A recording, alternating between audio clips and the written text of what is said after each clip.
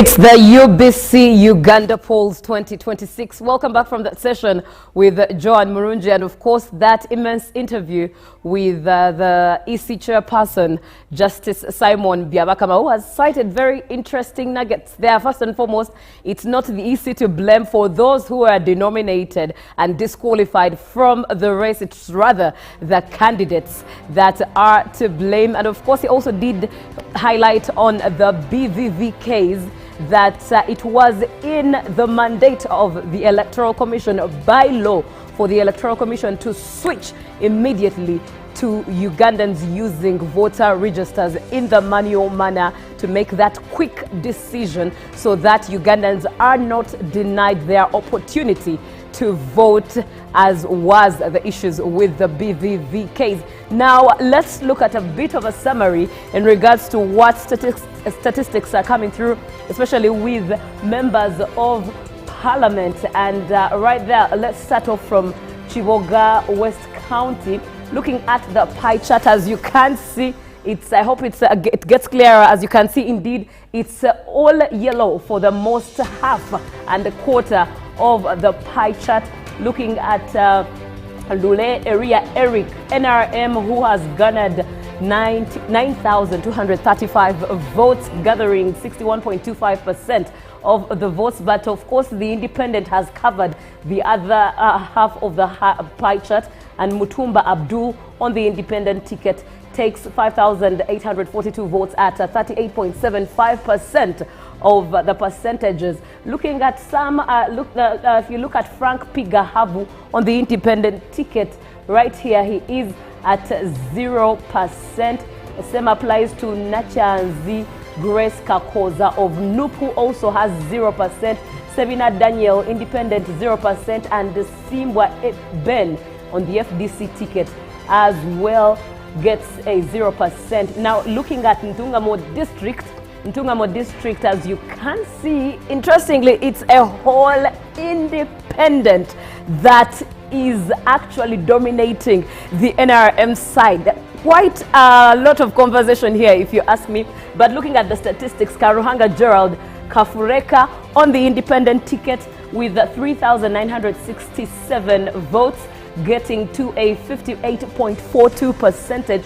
And looking at the side of the NRM, Musinguzi Yona, representing NRM, garnered 41.58% of the votes with 2,824. Ntungamo district, a whole chart of the independent dominating right there. And of course, Biendeza Edward on the independent ticket is at 0%. Same applies to Rubahamia Magambo of the new ticket at 0%. Looking at Busiro County North, one of the hotly contested areas, as you can see, NRM and NUP were really at loggerheads onto each other. But as you can see, NRM took the most part of the pie chart, slightly ahead of NUP. And as you can see, Mayanja Moses on the NRM ticket garnered 19,319 votes. And by the way, earlier on I did mention that he contested for the same parliamentary seat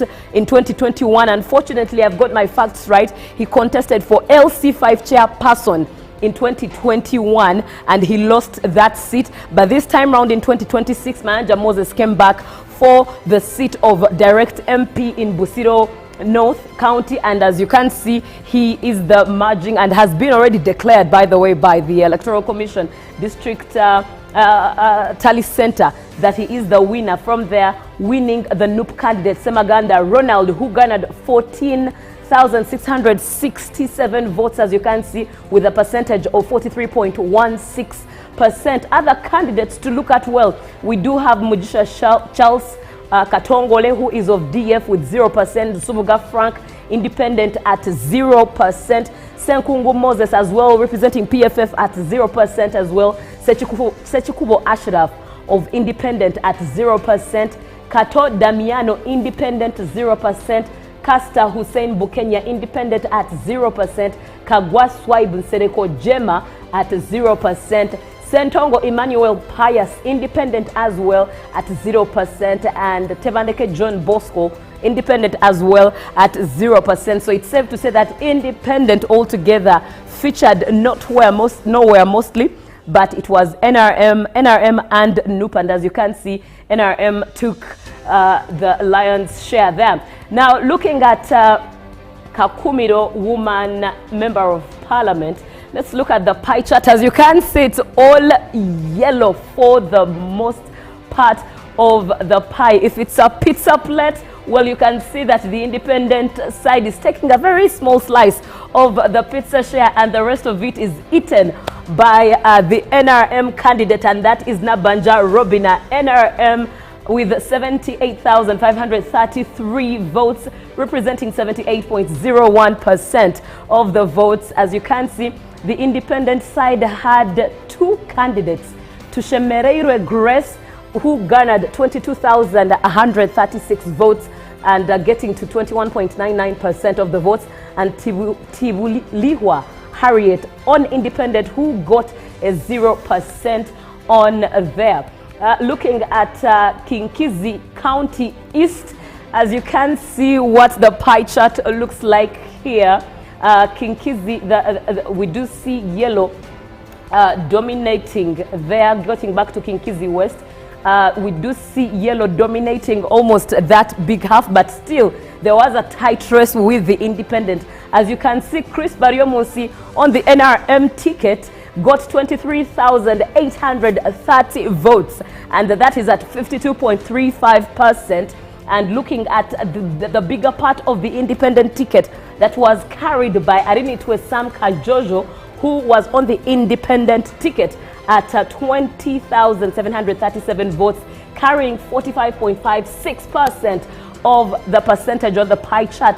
And there was, of course, another independent ticket there. That is Niwamanya Benedicto of the PFF party, who indeed got 65 votes, carrying a 0.14%. We did have Naturinda Agre independent carrying a 0%, and Karunji Ruth Tukahirwa carrying 731 votes, carrying 1.61%. Looking at a packed municipality, as you can see, independent all over the place.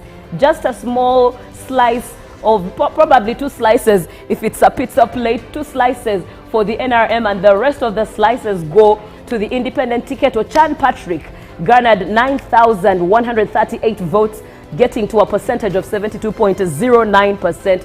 And of course, Nechon Isaac Emma Odong, NRM, gets to 3,538 votes with a 27.91%. And Akora Maxwell Ebong of the UPC party gets to 0%. Now, finally, let's look at Maruzi County and see what is on there from Maruzi County. Excuse me. Maruzi County, as you can see, Opeto Moses of the NRM party garnered 10,488 votes, getting to a 45.78% there, and then getting to UPC that covers this whole area. Obong Peter Achuda, UPC, 12,421 votes with a 54.22% on there. So UPC covers Maruzi County, as we had earlier on reported. Now let's get a bit of detail from Kakumiro woman member of parliament and Kinkizi County East. These are areas of interest. Getting to Kakumiro a member of parliament, as you can see, the Right Honorable Minister, Prime Minister of Uganda, Nabanja Robina, who Ugandans give many names. For example, Majagiri. She comes back winning and leading under the NRM ticket, 78% there with 78,533 votes. If you watched her footage yesterday as she cast her own vote, other ballots that she did take, she voted right from the basin, and when it came to her own vote, she rightly voted out of the basin and showed all cameras that she has voted for herself, and indeed she leads with a 78% against Tushemereire Grace, who is at a 22% on the independent ticket with 22,136 votes. Now, let's see what Kinkizi looks like. That is Kinkizi County East. Kinkizi County East is where Baryomusi Honorable Chris Baryomusi represents the NRM party, as you can see, with 52%, 23,830 votes, leading there. And that is against Adina. It was Sam Kajojo, who is of independent ticket, on the independent ticket, with 20,737 votes at a percentage of 46%. That's a summary right there, but of course the results keep on coming, and as UBC TV we are here to make sure that you get all the results. The team is jam-packed, the team is ready. UBC Uganda goes to the polls 2026. So stay tuned to UBC TV, and of course up next is the rest of the team as they come through with more of the results.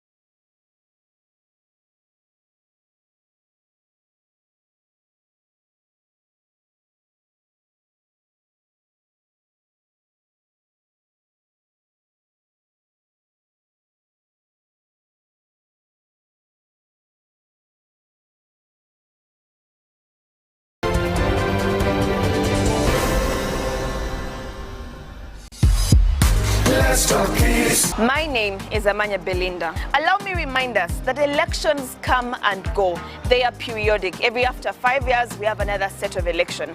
But what remains is the fact that we are Ugandans and we are not changing that fact.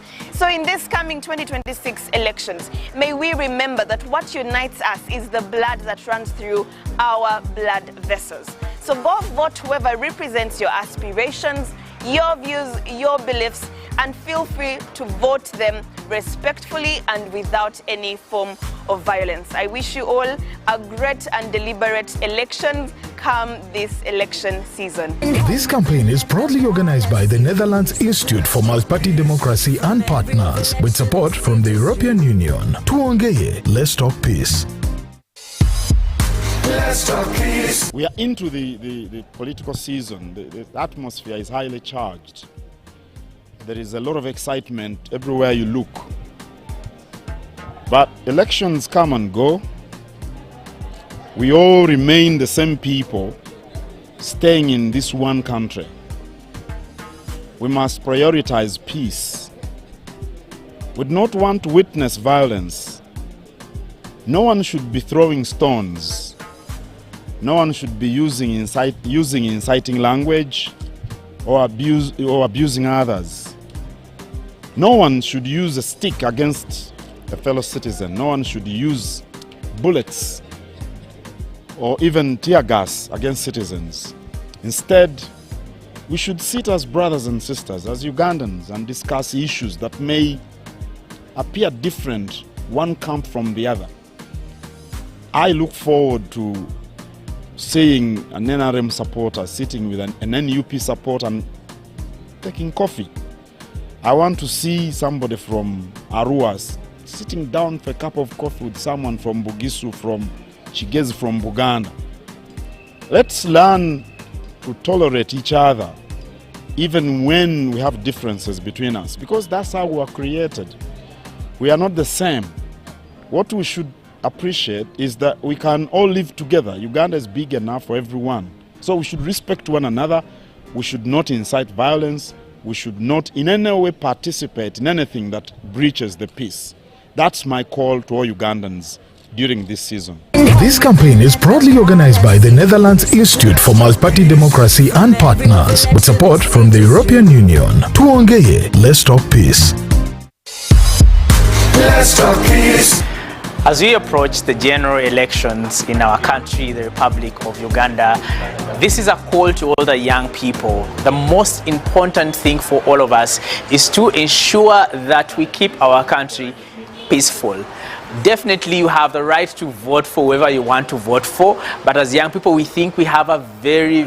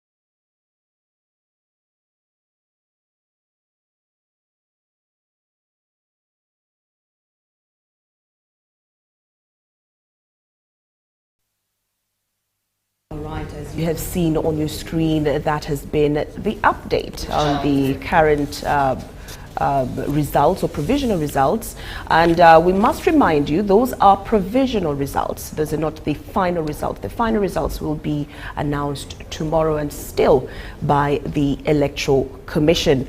Now in Kakumiro District, the Right Honourable Robina Nabanja has been declared winner of the parliamentary race, retaining her seat as a woman member of parliament.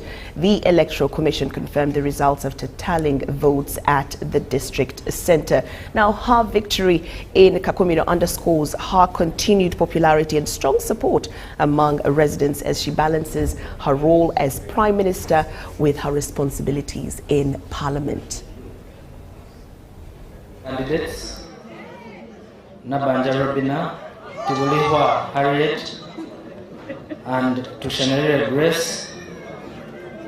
Nabanja Robina of the NRM party garnered 78,533. Tibulihwa Harriet, who was an independent candidate, garnered 3,627.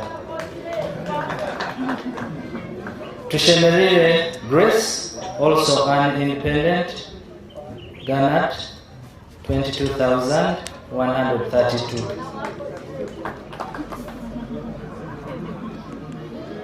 Therefore, and accordingly, as the returning officer of Kakumiro Electoral District, in accordance with the Parliamentary Elections Act, I hereby declare Nabanja Robina, who obtained the largest number of votes,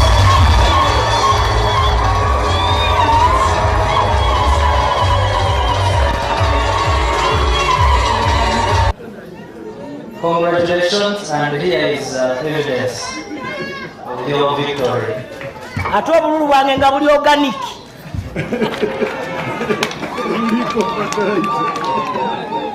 Tebuliko fertilizer, tebuliko ki. Abantu bamumpadde nga baagala ate nga sina budde bwa campaign. Museveni oye! Museveni du! Abandi bona kini!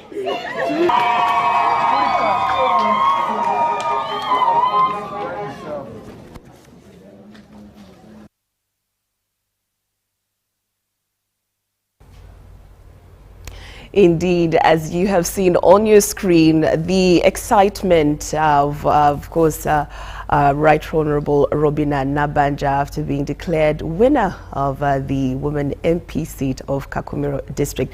Now, if we can just get into the chart and looking at the Kakumiro Member of Parliament seat.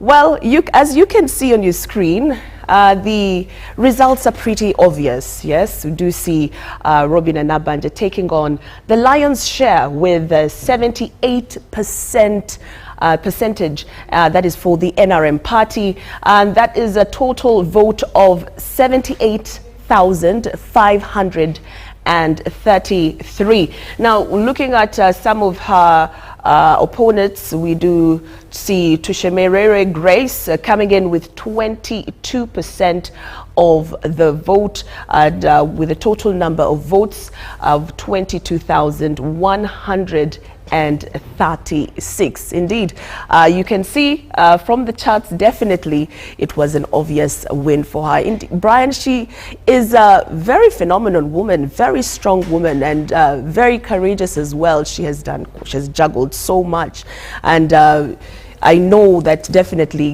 giving her another chance at leading the people of Kakumiro was a good choice, I would say. When you look at Nabanja is the first woman to hold the office of the Prime Minister since independence. She has served in Parliament since 2011, representing Kibale District and later Kakumiro District, following the district's creation. Now a seasoned politician who is Nabanja there for you. She has been the State Minister for Health. Then she's also known for championing the community development. So Nabanja bouncing back as the woman representative of Kakumiro district, is not really a shock to so many. Indeed. I mean, her bag is full. I mean, she has had lots of experience, and definitely with the highlights that you've given us and some of the things that she has, done over the years. 2011 is not very far away. I mean, it's a lot of years indeed. And I would say that she has more to do in the next 5 years for the people of Kakumiro. Indeed, she has championed the women empowerment service delivery across the constituencies, and now her victory in Kakumiro really underscores the popularity and the strong support among the residents as she balances her role as the Prime Minister with her responsibilities in Parliament. Now, as a tallying goes on in different parts of the country, we ably have some winners in different regions. These are provisional results. Now, these include the Prime Minister, of course, Robin Anabanja. There for you, the Information Minister, that is Chris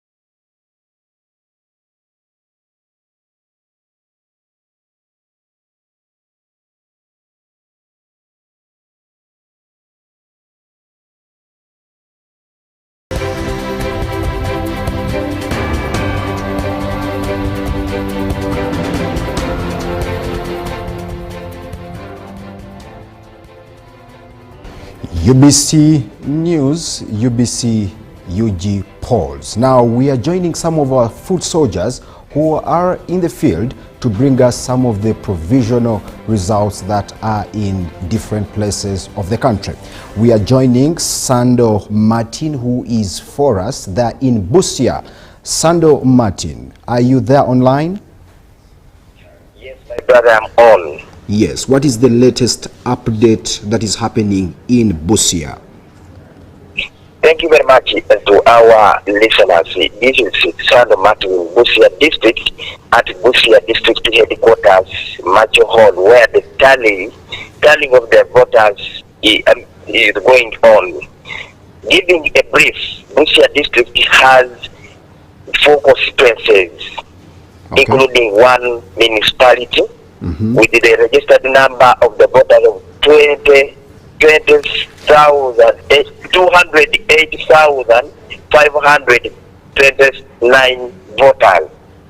As per now, according to the preliminaries, we are in Samia-Bugwe North. Samia-Bugwe North had 7 candidates. The number of registered voters had 73,840 registered voters with 7 candidates. Among these includes Mulimba John, NRM flag bearer, the incumbent, Wandera John Paul, Amama Vincent, Pade Gerald Auku, Okumu John Emru, Mulaitis Deborah, and the Deogracias Njoki Hasubi. Now, according to the results which have been just concluded by the returning officer, Madam Aduro Joan, she has declared Wandera John Paul independent as the duly elected member of parliament for Samia-Bugwe North constituency after scoring 17,747 votes, followed by Mr. Mulimba John, the incumbent NRM flag bearer minister, after scoring 16,185 votes.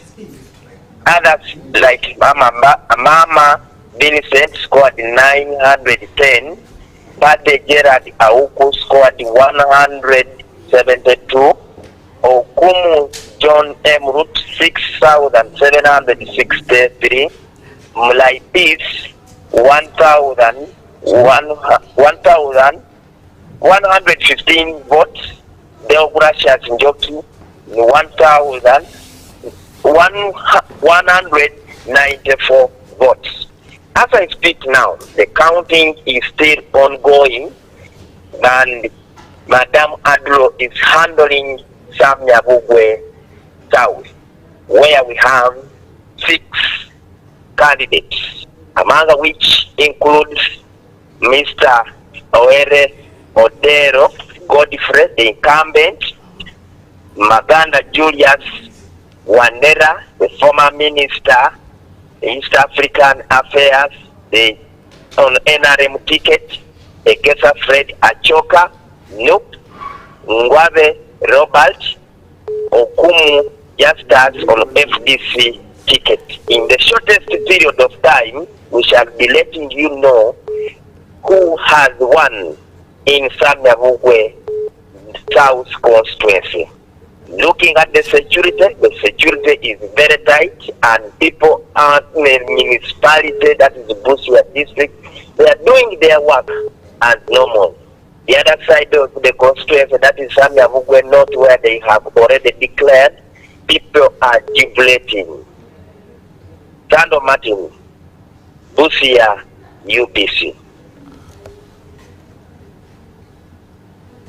And now that is our food soldier, Sando Martin, giving us the latest updates in Busia municipality. Now, let's cross over to another update. All right, now away from Busia, we are into Bukedia, where David Bechem Okwere, the NRM flag bearer, has been declared as a winner with 68,103 votes, followed by the incumbent, John Bosco Ikojo, who got 10,458 votes. Okwere refuted the allegations that he was planted by the Speaker of Parliament, Anita Annette Among, to achieve her personal interests in the district.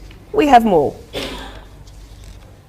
Because one would begin wondering that my opponent, let me say, Honorable, the incumbent MP, he was a flag bearer for 2 terms. Those are 10 years. who was using him or who sent him at that time when he was enjoying the 10 years. Let him tell anyone. Must it be that when he loses this time, then another person becomes successful? He begins being sent by another person? So I think that's a wrong assumption. My winning as a flag bearer of the party was the will of the people. Because people actually lacked what they call quality service for the last 10 years. And they have been looking for a person who can actually wipe the tears that people have been mourning in Bukedia for the last 10 years. I can actually even tell you that even if you have a vehicle and you are having 4 tires, all the 4 tires are supposed to be running to help the vehicle move. In Bukedia for the last 10 years, it's only 2 tires which have been running. That is the tire of the Right Honorable Speaker, which has been running, and you can see the services which has provided in the Bukedia constituency. The second tire which has been running well is the one of Honorable Ishagi Opolot. If you go to Kachumbala, you see people appreciating the services these 2 people have provided. But when you come into the male seat of Bukedia constituency, even if you took a tour around, there are roads which have failed to be worked on. My question now definitely remains, what was the incumbent MP doing to supervise such works, although it was meant to be done by the local government under the leadership of the LOC 5. But there are also other things like quality services, like hospitals. They are quite daring. The other thing, of course, is the absence from people being in contact together with the community. There was nothing. I have never seen for the last 10 years when the incumbent MP is on order paper presenting issues affecting Bukedia in the last 10 years. It's not there. You will actually find that he's ever talking that he's a chairman of national economy and is ever flying out borrowing money for the country. The issue is what money has he borrowed which has benefited Bukedia as well, because he's trying to ride on some of the projects which the president has established himself about the seed school. Seed school is a government policy which has spread countrywide. Indeed, UBC, UG polls, we are coming to you live here at Broadcast House, and we are speaking to some of our political people that are in the field, giving us updates of what is happening in the field. Now we are joining Eddie Olwa, who is in Lira, giving us updates. Eddie Olwa. Yes. A very good afternoon. What is the latest update that side? Good afternoon to you and all our viewers. I'm coming to you live from Lira City, the commercial and industrial city here, where we have just received the final results, final declaration for one of the most contested races here in the region. That is the contest between 2 prominent ministers. That is Gender Minister Beta Mongi and then the Health Minister Dr. Jane Ruth Acheng. The returning officers just declared that Jane Ruth Acheng as the newly elected woman member of parliament for Lira City, retaining her seat. Honorable Dr. Jane Ruth Acheng obtained 38,074 votes. That is for the woman member of parliament position for Lira City. And then they were in the contest, only 2 of them, and then her counterpart, the gender minister from UPC party, secured 26,199 votes. That is the results that we have just got from Lira City tallying center right now. What I can also confirm to you that is that there is a lot of excitement in the city. So many people are already lined up on the streets trying to wait for the minister herself, the winner, the victor of this highly contested race, to come around. I can hear some people dancing around the street, all kind of songs. What you can hear in the background is Kadodi song. So that means there is also a huge number of the Bagiso community living around in this city, and they have already come on street with their songs, and then they are playing high volume, trying to wait for her if she will come around, and then they can wave at her, then they can cheer her up, then they can celebrate the victory together with her. It's been a very, very, very hot contest here. But finally, the Electoral Commission has given out the results, and now we know the winner. We can confirm positively that Dr. Jeng has retained and secured as the current, as the woman member of parliament for Lira City. Dr. Jeng was under the NRM ticket, and Gender Minister Betty Amomi was under the UPC ticket. So I can see under the UPC ticket. So I can see a huge convoy of cars coming on the main street of Lira City in celebration. People are happy. They are for the orders.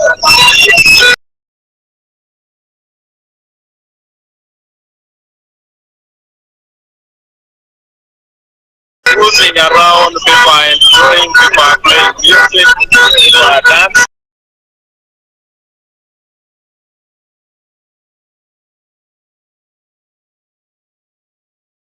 People are singing. You can hear from the background.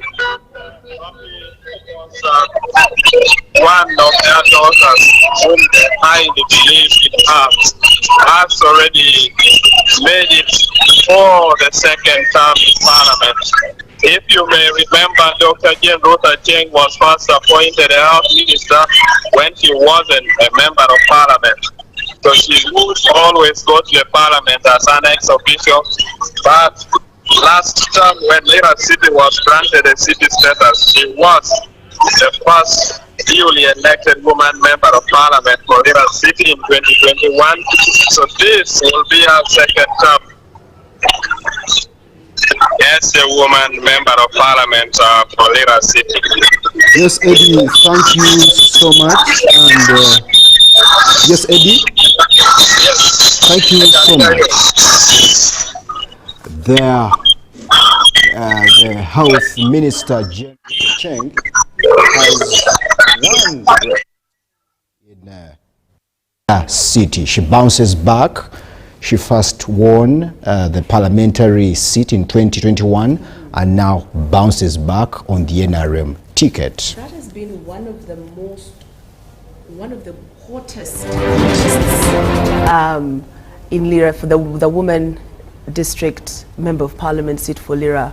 Indeed. And it has had its highs and its lows. And finally, the Ugandans have, chosen the one that they see fit to, hold that mantle, to take on that mantle for the woman district member of parliament. Of course, congratulations to Dr. Jane Ruth Cheng for having a second term.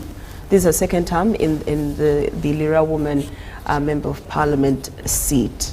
Indeed. All right. Well, as we promised, we will be giving you more updates across the country. We have our team spread out, ready to collect and give you the provisional results and paint you a picture of what is happening in the different parts of the country. And we here at Broadcast House will bring that also to you. Now, we would like to give you a recap of the Electoral Commission update that was held earlier on at around 10 a.m. Here on your screen, but also to remind you that there will be more updates from the Electoral Commission throughout the day. The latest I've heard will be around 2.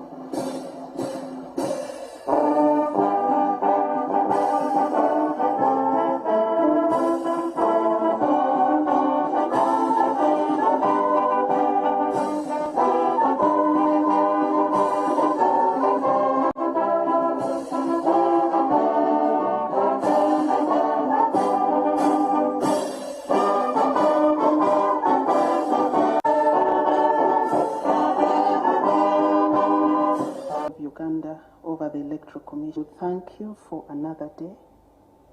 We thank you for this time of Uganda in the history of our nation. We thank you for the Electoral Commission. We thank you for the people of Uganda. We thank you for this land that you have given us. We pray, O God, that may your peace and your mercy and your protection continue to reign over Uganda, over the people of Uganda, over the leadership of Uganda, over the Electoral Commission. We pray, O Lord, as we begin today's business, that your presence will abide with us, that your peace will continue to reign over us, and that your joy will fill us and keep us safe. We give you back all the praise, all the glory, and all the honor. In Jesus' name we pray. Amen. Thank you very much, Susan. You may take. I'll take this pleasure to welcome you all and to hand over to the chairperson of the Electoral Commission, Justice Byabakama Mugenyi Simon, to take us forward in today's program. Lord Chair, you're welcome.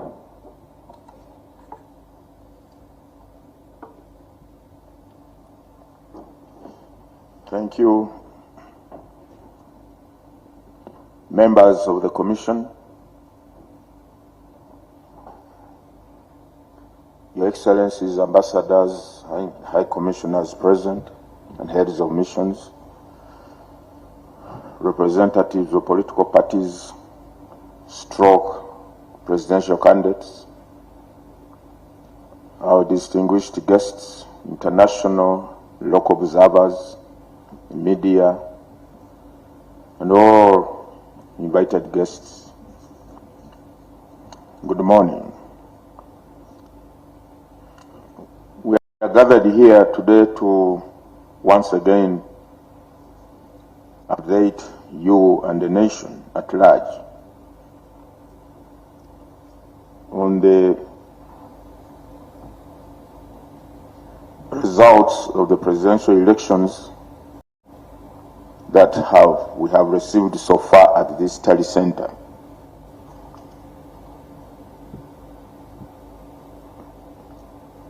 total number of registered voters on the National Voters Register is 21,649,067.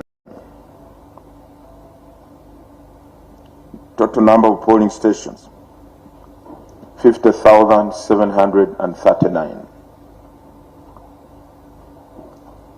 The total number of stations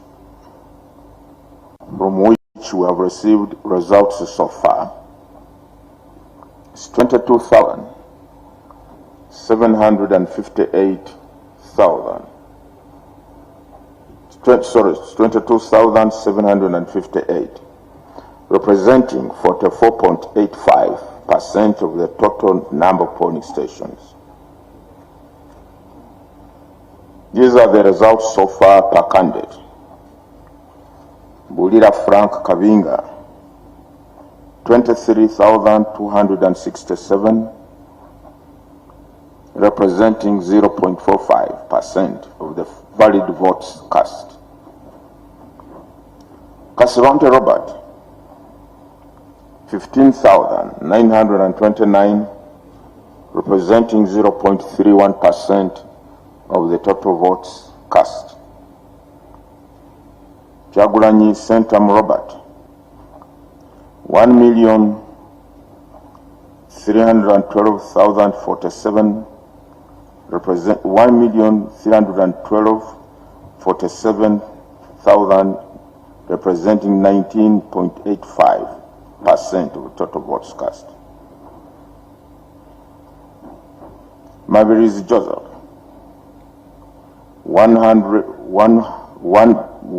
10,910, representing 0.21% of the total votes cast.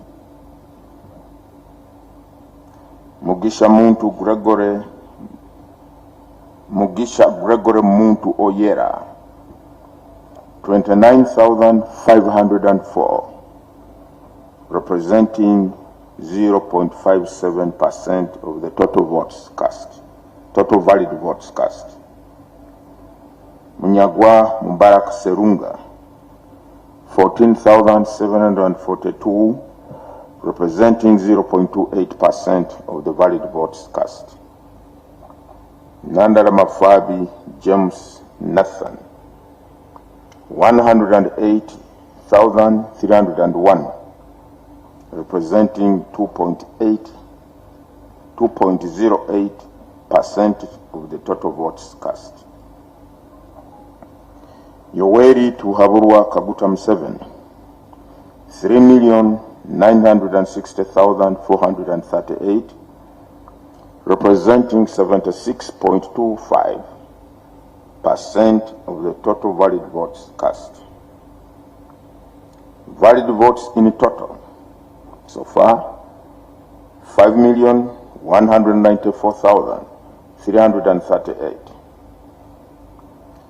Invalid votes so far, 129,441, representing 2.43% of the total votes cast. Total votes, 5,323,779, representing 24.59% of the registered voters on the National Voters Register. Spoiled votes, 17,281. That is the position currently.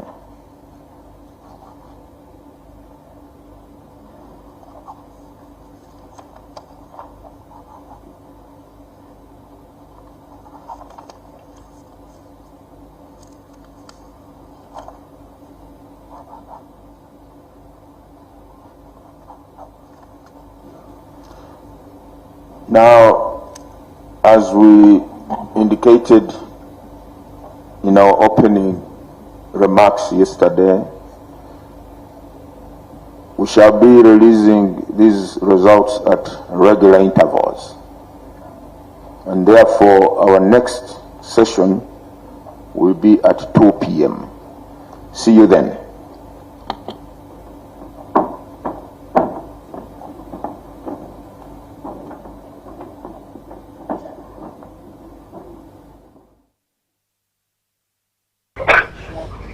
Now we are heading into an official announcement from the Ministry of Education and Sports. Official announcement on the reopening of all schools and education institutions. Reference is made to official announcement issued on the 6th January 2026 by the Ministry of Education and Sports regarding the reopening of all schools and education institutions across the country on the 2nd February 2026. The ministry hereby informs you that due to the general elections and to ensure the safety of all learners, all schools and education institutions across the country are directed to reopen on Tuesday, 10th February 2026. For avoidance of doubt, this includes all international schools, tertiary institutions and universities.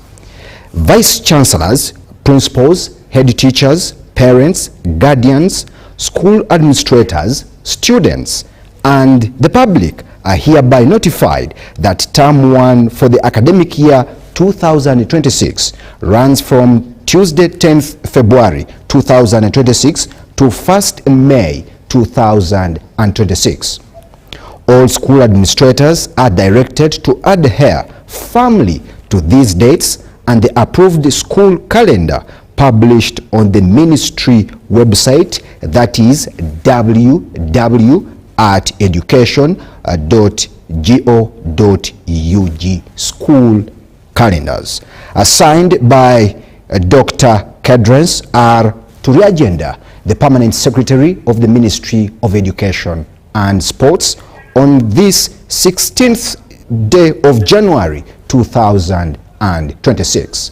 So, schools are going to reopen on the 10th of February 2026. And not the 2nd of February. Yes, the Ministry of Education has just pronounced clarified this. that. Yes. And I think it's a good thing because, of course, for the safety, but also giving space for the releasing of the results for the PLE, UCE, and UACE. Yes. So all that will have to be compacted in between January and into Feb as well. But that's a good gesture. So teachers, principals, and even the parents, now you know that on the 10th of February, schools will be reopening. It has been confirmed and it's solid. And like we promised, we will be giving you updates from across the country online. Right now, we have Ronald Mugabe, who is in Tororo, here to give us an update on what's happening, the situation, how the situation is looking like in Tororo, and also some of the results released there. Ronald, good afternoon. You are live. Yes, good afternoon to you. This is Ronald, and of course, Tororo, as you can see across the country, what is going on now is tallying of the final, taking tallies of the final votes, especially for members of parliament. And just to let you in on at least the latest we have is that as of yesterday, at least the people of Tororo municipality went to bed knowing who would be coming in for them. That is Sam Jetana, who managed to aggregate more than his contender, that is Apollo Yeri. But of course, at the moment, what's going on is a neck-to-neck, especially with the woman member of parliament, Court Angela and Sarah Opendi, 12-12. So we are yet to really get a final aggregate, but we will be keeping our ears here to ensure that we give you that information. All right, Ronald. What has been the situation mostly when it came to the celebration? Was it all smooth, or there was a bit of resistance from the other different parties that he was standing against? Well, of course, it was quite dramatic yesterday. Of course, as Shyam and Apollo, who were toe-to-toe, we had incidents where Apollo's supporters started on celebration, but of course, that was cut short after the final aggregating was done, and of course by the district returning officer here, who was able to give the final announcement, and then the paperwork has already been drafted, so that one at least we can say. But of course, celebrations for Sham are still ongoing even up to now. I've been going through the town, and you could see young youthful men and some ladies, holding the insignia of their candidate, and also the PLU insignia. All right, the current winner, is he a first time, is it the first time that he had been standing for the post, or he has been, is this the first time that he's taking up the post, and is it the first time that he's been standing for the same post as well? Yeah, Sham comes in, of course, after Apollo, because Apollo is the incumbent and Sham is the new now kid on the block. Of course, many of you will be uncle or father, who is Stanjay Tana, who was there before Apollo came in. I'm sure the name rings a bell quite a lot, but looking at what is on ground, because this is a youthful candidate, and he was able to rally so many youth, and you can see the majority of the people here are very youthful and very energetic, of course, coming to his cause, and I think that has been the rally cause, being for his first time. Of course, many thought that his father would come in, but after the pulling out of his dad, then he was able to come in, and by surprise, of course, you can see that the numbers are not really lying, and we could see a return of the Tana name, but of course this time around a much younger Tana, like he has been dubbed here, especially by most of his opponents. Of course, those are some of the rhetorics you can see on the ground, but we are likely to see him come into Parliament this electoral year. Thank you so much, Ronald Mugabe, who is in a Tororo district, and indeed a new kid on the block, and the numbers do not lie, for sure, and we do, of course, wish him all the best as an independent, coming into Parliament. It's a new playing field for him, first of all, and also coming in as an independent. So we do wish him all the best in representing his people and his constituency. Brian? Indeed, UBC UG polls 2026. Now let's look at the neck-to-neck race in Kampala Central. The battle for the Kampala Central Member of Parliament seat remains too close to call as vote tallying continues at the District Tally Center at Kololo Independence Grounds. Early figures indicate a tight contest between NRM's Misa Kabanda and NUP flag bearer David Louis Lubongoya in what observers are calling a neck-to-neck race. Now the Electoral Commission says results are being verified and will be released in phases, urging the public to remain calm as counting continues. Supporters of all candidates are waiting anxiously as the race heads towards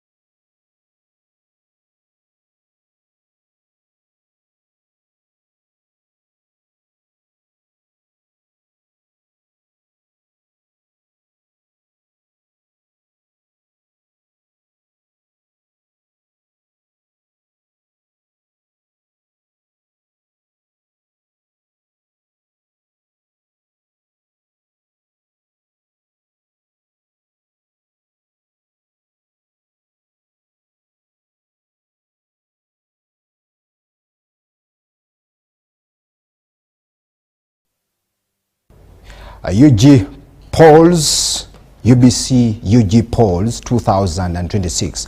Yeah, we are covering a 360 coverage of the UG polls 2026, and now I'm joined on the phone call with one of our foot soldiers who is in Entebbe for us. That is Sula Kagugube. Sula Kagugube. Yes, my brother. Osibyo tya sebo? Yes, sebo. Webale kusima sebo. What is happening in Entebbe? Okay, thank you so much, my brother. Generally, is calm. No any cases of violence reported so far. And if you move around along into the streets, they are all empty. Shops are still closed. So meaning, most of the people, they are still at home. So basically, the situation is calm. And of course, everything which is happening, we are currently waiting results from Wakiso district. Of course, we are waiting for the declaration. So the seat competition between Shaka Rigathigachagua, the bearer, and another Namri Joyce, who is on no ticket. So, of course, as supporters, they are eagerly waiting for the declaration, as police and security agencies are patrolling every corner to ensure that there is no any single case of violence reported in the Entebbe municipality. Sula. Yes. Our viewers want to really understand what the security is. How does the security is? Are the people in Entebbe operating as usual? Are the shops open, or they are eagerly waiting and looking forward on what is happening in what is coming out from the polls? I mean the results. Okay, what I can tell our viewers, all businesses are still at standstill. Of course, they are waiting for the official declaration for the president and, of course, these members of parliament. If you move around Entebbe municipality, all the shops are closed. Actually, even yesterday we are closed and they still remain closed. So as they wait for official declaration, we are hopeful maybe by tomorrow they would have declared the member of parliament for Entebbe municipality. I can give you an example, my brother. Today being the market day here at Abaita Babili. But if you look around, all streets are empty, and of course you can't see any hawk around. So meaning people are still at home waiting for maybe to hear from electoral commission. But of course for supporters, they are eagerly waiting. If you look at around different maybe camps, you can see they are eagerly waiting, and most of them travel to Wakiso, of course, to be there and witness as electoral commission declare their candidates winners. Kubyo wakakuŋŋaanya Osula, ani aleebyani awo mu lwokaano olwo? Mu lwokaano luno wazibidde ebyabadde biva mu kubala akalulu. Yes, sebo. Of course kino si kyankalakalira. N'ebyabadde bidaga nti muna NRM Shaka Rigathigachagua kyakulembedde mu lwokaano olwo ng'aleebya munne Nabata Joyce owa National Unity Platform. N'okutuusa leero ebyo tukyalinawo naye nga tulinda akakiiko k'ebyokulonda.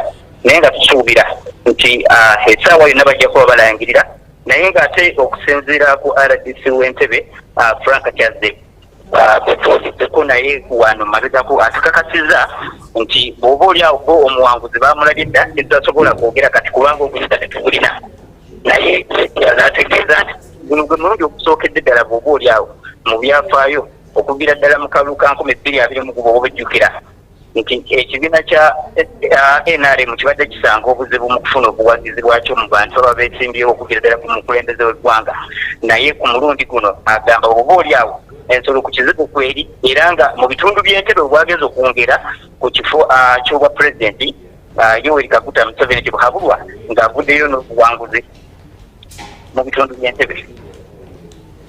Okay, Sula, thank you so much for that update, and we shall be joining you later on. That was our foot soldier on ground in Entebbe, Sula Kagugube. UBC UG polls 2026. All right, and as we continue to bring you updates on what is happening in the different parts of the country. And not only that, we have some provisional results of what has been happening in the parliamentary race for the parliamentary seats in the different parts of the country. We will start with, of course, Busiro County in North, and this is what it looks like. We see for the provisional results, we see Mayanja Moses of the NRM party taking 56.84%, which registers a 19,319 votes. And looking at another, we see Semaganda Ronald of the National Unity Platform taking on 43.16%. That registers to 14,667 votes. And of course, if we can move to the next county. All right, still with, of course, Busiro County, these have been the standings in that particular county. All right, now let's look at Chivoga West County. We do see a registered win for Lule Eria Eric, still under the NRM party. He has registered a 61.25% win, which also registers as a 9,235, and we also do see Mutumba Abdul, who is an independent, with 5,846. All right, the Kinkizi County East, and we do see which also is the county of the Minister of ICT, Chris Bariomunsi. As you do see on the pie chart right here, he did register a win of 20. That is Kikinzi County. Let's get into that again. We did register a win for Kikinzi County, that is under the NRM leadership. All right, we look at the Apache municipality. We do see, remember, these are provisional results. We do see Achan Patrick, who is an independent candidate, taking on the lion's share with a 72.09%, which registers to a 9,138 votes. An opponent coming in second, that is Nechwan Isaac Emma Odong for the NRM party, coming in with 27.9%. That registers to a 3,538%. All right, let's maybe take one more for the road. Let's take one more for the road. All right, now let's get into how the country is faring. All right. Still, with some more, let's look at the Kakumiro district. Like we did say earlier on today, Kakumiro did register the Right Honorable Robina Nabanja, a win for her, and then of course a win for the NRM party as well, with a 78.01%, registering to 78,533 votes, of course, which gave her a win. And we did see to Shemerere Grace, who is an independent candidate, coming in second with the 21.99%, registering with a 22,136 votes. We will continue to give you more updates on what is happening in our country, and more so what is now, as you can see here, the map of Uganda. You can see the activity that is going on right here. It's really hot, I should say, when it comes to results coming in as they go. I will take a particular into the district of Moroto, and as you can see how the presidential race is going on in Moroto district. You see Yori Kaguta Museveni for the NRM party. He has taken on a 90.76%, a total of 24,960 votes. And coming in second, you see Kyagulanyi Ssentamu Robert for the NUP party coming in with 1,446 votes, which is equivalent to 5.27%. Let's just take a look at the other candidates in Moroto district. They're standing on in Moroto district. Nandala Mafabi for the FDC party coming in with 529 votes, equivalent to 1.93%. Frank Bulira of the RPP party coming in with 191 votes, equivalent to 0.70%. Mubarak Munyagwasi MP party with 110, equivalent to 0.40%. Of course, more updates will be coming through right here with us UBC, and of course the UBC UG poll. Of course, with more time that we'll be having, we'll be engaging with much more reporters who are across the country giving us updates on what is happening. Over to you, Brian. Thank you so much, Lorraine. Now, we are joining one of our reporters who is in Kanungu, and that is Crispus Arinitwe coming to us on phone. Crispus Arinitwe.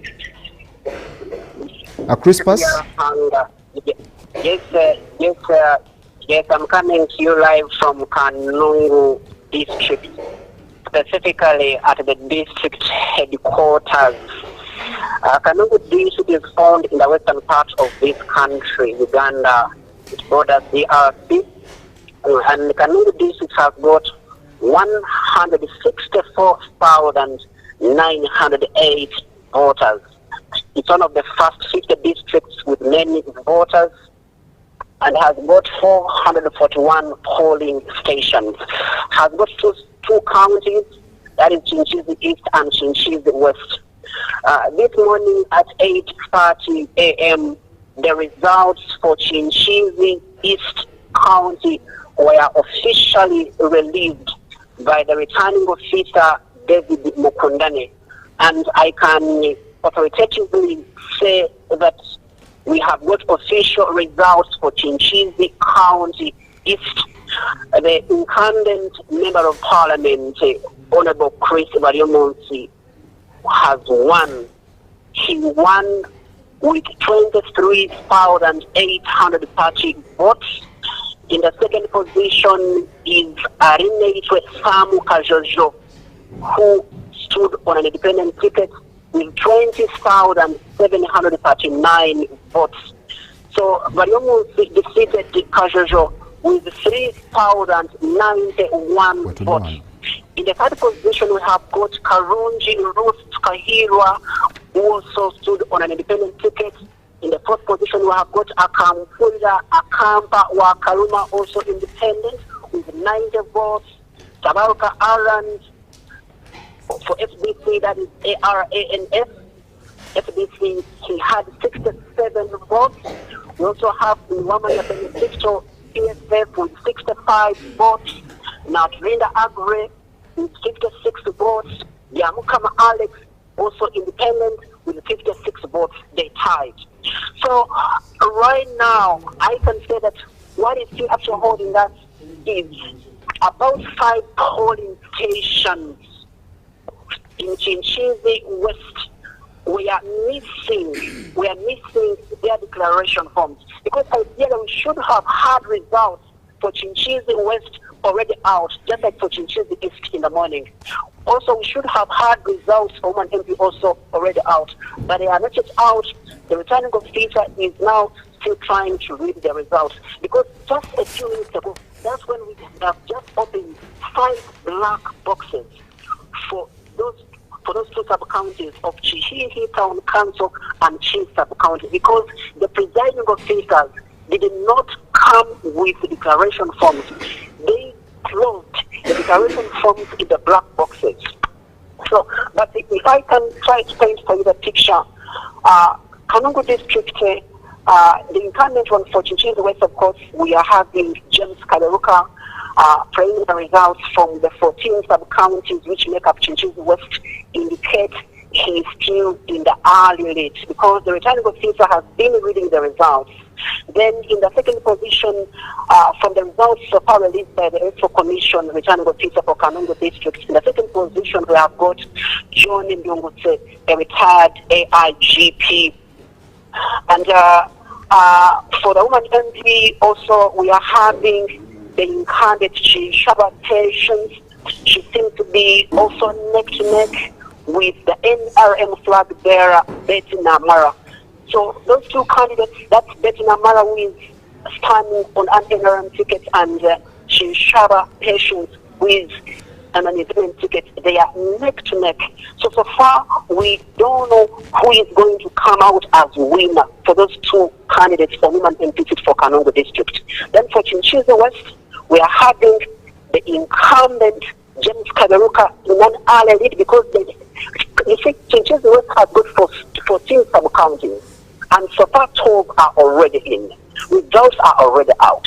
So results indicate that Kaberuka is still in the early lead. So until we get these two sub-counties which are remaining, then we can authoritatively know who the winner for Chinchizi West is, and also woman MP. So, but all I can say is that in the morning, after Honorable Chris Yamonsi was declared the winner, there was a victory march in Kanungu town, jubilant crowds were moving with him. So it's been an atmosphere so good for him. Then also something happened yesterday. We had a calm election exercise in Chinchizi East, except for a few isolated incidents. But for Chinchizi West, we had one person shot yesterday. We had one person shot yesterday in one of the polling stations in Chinchizi West. The polling station is called Mushunga, where a voter lady was shot by an army officer.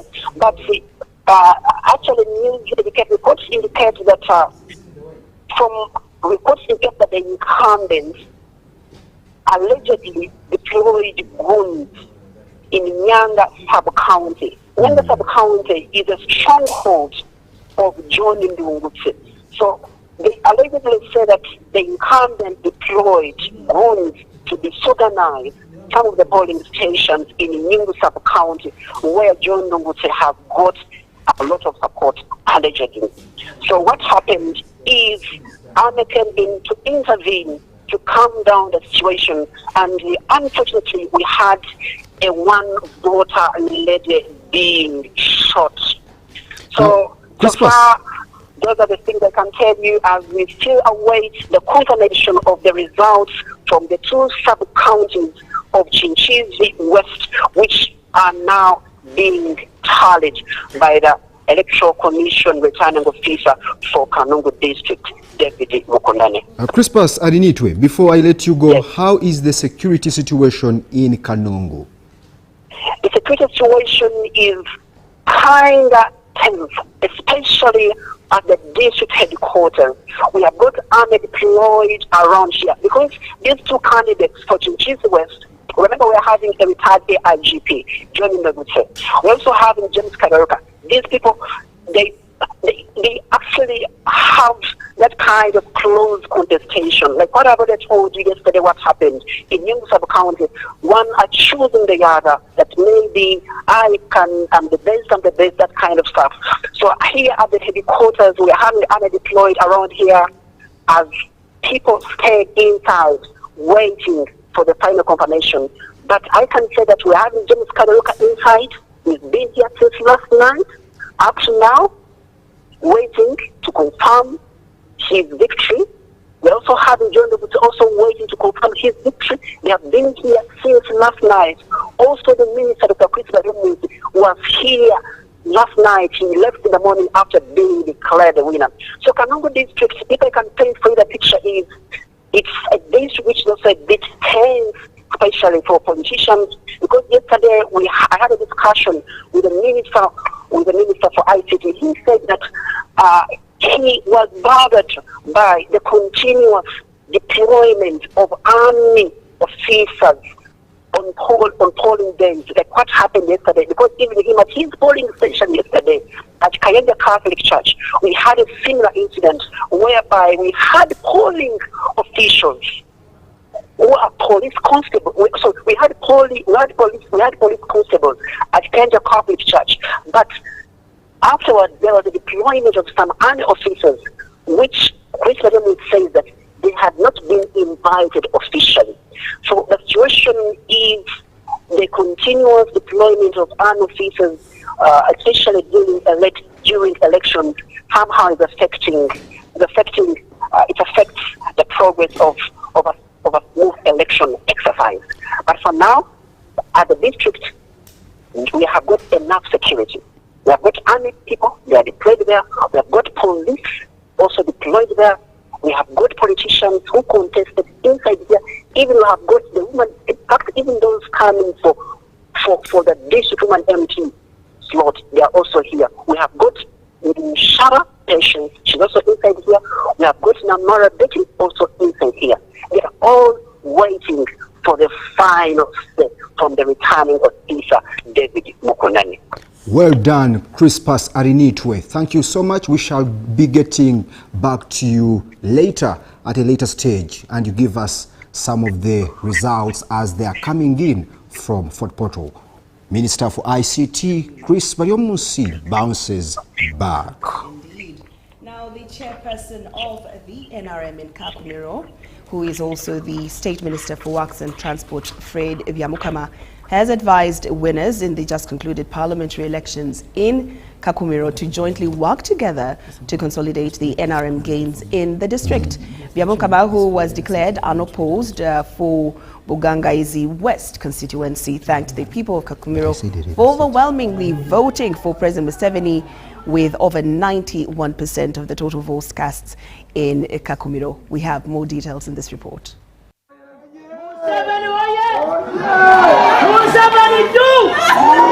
Today, thank you that we have ended the electoral process for presidential candidates and the woman MP plus members of parliament.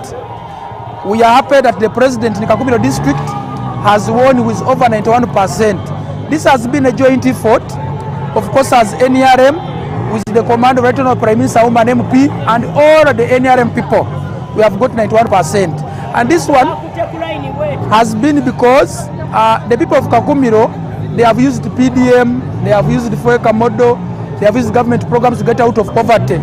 When you are out of poverty, you will support government. Even those of opposition who have not supported NRM, it's because they are still poor.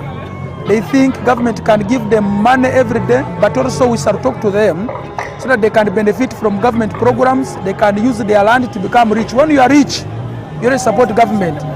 Kakumiro district, they have a chance to support NRM because they have roads, they have schools, they have hospitals. We thank you very much. I appreciate the people of Kakumiro. They have supported Right Honorable Nabanja. They have supported Professor Rebecca for Bugangai's South. They have supported Nosimas for Bugangai's East. We have maintained our flags. This has been a joint effort, and I encourage them to forgive one another.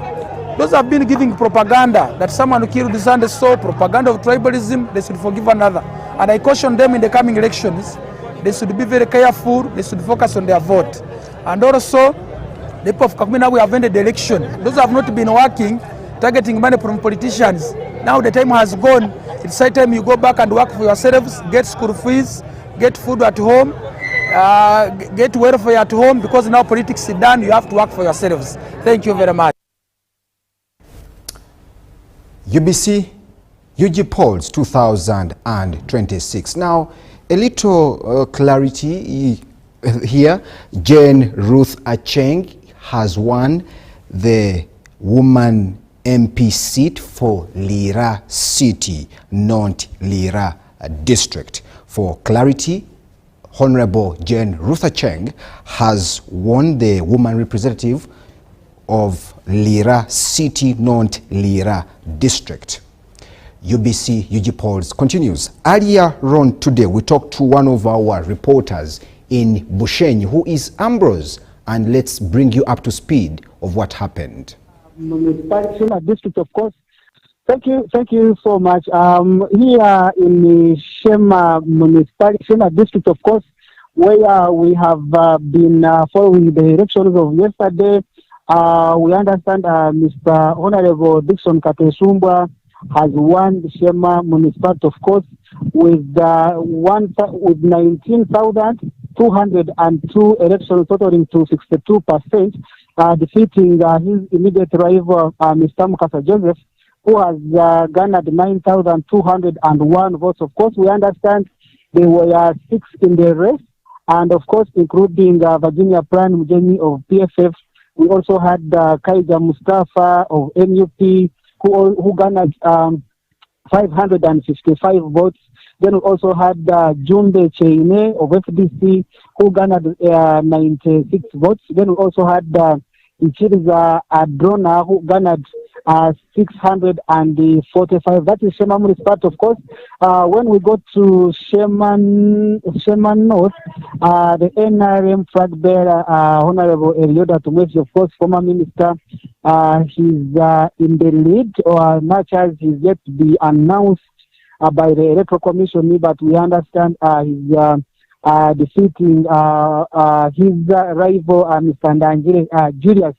Of course, we understand right now two parishes from Shema North and Shema South yet to be produced at the Tariff Center, such that they can also be included in the votes, of course, currently being counted. We are also in Shema South constituency, Honorable Ephraim Kamuntu, former minister, he's leading the incumbent Professor Elijah Museveni. Of course, we also await for the Electoral Commission to announce who the winner will be. But of course, when we go to the Shema woman MP race, we are seeing Adrian Katsine Mweresa, of course, the NRM flag bearer, taking on Jacqueline Atwaire Wabukuruku, who contested as an independent. In this race, Adrian Katsine Mweresa is currently leading according to the results that we are having. Then when we go to Mitoma, Sirin Gwetaushenyi, we look at the woman MP race, where Charampe Rebecca is the NRM flag bearer, is winning the incumbent, Honorable Juliet Bashisha, who is also incumbent. Those are provisional results. In Ruhinda South constituency, Asa Kazora is leading the incumbent, Honorable Donozio Kahonda. Of course, that race is also yet to be declared. The issue is yet to declare a winner. And of course, when we go to Ruhinda Central, Otafire is leading. Back here in Mushenyi, we look at the woman MP race still. Honorable Katsime Anet Mweresa, the NRM flag bearer, she has been declared. She's yet to be declared, of course. But of course, as we understand, she's winning this race, winning her political rival, Vian Nyamyoni. When we look at Shema Ishaka municipality, of course, Idva Sajja, the NRM flag bearer, is also winning this race, of course, defeating his other 6 contenders. Of course, we had the Katsbat Kundane, also who contested as an independent. We also had Council Ndachara Nicholas, but of course, Idva Sajja is taking this race according to the provision that we have right now. And when we go to Igala West constituency, the race is still on, much as the NRM flag bearer is slightly leading. I might use that word, slightly leading.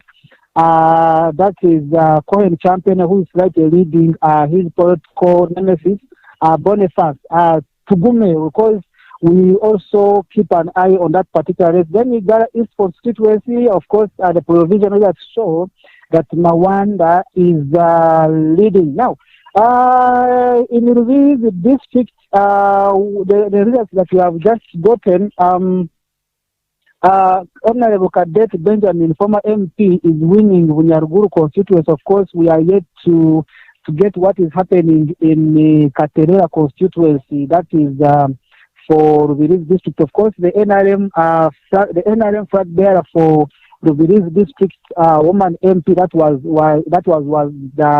was declared unopposed way back because she had nobody to contest against her. Now, when we go to Hweju district, interestingly,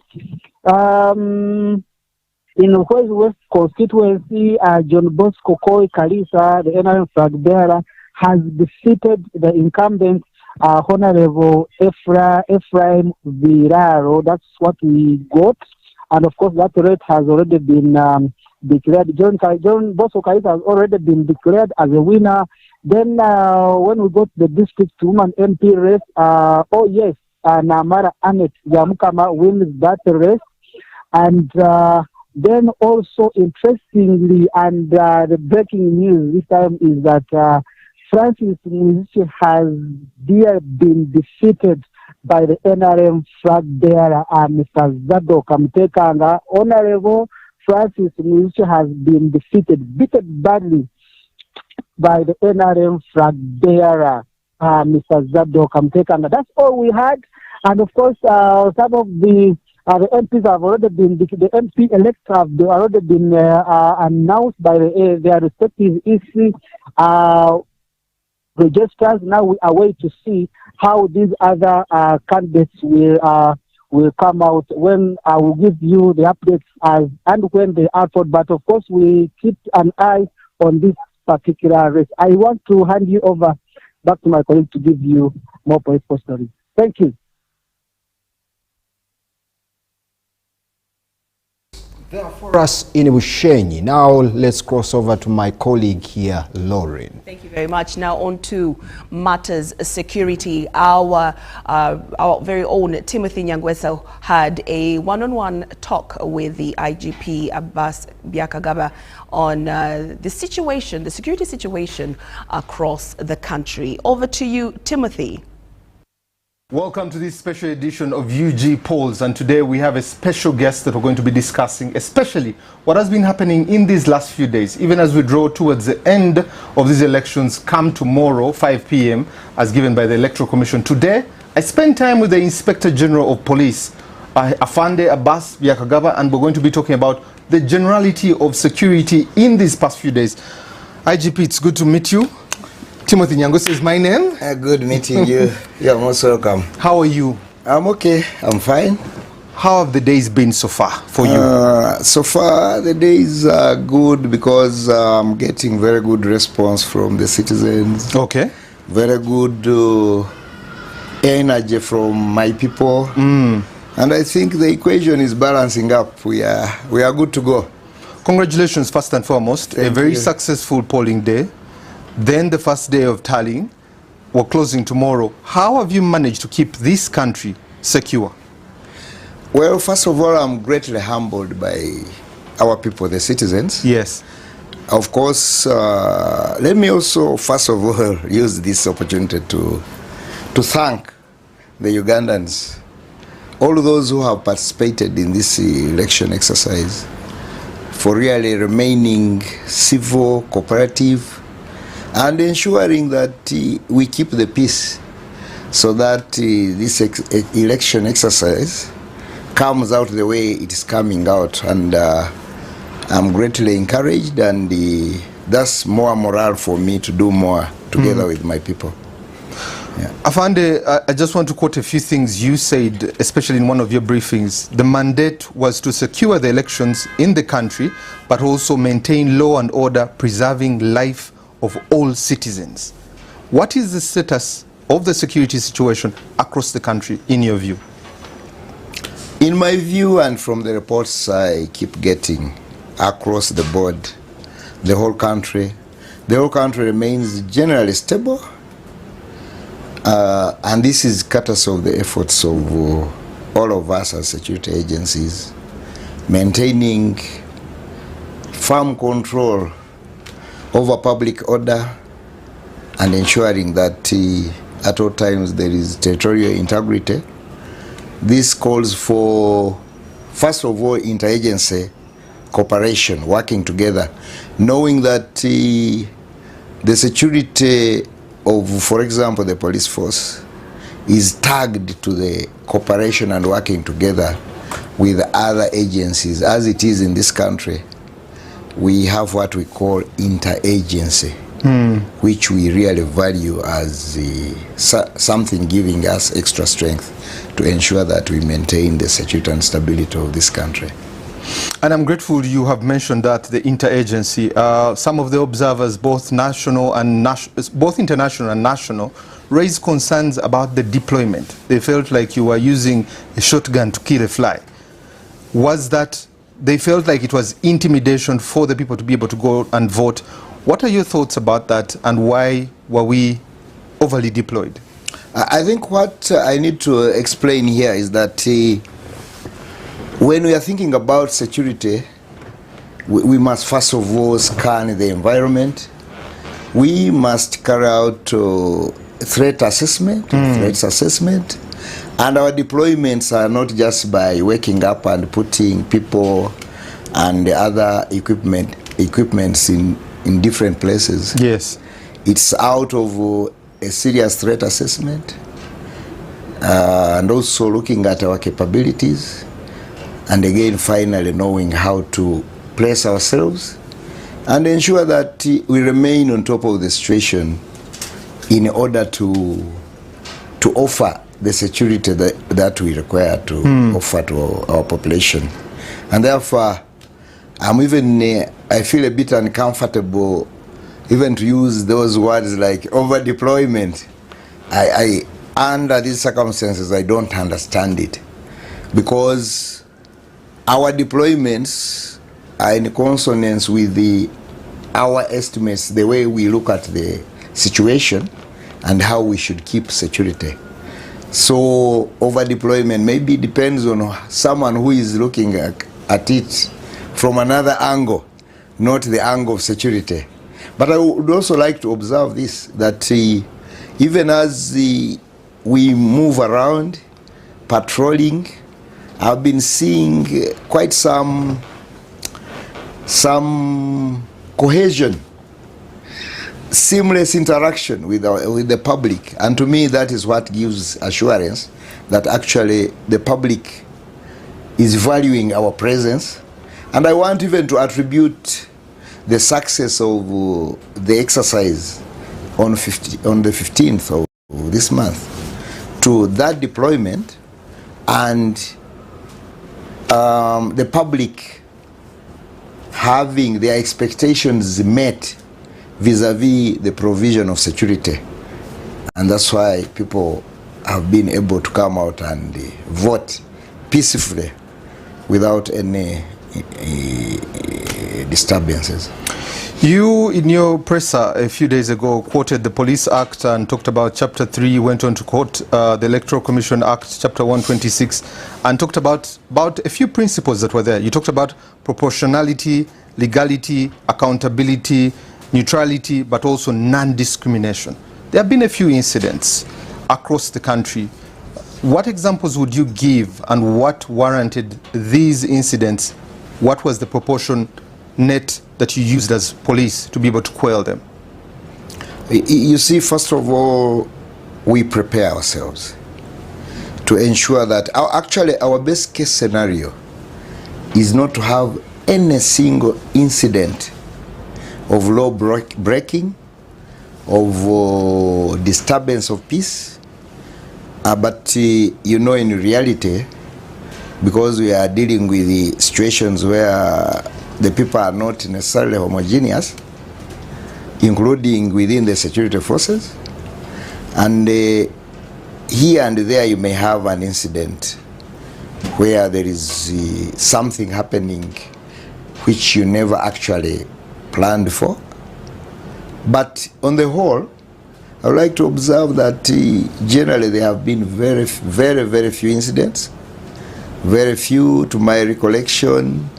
We can talk about what I have heard in how the reports I have received in Utambala, that unfortunate incident. The reports in Bukedi East, where one of our personnel was injured, actually as a senior security officer. a few other incidents, but on the whole, this has been a peaceful environment. And as law enforcement agencies, whenever there are contraventions of the law, never mind whether it is during elections or outside elections, measures to ensure orderliness in the country will continue to be taken. And you have mentioned those incidents. I also want to be able to mention a few. Luwero, 3 lives there. Also, we speak about some incidents within the capital city, but about 400 people arrested. And also we are talking about some of those 400 being police officers who fall under your docket. How do you justify, how do you proportionally speak about these 4 and those 3 people that have died? Well, maybe the beginning point, let me comment about the 4. Well, as I told you, we have regulations. Yes. We have standard operating procedures. We had laws which guide us in our operations. And when you fall outside that, then the institution will also take action. The bottom line is you will not commit a crime in order to stop a crime. I think we need to balance up that, and we need to be alive to that. You don't, even if you are a security officer, you don't commit a crime to stop a crime. Everything must move within the realm of the law. And therefore, we have had even to arrest our own people, and we are going to process them until justice is achieved. Now, referring to those officers who got involved in some criminality, they are still suspects, but we are going to process them until they themselves have justice, and those they could have affected also get justice. And the bottom line is that we will not tolerate any indiscipline from our side, but also will not tolerate the contravention of the laws from outside ourselves.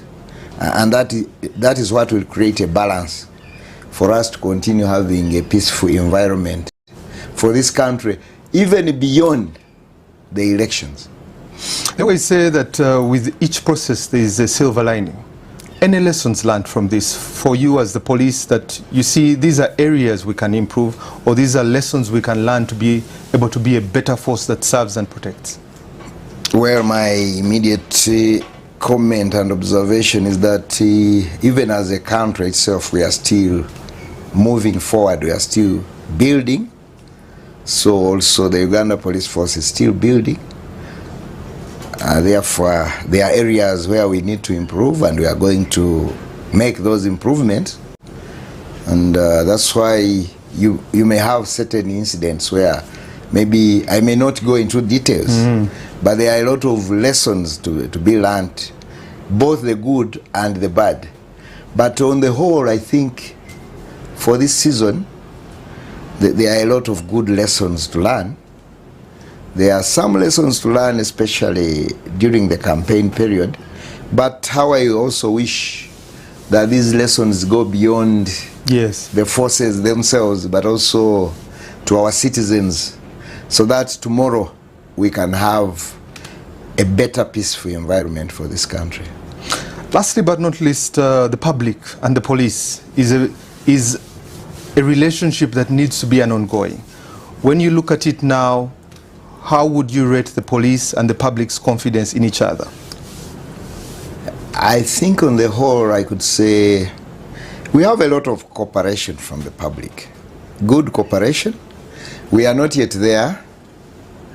And our best case scenario would be to have everybody on our side vis-a-vis security. And we shall continue to work towards that. Ultimately, we would like to continue being useful and more useful to the population and the residents of this country. We are clearly aware that our participation in whatever we are enjoying to do has a very big relationship to the achievements of the aspirations of the citizens of this country, because we are clearly aware security is a baseline to the achievement of all other activities, and we shall continue to do that. We have the commitment. I can talk on behalf of all my colleagues, and that's the way to go. But I must observe it is still work in progress, but we are progressing very well. Finally, allow me to thank the people of Uganda for being there with us, cooperating with us, all those who have been cooperating, but also to remind those who have not cooperated very well that we still expect them to cooperate. And we shall continue to look out for them to cooperate so that we have the best environment in this country to ensure the development of this country. Before my last question, I would like to also give the police flowers, because on 2 occasions, yesterday I managed to move around as we were trying to get what was happening in different polling stations. Generally, the city was calm, and also talking to different people. So credit to you and the team for making this possible. Also at the National Tally Center, very commendable job there. My final question is that this process will come to an end in May. The results, the final results will be announced tomorrow by 5 p.m. How do you maintain that and keep confidence for the Ugandans that everything, their property and their lives will be secure in your hands? I also again want to reiterate this, that our population, our people should keep the confidence that they have in us, because we have the commitment, but also we will continue to demonstrate the resolve to protect them, the resolve to go for those who contravene the law legally, and we shall continue to be legal in all our actions, because we are clearly aware we must work within the confines of the law, but ultimately we must protect all the Ugandans and the residents living within this country. So far, so good. I would like to thank you for the flowers, and definitely the flowers motivate us. These flowers are not for me alone, the flowers for our team on my side, and that is motivation enough for us to continue. And this prevailing environment, we expect it to continue and continue from now and forever. I thank you. Thank you very much, Inspector General of Police, for speaking to us. We really appreciate your time. I know you are busy, but thank you for squeezing us in. It's my pleasure. Thank you very much. So that has been a conversation with the Inspector General of Police, Fande Abbas Byakagaba, and we've been talking about the security situation of the country in this electoral process. It even goes on all the way to May, and we're asking how they're going to ensure that we're safe, both in lives and property of every Ugandan. He has given us the confidence. Regardless of the results in this country, we all have one country. We cannot set it ablaze, we can build it brick by brick. From me, Timothy Nyangweso, thank you so much and have a blessed day.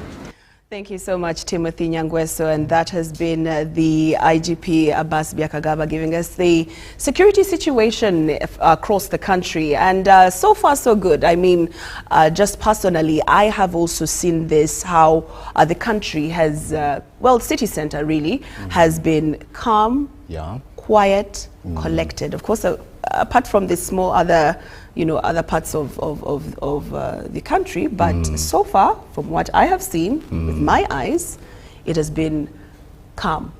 Indeed, it has been calm. But we have an update from, that is Lira City.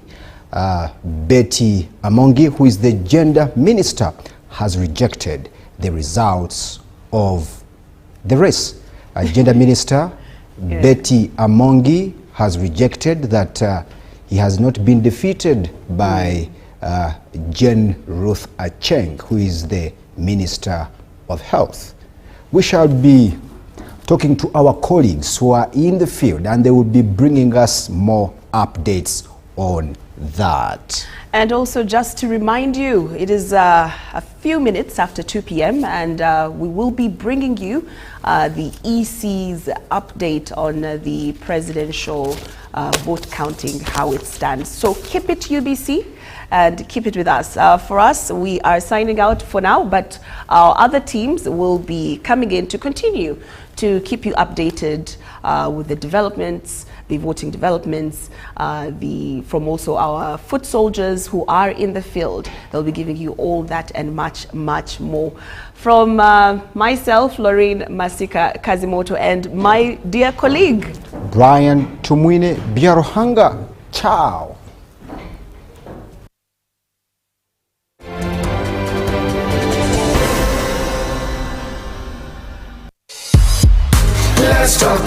We are into the political season. The atmosphere is highly charged.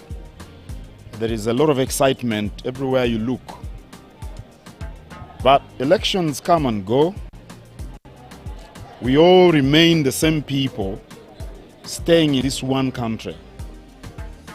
We must prioritize peace. We do not want to witness violence. No one should be throwing stones. No one should be using inciting language or abusing others. No one should use a stick against a fellow citizen. No one should use bullets or even tear gas against citizens. Instead, we should sit as brothers and sisters, as Ugandans, and discuss issues that may appear different, one camp from the other. I look forward to seeing an NRM supporter sitting with an NUP supporter and taking coffee. I want to see somebody from Arua sitting down for a cup of coffee with someone from Bugisu, from Chigezi, from Buganda. Let's learn to tolerate each other, even when we have differences between us, because that's how we are created. We are not the same. What we should appreciate is that we can all live together. Uganda is big enough for everyone. So we should respect one another. We should not incite violence. We should not in any way participate in anything that breaches the peace. That's my call to all Ugandans during this season. This campaign is proudly organized by the Netherlands Institute for Multi-Party Democracy and partners, with support from the European Union. Tuongeye, let's talk peace. Let's talk peace. My name is Colonel Banson Desderius Mande. I'm the Director Research and Analysis, National Counterterrorism Center. As we go into this electoral season, we all need to work as whole government, whole society, for people to talk peace and maintain peace before, during, and after elections. Uganda is for all of us. We need it secure. We need these elections free of violence. This campaign is proudly organized by the Netherlands Institute for Multi-Party Democracy and partners, with support from the European Union. Tuongeye, let's talk peace. Let's talk peace. I'm Superintendent of Police, Bagan's Patience, the DPC Dokoro. We are in for the election period, and my role as police is to provide security. However, if we are to have a peaceful election, it is a two-way traffic. The wananchi also have a role to play in this. The catchword in this is to have an election period where everyone is to participate freely without any fear. Our commitment as police, we are going to prepare and prepare and prepare. And then we shall give a leveled ground for all of you to participate in this election. We call upon all Ugandans to keep peace during this election period. This campaign is proudly organized by the Netherlands Institute for Multi-Party Democracy and partners, with support from the European Union. Tuongeye, let's talk peace. Let's talk peace. Dear people of Masaka, elections must never divide us, but instead strengthen our shared vision of building a promising future for our motherland. Our call to you, dear brothers and sisters: 1. Always pray for peace. emirembe ekiseera kino mu byobufuzi nti abantu bali mu bibira ebyenjawulo oyinza okusiŋŋaana omuntu omu awagira kirala nga wagalya kirala naye obuzibu we buli nti awagira kyotawagira olowooza nti mulabe naye ye bw'ategeera naawe bw'otegeera.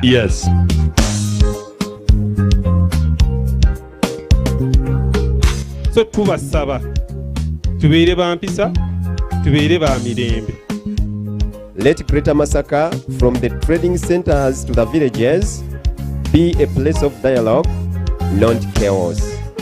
This campaign is proudly organized by the Netherlands Institute for Multi-Party Democracy and partners, with support from the European Union. Tuongeye, let's talk peace. Let's talk peace. Hello, my name is Rosa Malango, and I serve as a special presidential envoy for tourism and trade. But before that, I spent almost 3 decades working with the United Nations and 2 years as a social entrepreneur. So I know the importance of peace for stability and for development. So at this important time, as Uganda prepares once again to go to the elections, this is an appeal that citizenship and electoral participation does not have to mean destruction. So a call to everyone to participate, to exercise their civic duties, but also to promote peace. We need peace to continue to feed our families. We need peace to be able to continue to grow. And we need peace if we really want to become the beacon of hope, tourism, and trade on the African continent. This campaign is proudly organized by the Netherlands Institute for Multi-Party Democracy and partners, with support from the European Union. Tuongeye, let's talk peace. Let's talk peace. As we approach the general elections in our country, the Republic of Uganda, this is a call to all the young people. The most important thing for all of us is to ensure that we keep our country peaceful. Definitely you have the right to vote. Let's talk peace. As we go into the final lap of the electoral campaigns and into polling, we are calling upon all the people of Uganda to conduct themselves peacefully. First of all, the candidates, we call upon you to use suitable language that shows respect and tolerance, and language that promotes peace and unity, because we are all Ugandans and elections should not divide us. So we call for language that is respectful of people's cultures, people's views, and is tolerant, because we all have different views, but we all want to have a very, very united country, Uganda, and a progressive one at that. So we are calling upon you to conduct yourself peacefully as we go into the final days of the campaigns, and on polling day to respect the views of others and to accept the results of the elections, and know that after the elections there will still be a Uganda, and we need each other as citizens of Uganda. I wish you a peaceful electoral process, and I call upon you to be peaceful. Peace-loving Ugandans. God bless you. This campaign is proudly organized by the Netherlands Institute for Multi-Party Democracy and partners, with support from the European Union. Tuongeye, let's talk peace.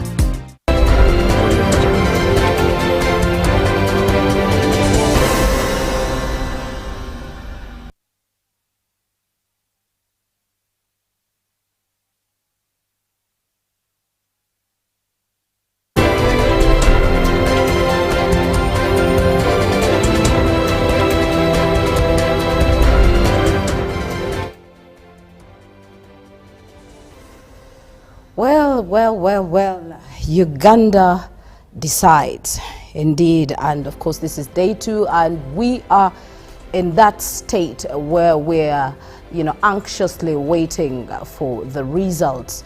And of course out there, a widespread failure of biometric, the BVV kits in yesterday's presidential and parliamentary election became a problem, and it's the talk of town. But again, we have some good news, yes. Right now, let's go over to Ivan Kahwa at Sembabule Tally Center to receive those updates on the provisional results.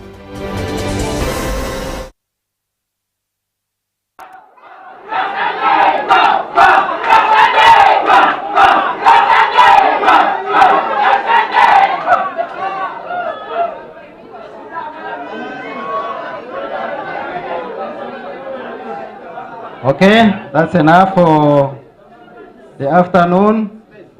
I, Arija Gracious, being the returning officer for Zimbabwe Electoral District, having added up the number of votes cast as recorded on each declaration of result form in accordance with Section 77, Subsection 1 of Parliamentary Elections Act, declare Rashande Emmanuel,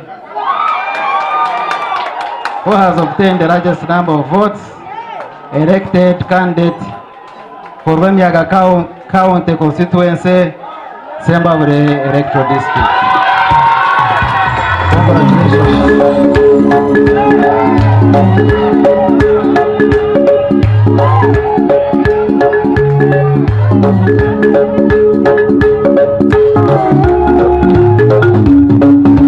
Abanyaro muyaga muhumure, batunga mugisa muhumure, batunga ubusinge muhumure, batunga genero muhumure, Emmanuel Rwasande nyatambira. Abanyaro muyaga muhumure, batunga mugisa muhumure, batunga ubusinge muhumure, batunga genero muhumure, Emmanuel Rwasande nyatambira. Abanyaro muyaga muhumure, batunga mugisa muhumure, batunga ubusinge muhumure, batunga genero muhumure, Emmanuel Rwasande nyatambira.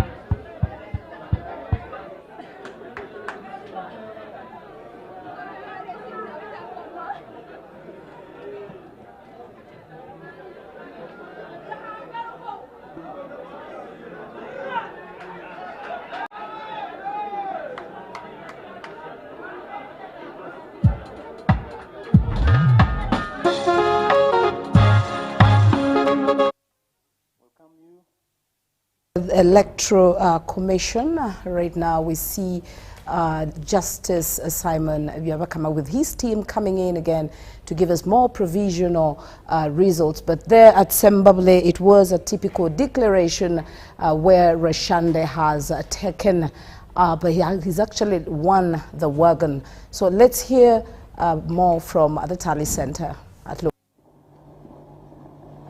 Lord Chair and the Commission, you're welcome. And before we start this afternoon session, I would like to invite the President of the Council of Presidents of the Interreligious Council of Uganda, His Grace Stephen Kazimba Mugalu, to commit this afternoon in the hands of God, lead us in a prayer, and we begin. Your Grace, you're welcome.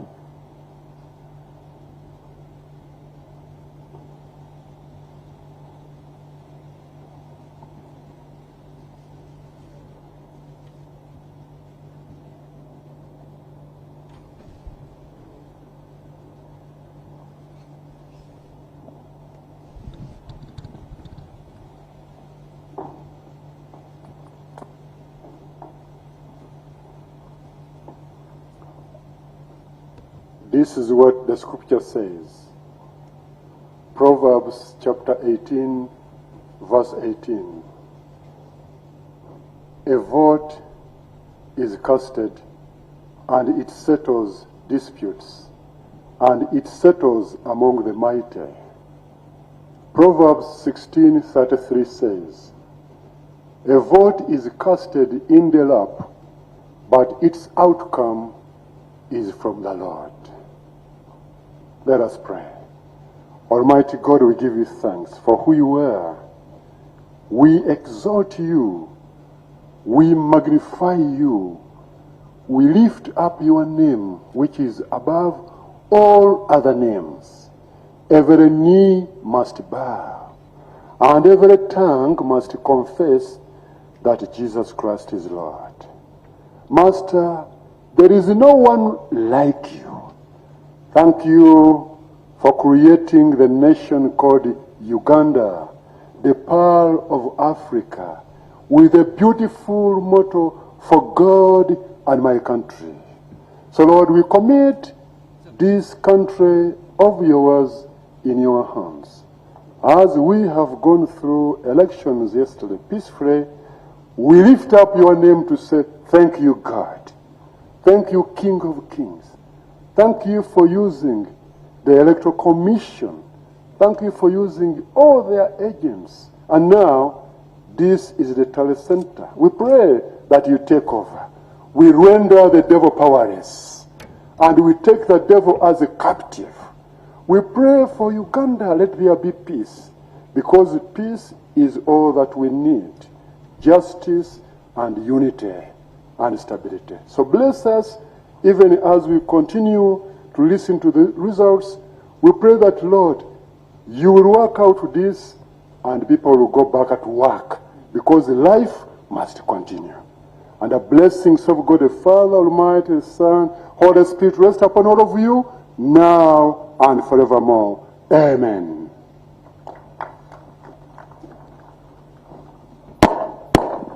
Thank you very much, Your Grace, for committing this afternoon to the Almighty to be with us and to guide us in what is going to happen. The chairperson of the Electoral Commission, Justice Byabakama Mugenyi Simon, the deputy chairperson, Hajat Aisha Rubega, in the interest of the people that are watching, to know who is on the podium here, from the left is Commissioner Peter Emorut. Next to him is Commissioner Honorable Anthony Okero. Next to him is Commissioner Dr. Simba Kayunga Sali. Next to him is the Deputy Chairperson Hajat Aisha Rubega. Next to him is the face that you've seen and you are continuing to see, the Justice Byabakama Mugenyi Simon, the Chairperson of the Electoral Commission. And next to him is Commissioner Honorable Stephen Tashobia. And next to him is Commissioner Caroline Bright Binamarjo. And next to her is Mr. Kamshababo Richard, the Acting Secretary of the Commission. You're welcome here, Commission. Your Excellencies, heads of missions that are observing these elections, the agents of presidential candidates participating in this presidential election, representatives of political parties, representatives of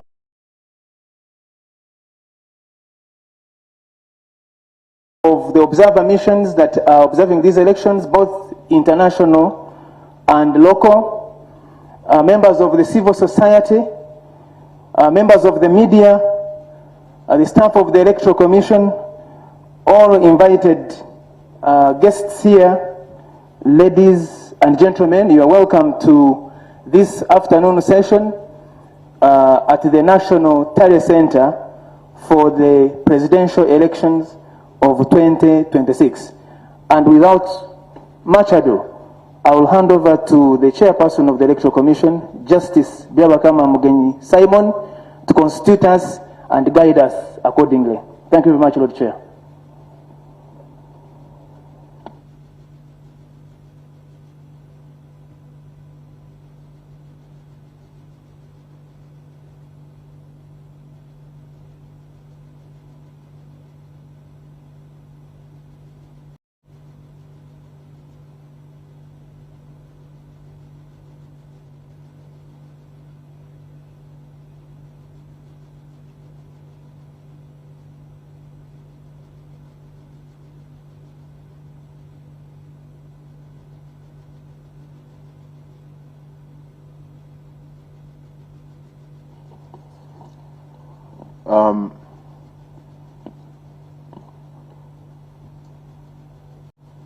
Our distinguished guests,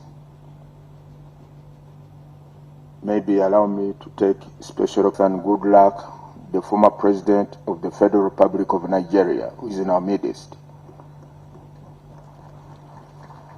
He is the head of the African Union Observer Mission to the Uganda General Elections 2026.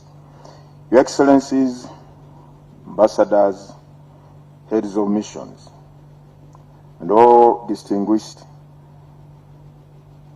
heads of the various observer missions who are here with us, ladies and gentlemen, we are honored to be gathered here this afternoon once again to give you an update or a brief on the current status of the presidential elections results that we have obtained so far from various parts of the country. The first session was yesterday at 9 p.m. Today, 9 a.m., we had the second update. Now, this is the third one. Not final one, but the third one.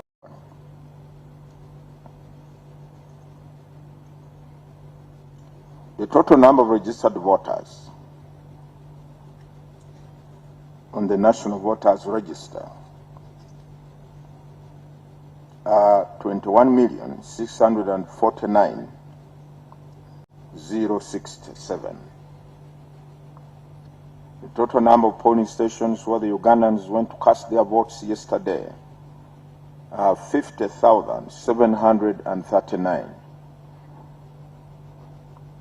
The total number of polling stations whose results we have received so far here at the National Tally Center are 30,138, constituting 59.4% of the total number of polling stations. This is the candidate's performance as of this hour. Bulira Frank Kavinga, 29,713, constituting 0.44% of the valid votes cast for the candidates. Kasavante Robert, 20,626, constituting 0.30% of the valid votes cast. Kyagulanyi Sentamu Robert, 1,414,619, constituting 20.71% of the total votes cast. Mabirizi Joseph, 14,106, constituting 0.21% of the valid votes cast. Mugisha Gregory Muntu Oyera, 38,582, constituting 0.56% of the valid votes cast. Munyagwa Mubarak Serunga, 19,034, constituting 0.28% of the valid votes cast. Nandala Mafavi James Nathan, 144,564, constituting 2.12% of the total votes cast. Yoweri Tuhaburwa Kaguta Museveni, 5,148,845,000, constituting 75.38 valid votes cast. The valid votes altogether for all the candidates so far are 6,800,000 60,830,089. 60,830,089. Invalid votes 170,655, constituting 2.44% of the total votes cast. The total votes altogether valid are 7,744, constituting 32.34% of the registered voters. Spoiled votes 22,356.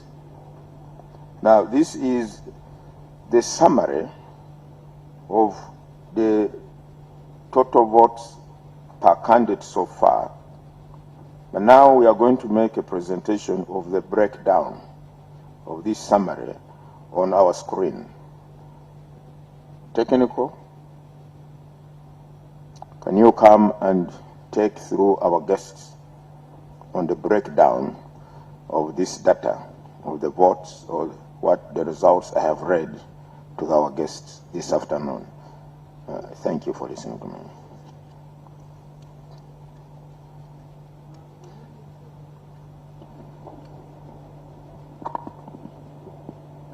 The Chair, Electoral Commission, the Commissioners, our delegates, distinguished guests and the press, good afternoon. Today I will be presenting the election results visualization system we call ERVS in short. And this ERVS is the one which helps us visualize results right from the national level up to the polling station, so that at the end of the day, a Ugandan or people in this room, utilizing these 4 screens in the room, we are able to see the results that finally aggregate to what the chair of the Electoral Commission Uganda is reading as provisional results. When you interact with this system, the landing page, which we call the dashboard, has a geographical representation of the votes where they're coming from. We have a breakdown that lists candidates depending on the leading candidate by percentage in terms of votes that they received. We have at a glance dashboard that is at the end that is able to display results right from the national level up to the region. So you will allow me to interpret for you the electoral map. As you see on the map, the colors that come up, whether it is yellow or red, this shows the different districts where we received results from the district tally centers, but we show the leading candidate at that specific district tally center that is leading in terms of the number of polling stations that have submitted the results. So that's how you end up seeing at the moment blue and red. The white there, these are water bodies. They are water bodies, and we chose white because it's neutral, as blue, which is normally utilized for visualization of water bodies, is one color for one of our candidates. The middle screen, where we see, for example, the percentages, the highest being 76.38, would display the candidate who's leading at that point.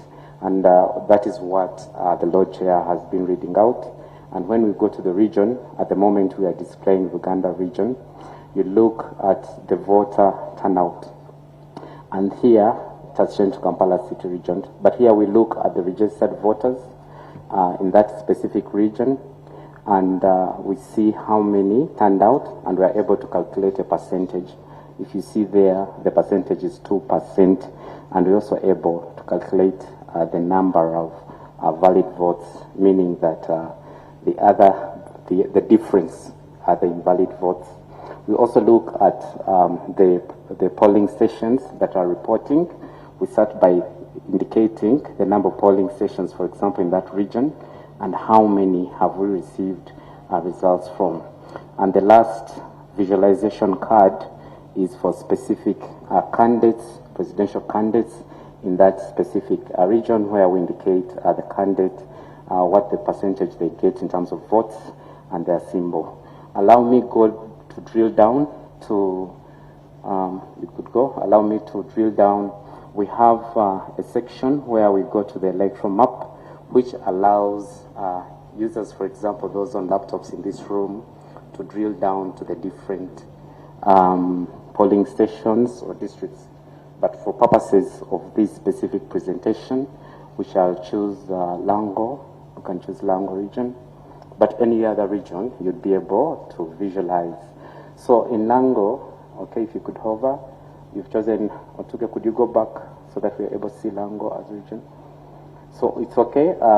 Within Lango, it will zoom and we shall look at the different districts within Lango, but you could hover over Dokolo, for example. Okay.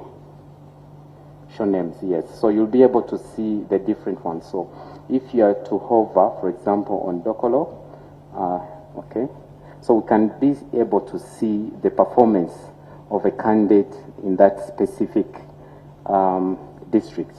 And when you look at this card at the moment, you're able to see that Dokolo has 2 constituencies, and you're also able to see the number of polling stations in that specific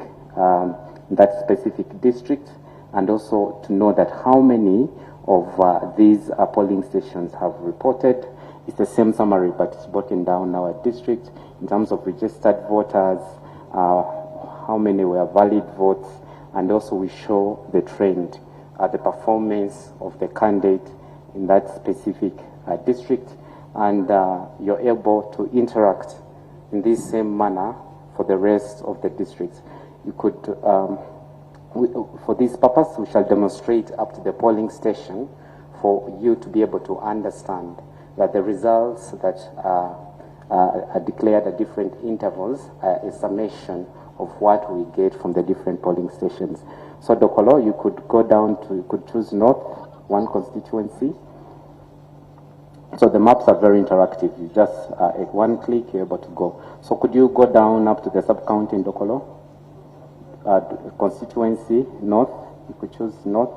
And then, so you're able to look at the number of the yellow ones, or the colored ones, are the ones which have polling stations that have submitted results. When you see the ones which are grayed out or white at this point, it means that in those different sub-counties, no polling station so far has submitted results. So when you look at this, at least maybe choose Adok. Adok is one of the parishes within Adok sub-county, and we are going to look at the results at least of 1 polling station. And within Adok as a parish, we see that it has 5 polling stations. So you're able to look at the breakdown in terms of polling station level, where we aggregate results from that level up to the national level. So taking an example of Odea Primary School B, at least we're able to see that we have 692 registered voters, and we had 365 valid voters with 384 voter turnout. 365 were able to have valid votes, and then the invalid were 19. But even at this level of a polling station, at least we are able to visualize a candidate who is leading, or the breakdown in terms of number of votes, which we visualize as vote count. But we are also able to look at the percentage that a specific candidate was able to receive. And you can do this for your area of interest, for your polling station of interest, and you're able to navigate across the entire country in this specific manner. So that being said, that brings me to the end of this specific presentation of how we visualize our results right from the polling station level up to the national level, utilizing the election results visualization system. Thank you so much, and share back to you. Thank you.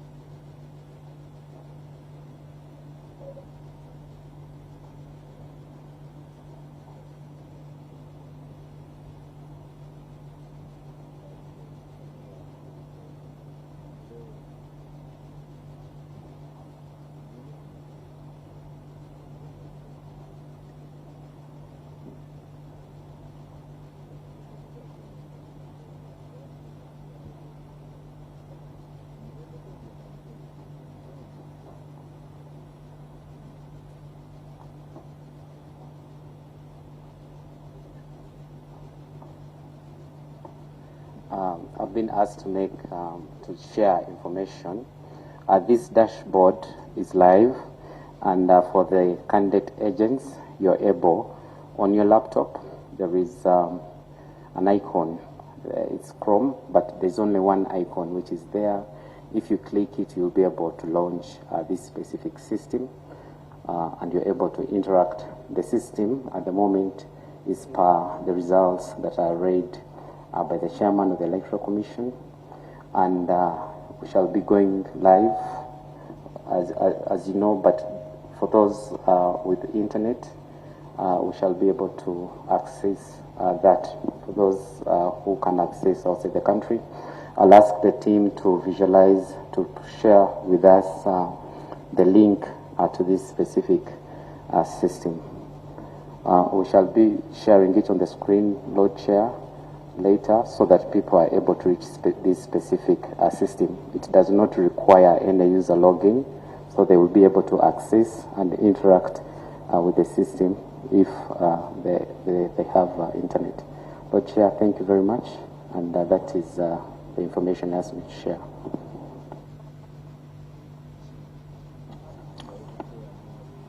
Okay, thank you very much, ladies and gentlemen. For the moment, that's what we can share with you.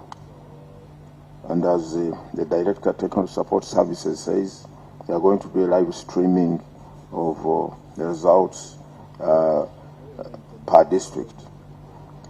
This, therefore, marks the end of this session. The next briefing will be at 6 p.m. after we have received more results, which we'll be sharing with you, or those who will be present, and the nation at large. Once again, I commend you for coming, for having a keen interest in what we are doing and the outcome of yesterday's processes, where Ugandans stand up to vote for their next president. I thank you and see you later.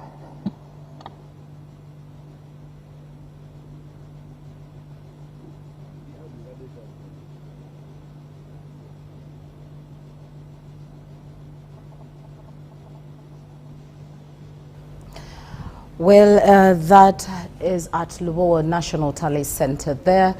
We received that update from the Electoral Commission, and a part of what we know now, we stand at a 59.4% total, which is part of the total number of the polling stations. Right now, we want to go over to Kololo Tally Center, where Daniel Mugoya is on standby to give us the updates on all provisional results or declarations. Kibiina ki National Unity Platform kye nkwasaganya nga Ssaabawandiisi.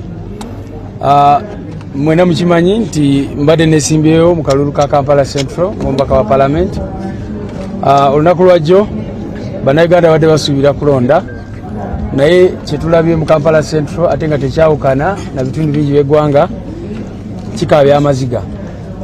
Abamawulire ekirungi ebimu mubikutte, tukedde kutambula mu polling stations ez'enjawulo awamu ne tusanga nga boxes already zijjudde, ate awalala abo bakwata mundu ne tusanga nga bali mu kutiikinga obululu bwaffe, ate awalala ne tusanga nga badeployinze eggaali z'abayaaye, si gaali ennungi ffe oluusi twogerako, naye tusanze abayaaye abakuba buli muntu yenna yenna abadde wa NUP.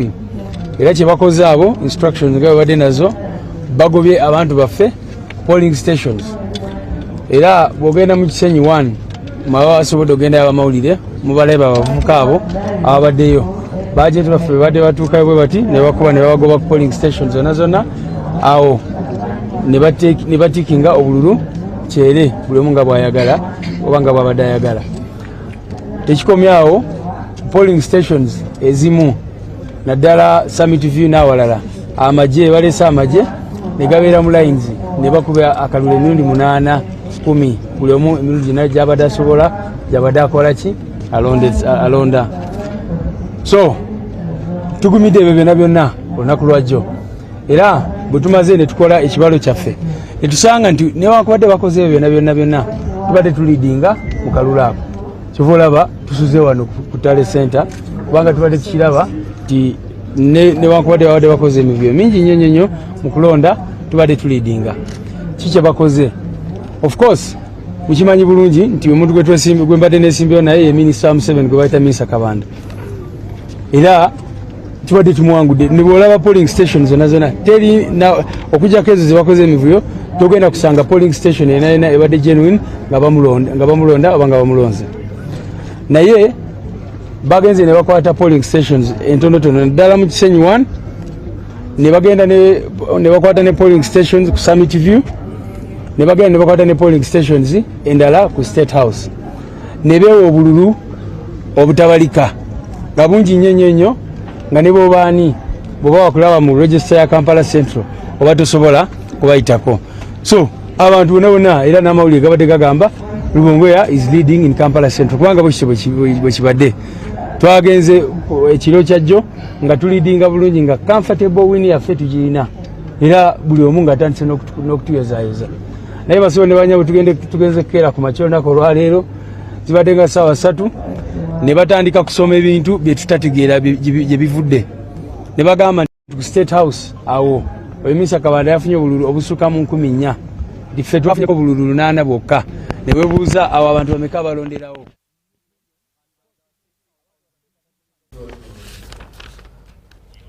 Okay, and that was that update from Kololo, of course, there. And, you know, the opposition is still making noise about how disgruntled they are about the whole exercise. But still, we do have some good, you know, comments from other people that are really appreciating the work of the Electoral Commission. And we know when the true results come out, we will truly know the truth. In studios, I'm joined by Counsel. He is a lawyer, a political analyst, and he's here to break down a debrief on how the yesterday exercise took place. What do we learn from what happened yesterday? The biometrics malfunctioning issue, is that really something that we should look into as we move ahead, probably as we prepare for the next coming elections? So basically he's here to break down a debrief for us. Thank you so much for joining us. Thank you very much. Yes. Thank you, viewers. A little bit of, your highlight on yesterday's performance. A lot of people were crediting the Electoral Commission. The biometrics malfunctioning was quite an issue, but then they managed to remain calm. But probably one of the challenges that really happened, and they couldn't, they couldn't harmonize on that, is a lot of people that came early to vote actually abandoned the exercise and went back home, which wasn't good.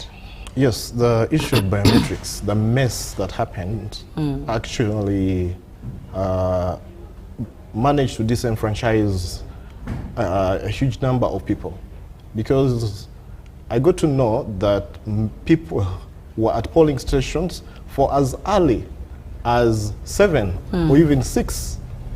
They wanted to vote and go home and do other things. But then when there was a breakdown of the biometric machines, when the materials for voting, there was an undue delay in delivering the materials for voting at a number of polling stations, especially in the urban centers in Kampala and Wakiso. After some time, some people got tired and decided to leave. So that disenfranchised quite a number of voters. So that is regrettable. And to put it in perspective, something like this has happened previously. You remember there was complaints, there were some complaints some time back, the districts of Wakiso and Kampala, it must have been 2016 elections. For as long as like late afternoon at some polling stations, people had not received election materials to vote. So some of these delays, and then of course the mess about malfunctioning the biometrics is quite unfortunate, because first of all, those biometric machines were procured at a whopping, I think the sum is like 200 billion. So they were meant to enhance the voting process. Yes. So that, of course, when the ballot paper is scanned, you don't have to go manual to look for someone's name on the register, which takes time. So when they malfunction, first of all, questions arise. How about that money, the taxpayers' money, in hundreds of billions of Ugandan shillings? How about that? It's a loss to the taxpayer. Secondly, now the time. And then, of course, the time that was lost between late delivery of materials, then consulting the chairman to see now the machines are breaking down, they are not functioning. What do we do? Some time was lost. And then, of course, when you start voting at midday or at 11, and then closing time is 4 p.m., you know, there's a problem.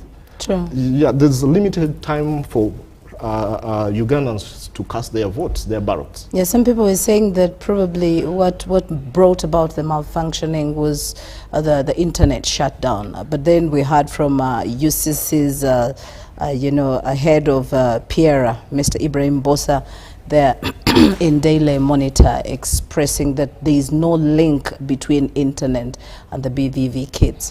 So of course we may not know, because these machines, biometric, they are digital, and a lot of equipment these days uses really the internet. Because you have to connect to the server from the Electoral Commission. Yes. Well, we will know the truth. You have to scan and then connect to the server to authenticate the fact that this is a voter is in your system. How do you do that without the internet? Without the internet. Yes. Yeah, basically. Well, that is a case that we will still have to argue about. But now, when we see, my take home yesterday was we had leaders that we could learn from, leaders that we could pick a leaf from. They came, they followed the rules, they lined up like anybody else. They didn't just surpass people that are already in line. Yes. They lined up, they made their votes, they followed each and every rule. What do you say about that? Okay, of course, despite the mess of the biometrics, this election has been largely peaceful and organized. I think we can credit the Electoral Commission for certain things, and also the behavior of some of the leaders that you mentioned, to the effect that they followed, there was discipline, and of course, when a leader follows the procedure, when there's rule of law, when there's law, and there's orderliness, even the rest of the Ugandans follow suit. So there wasn't a lot of acrimony, disorderliness. Of course, apart from a few small pockets where we had incidences of tear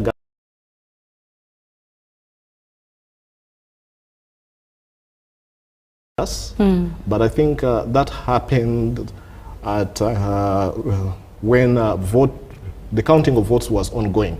In some areas, no.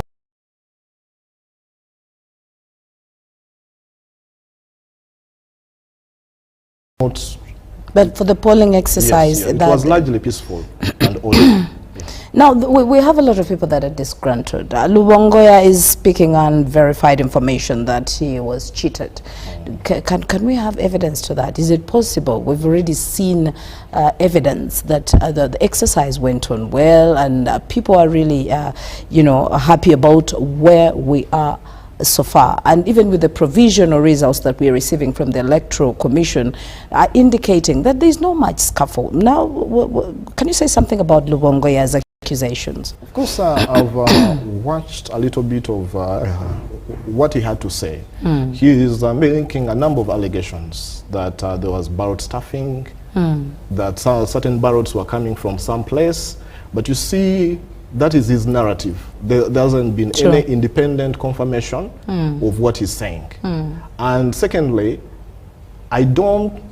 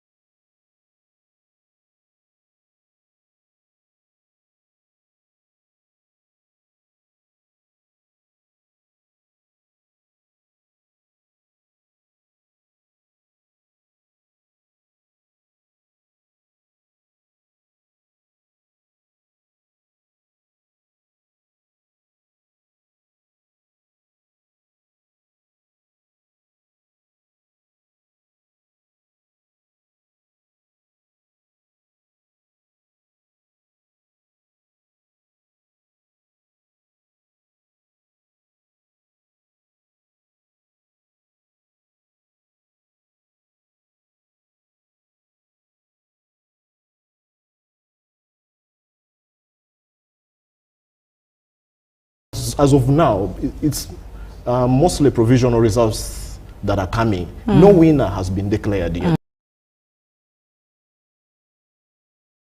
So I believe it's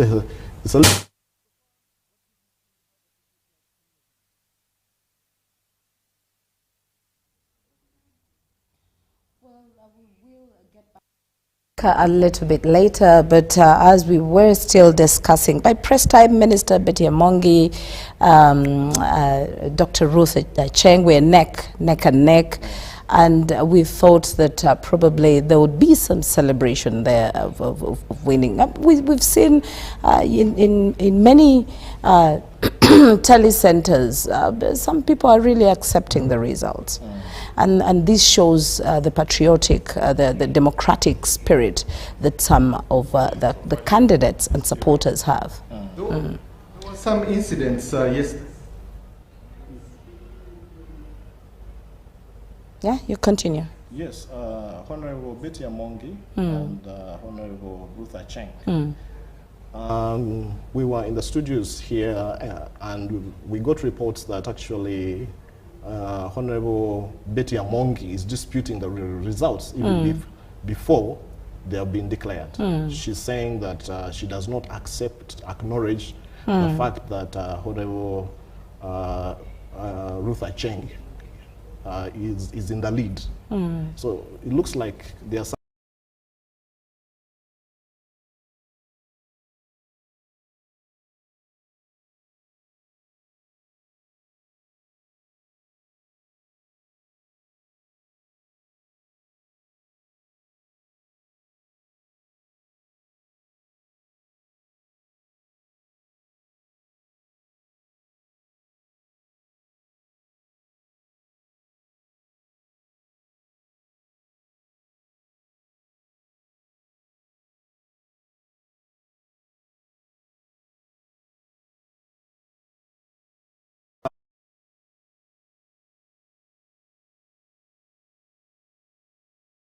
I was trailing the NOPS candidate in that area. But a little bit away from that, the number of parliamentarians or the capacity of the parliament that we have in the country, we have 556 members. Yes. There's one of the candidates, his name is Luzi. He's a very funny guy, yeah? He mentioned and said, we have a very big parliament. We can trim it to about 80 or, you know. Why are we having all these people? Why should women be represented? Why should the lame be presented? So what do you say about that? I really believe we have an amorphous parliament. It's so big. It's so big, and the fear here is that looks like government is intent on even creating more districts, because that has been the narrative that has come up during the campaign season. We've had some people talking about creating more districts, and the creation of more districts comes with the creation of more constituencies and more representatives. And of course, the public expenditure rises because you've got a new district and several constituencies and people vying for representative positions. It's unsustainable right now because we will keep sinking in debt exactly. if we continue like this. Yes. Do you think we can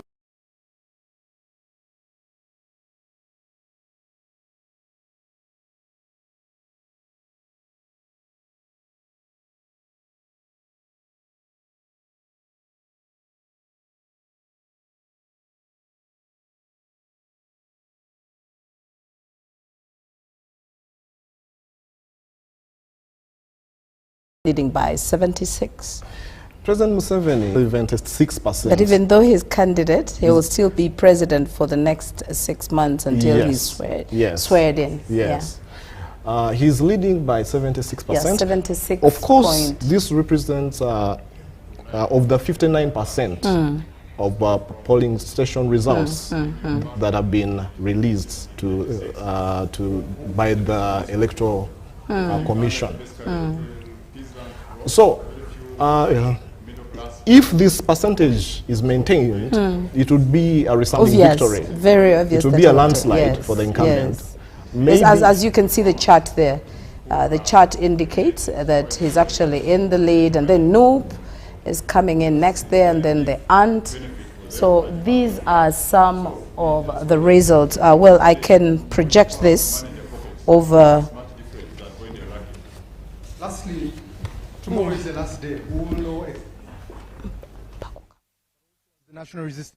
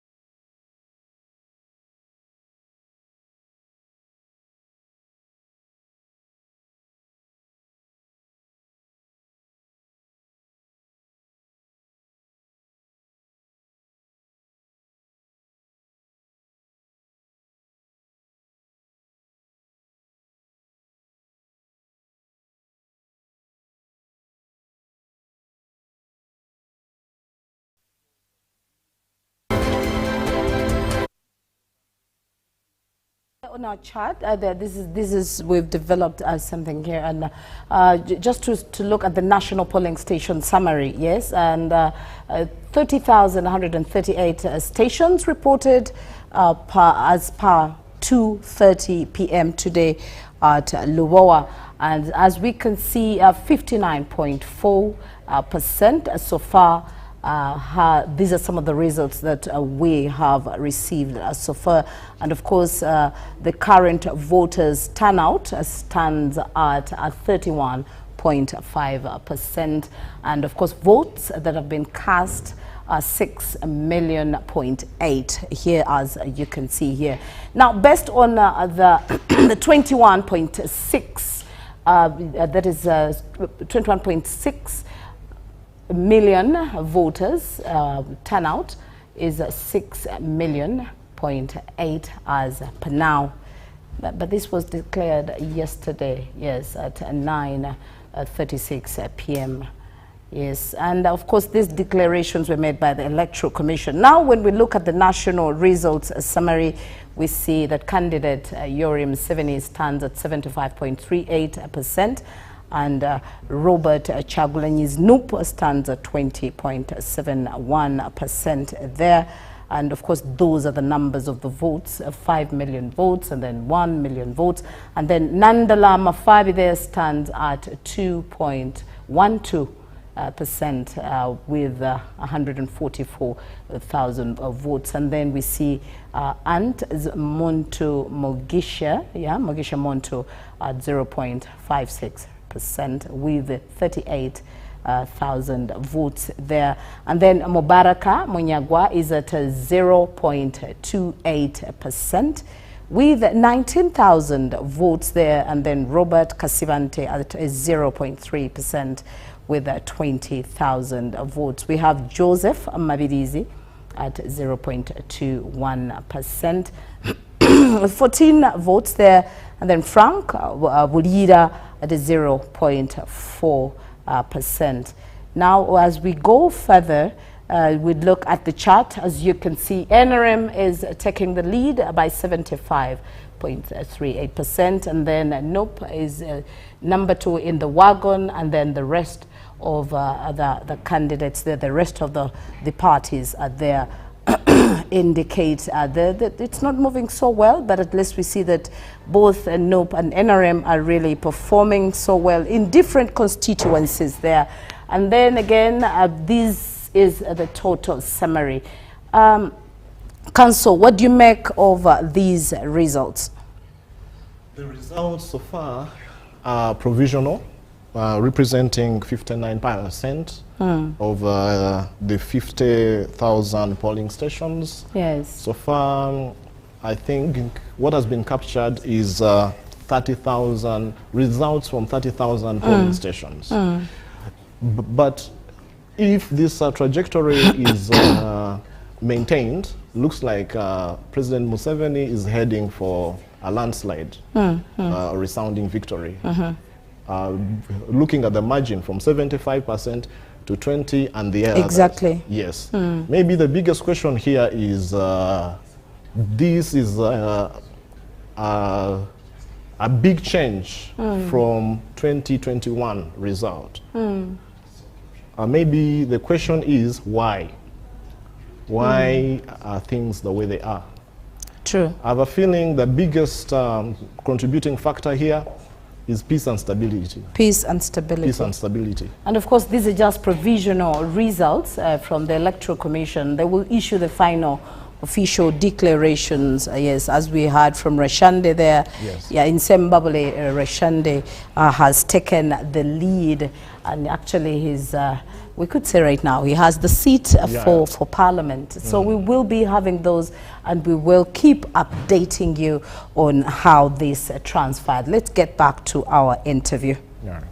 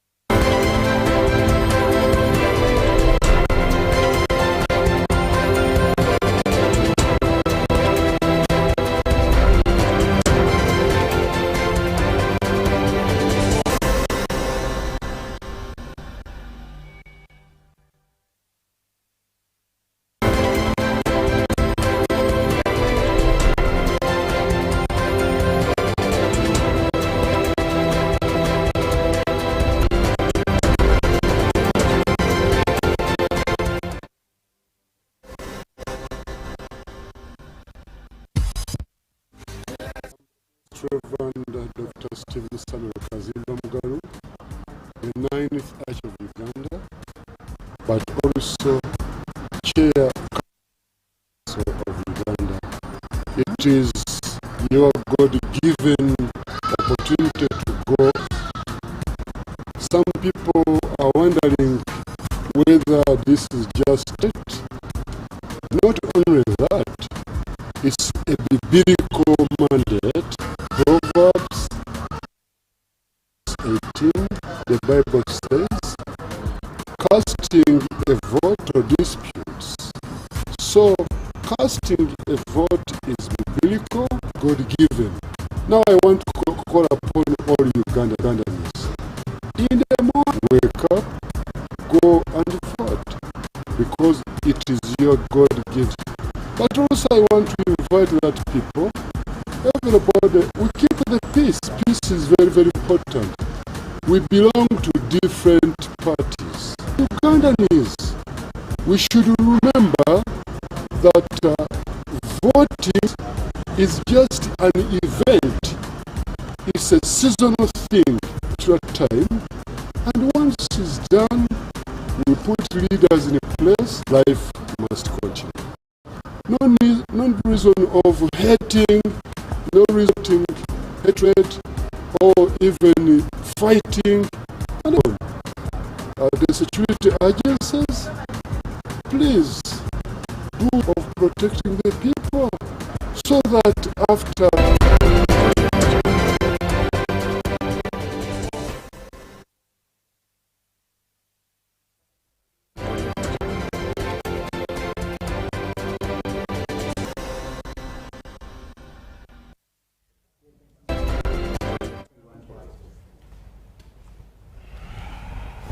And of course, on set, we are still joined by Counsel Joanna Kabagambe. He's also a lawyer. He's a lawyer, yes, as a counsel, he's a lawyer and also a political analyst. But then on set again, we have been joined by a man who has served different constituencies. He was in the previous constituencies, the East African Assembly. Was it called the Constituency Assembly? The Constituent Assembly. The Constituent the one that, Assembly. Enacted and promulgated the And Constitution. he has served democratically, and right now he is retired, NRM supporter, but also a political analyst in that angle. Thank you so much for joining the set. Thank you very much. It's a pleasure joining you. Well, provisional results. I'll start with you because we've enjoyed ourselves here with Council. So provisional results across the country are showing that the yellow color is actually taking the lead, and then NOP is coming next.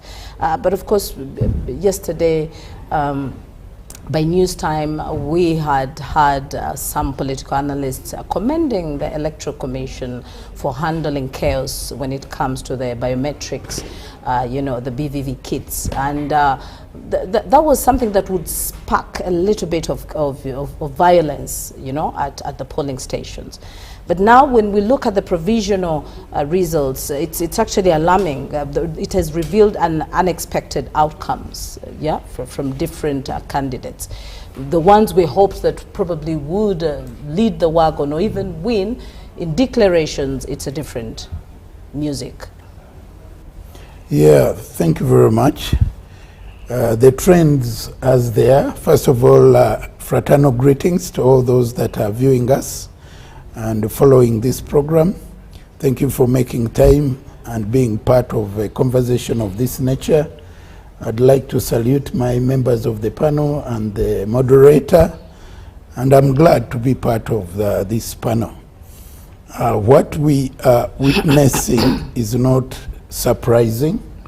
Some of us saw it coming, and definitely it confirms certain positions that we've had over time. I would like to commend the Electoral Commission for having managed a very difficult situation regarding the failure of the machines to play ball. That decision that we go manual was necessary and most desirable to avert any unforeseen trends and behavior. So that was a function of good leadership.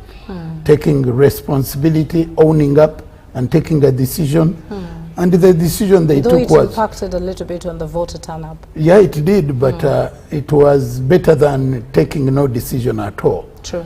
Because one, it was legally well grounded, because the machine goes to confirm what is on the ballot paper. Yeah, on the voter register. On the voter register. And once you have the voter register, which is guaranteed within our legal framework, the machine just goes to take the verification to the highest level, creating highest levels of accountability and transparency. Sure. But the data is definitely one that is provided in the voter register, and once you have it, you are able to do what you can do with the machine. But with the machine alone, and you don't have the voter register, you can't do either way. So that was a very good decision. But regarding the trends as we see them, a strategic and good campaign is based on 4 pillars. And with that, you can be able to predict with some degree of precision. One, if you're going into a campaign, you must have a good candidate. Good candidate, credible candidate, a candidate with the brand visibility, brand name, brand recognition. One that appears and everyone knows this is the NRM candidate or this is the candidate for X, where you don't have to explain so many things around the candidate.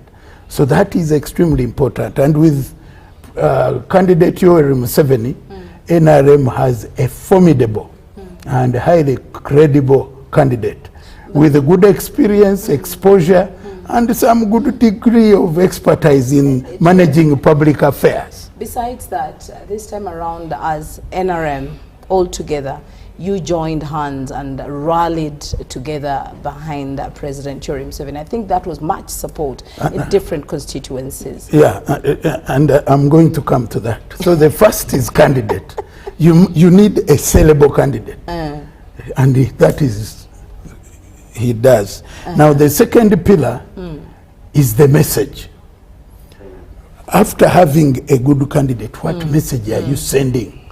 Even if you are promoting a product, even if you are promoting a service, you must have a good message that promotes the service, that promotes. So you have a candidate, a good one, but what message do you use to promote that candidate?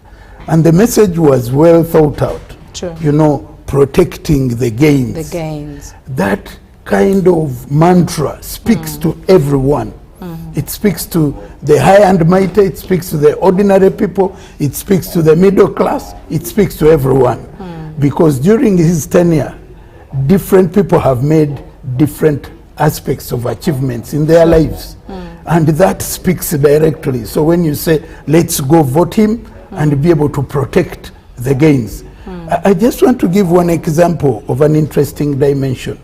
Just university education.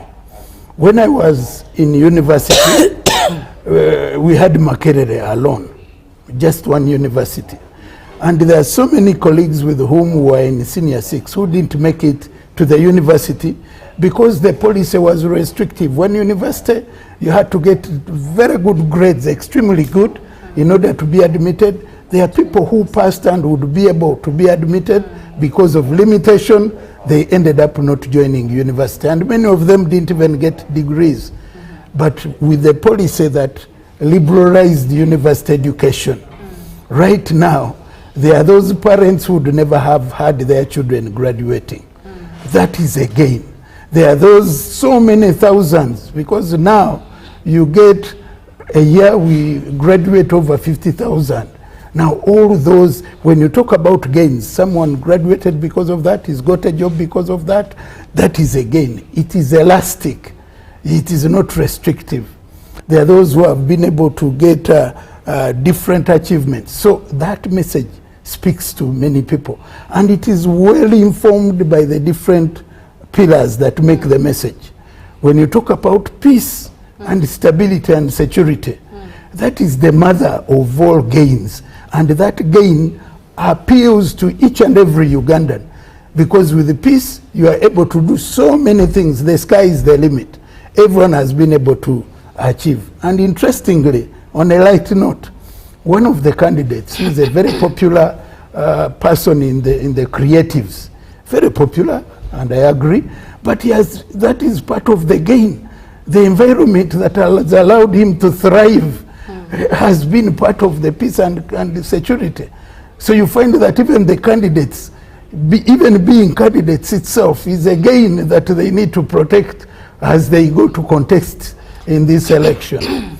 Then from there you have development, you have wealth creation, you have job creation, you have markets, you have service delivery, and you have strategic security. Now those are the 7 pillars that make the mantra of the message. That message was so clear, it was unambiguous, was straight, it connected with the majority, it made sense, it was timely, it was most desirable. So with that, you can't go wrong. The third pillar of a good campaign are structures.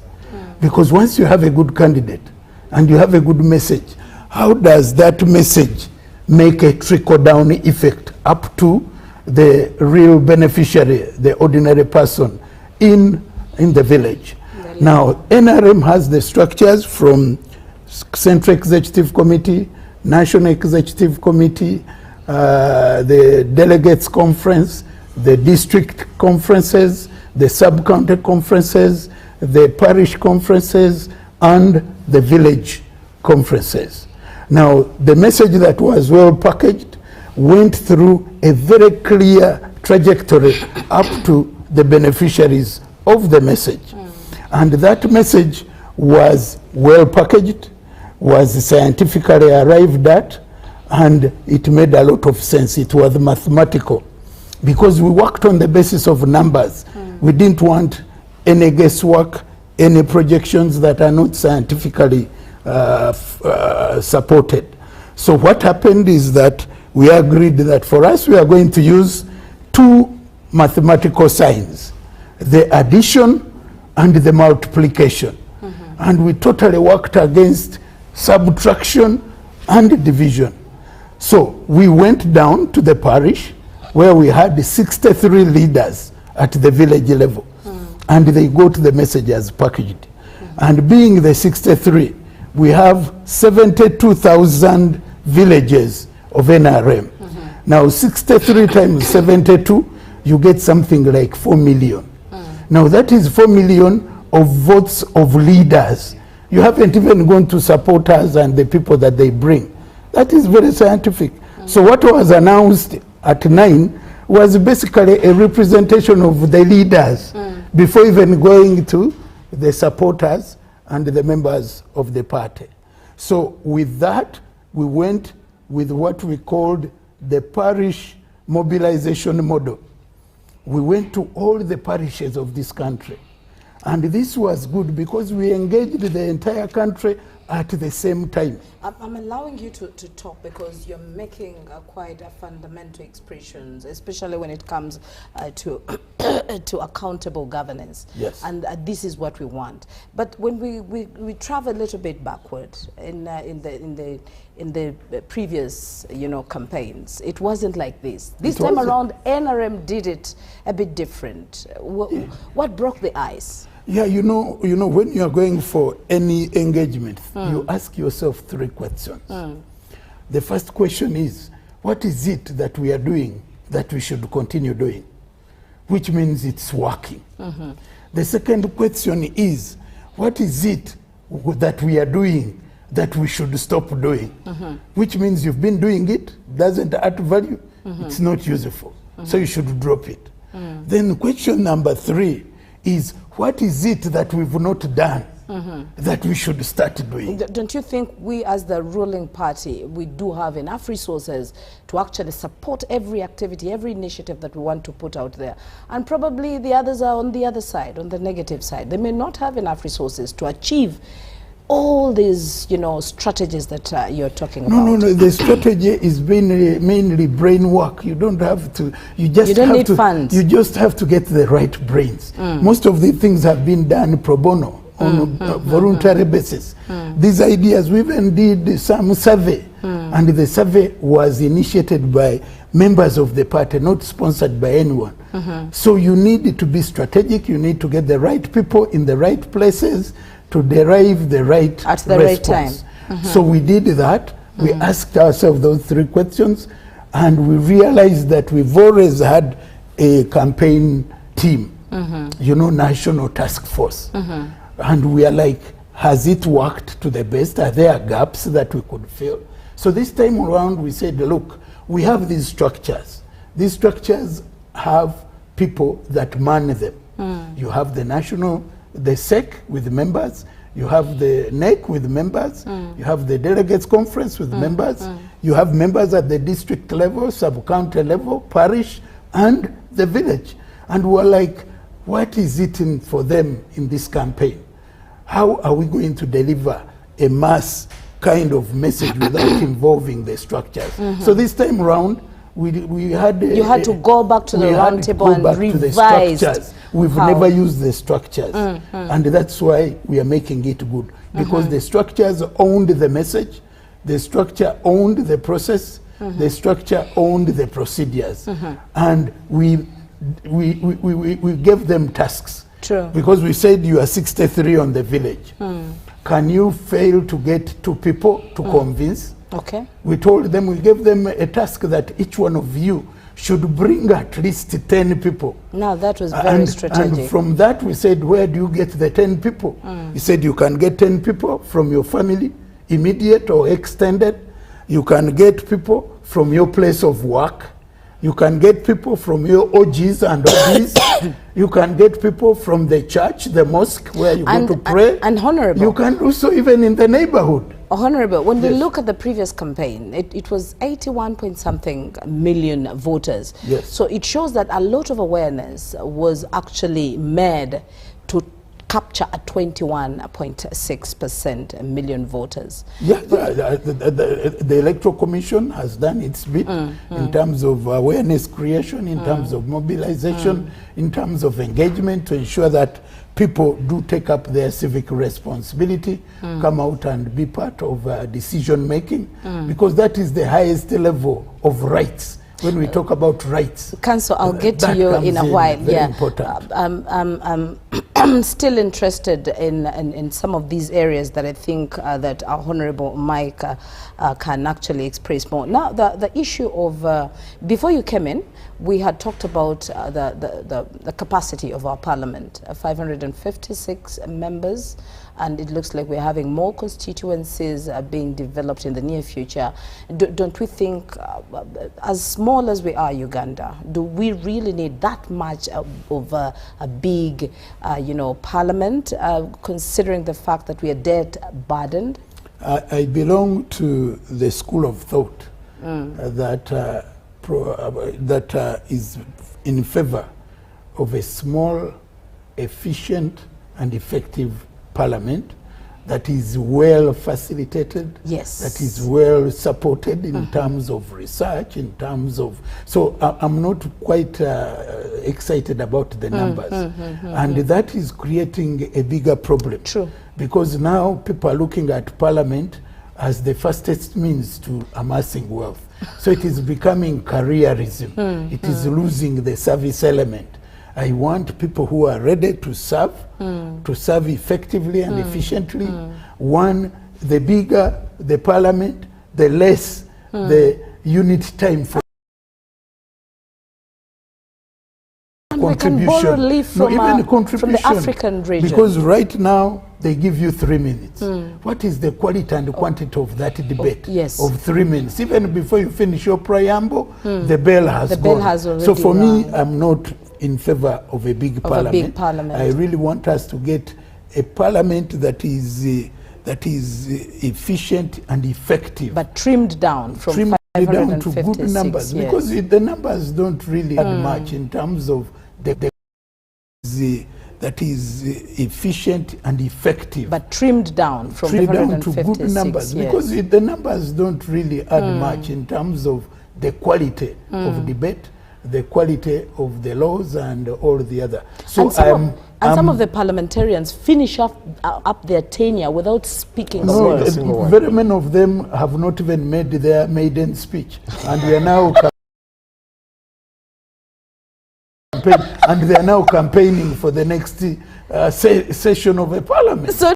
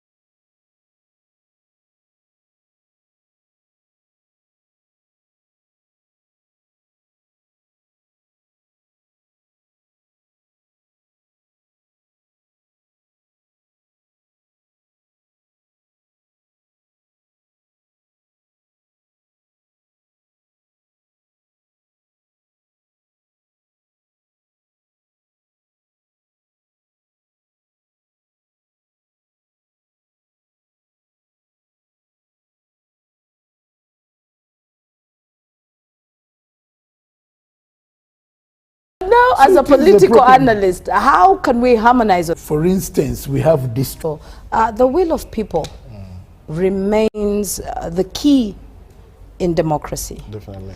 So when people decide, yes, then there is no reason to say we got the wrong leader, because it's their mandate, you know, as citizens, as Ugandans, to actually choose the leaders of their choice. Yes.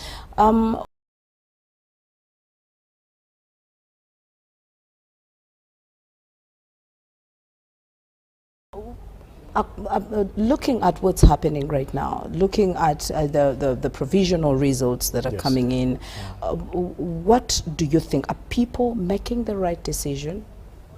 Are they... let me put it this way. During the campaigns, we saw a lot of people rallying behind different candidates. Definitely. And you'd think that there would be...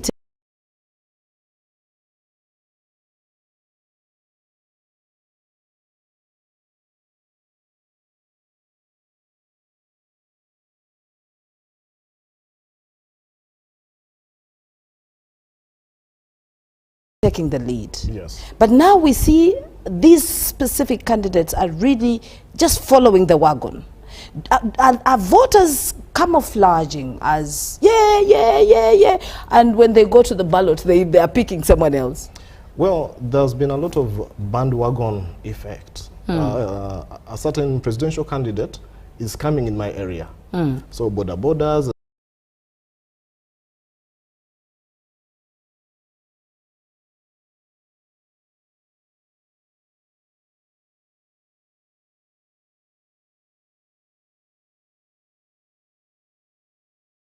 And everybody so that is arranged. Sometimes it has been like actually a music show, sometimes. But when it comes to taking that presidential candidate, I have a feeling many Ugandans are actually taking, polling or voting for peace and stability. Okay. Okay. I have a feeling that's the biggest, because when you look at this country, in this era from 1986 to present, this is the time when Uganda has been stable and peaceful. Yeah. The fact that you can come to work, any other person across all sectors, the informal sector, the middle class, everybody, peace and stability are the most important key elements of any country. In Uganda, we are attracting refugees from the region, far and beyond. Why? Because of an enabling environment that has been created. So we we cannot negate, we cannot downplay the importance of peace. Sure. As a child, just to put something little on the refugee, Yes. at one point, Uganda was a net exporter of refugees. If you went in any capital around neighboring Uganda, you'd find refugees are Ugandans. Yes. Now Uganda is a Is the net host. importer. Yes. It's a net importer and hosting the biggest refugee Camps. settlement. Yeah. yes, from the Horn of Africa, from the Great Lakes region. About 2 million everywhere. people. Yes. That speaks volume. Yeah. By the time someone leaves Eritrea to come here, and all these other countries, the biggest attraction is peace and stability. And some people are complaining, oh, but there's a lot of poverty around. But I think when there's enough peace, there's more time to make money. There's more time to buy land. There's more time I'll tell to you build, this. Peace of to mind. develop. Yes. You see, There's a time I was coming from an overnight at around 3 a.m. and I was on a border. And some trucks were passing. They had, goods, charcoal, These are the trucks that I'm seeing in the night. But when we talk to our grandies, they say in times like those, you'd see trucks of military and, so you'd see trucks of military and, so there's, if you have the peace of mind, then you can relax and hope for the future. Yes. Maybe the situation, because I don't think someone who was in poverty in the past years when General Yoweri Kaguta Museveni came into, government, that they're still poor. The trends change. Sometimes you may not move from glory to glory, but at least if there is peace, if there is time, if you are allowed to have time, because people in Somalia do not have time. Exactly. So let me just tell you this. Around 2001 elections, 2006, candidate Kizza Besigye used to score a lot in northern Uganda because that was a town area. But when peace returned, people were thankful. And the that conversation the changed. Yes. You see, 2021 elections, the story was different. And it's playing out even now. Talking about poverty, as a child of the 10-point program of the NRM, the one I was most attracted to was building an independent, integrated, self-sustaining economy. Because I felt that when you have that in place, Uganda is going to develop faster. But as I grew, I got to know that the conducive environment for that independent, integrated, self-sustaining economy is peace and stability. Without that, you can't, the mother of everything. You can't do anything. Now, me, per se, I didn't own a home in 2021. But now I have a very beautiful home. And I've managed to give birth to 8 children. You're Because protecting the gains. I'm hoping for the those future. Are the gains. That beautiful home, the children that you've given birth to, and the way you are looking after them, they are immunized, they don't have any threats of, who is the guarantor? And I'm thinking when these people get to the ballot, when they get the ballot paper, they're asking, why change? Exactly. That's the question. Is there a reason for me to change? Yeah, because now if you're talking about the things they normally talk about, they talk about corruption. Any leader would have to grapple with that. And corruption is in the civil service and these other areas. But the single most important fundamental issue is peace and stability. If you are in the commercial sector, the working class sector, you need an enabling environment for you to go about your work, to go about your business. So I have a feeling when someone goes to the polling station, it's a sobering environment. They say, what am I voting for? I want to be able to work, to go about my business, to protect my family. You understand, that is the most important thing. And candidate Museveni is a guarantor of that. Exactly. For now, Uganda has been peaceful. During the COVID pandemic, he used to say, I used to watch his speech, and then he would say that in the Great Lakes region, Uganda has been most peaceful during the time of 1986 up to present. I used to meet people from the region, Kenyans and others, and then they would talk about during the time when a leader would come and would be in office for 2 months, 8 months, and is out. And there's a coup, there's what? You see, from 1986 up to present, I mean, investors have been coming here. The economy has grown. There's been a lot of the tax base widening. So I have a feeling. Of course, the other thing is from least developed country now to middle income. All those are gains that are worth protecting. True. Yes. Okay.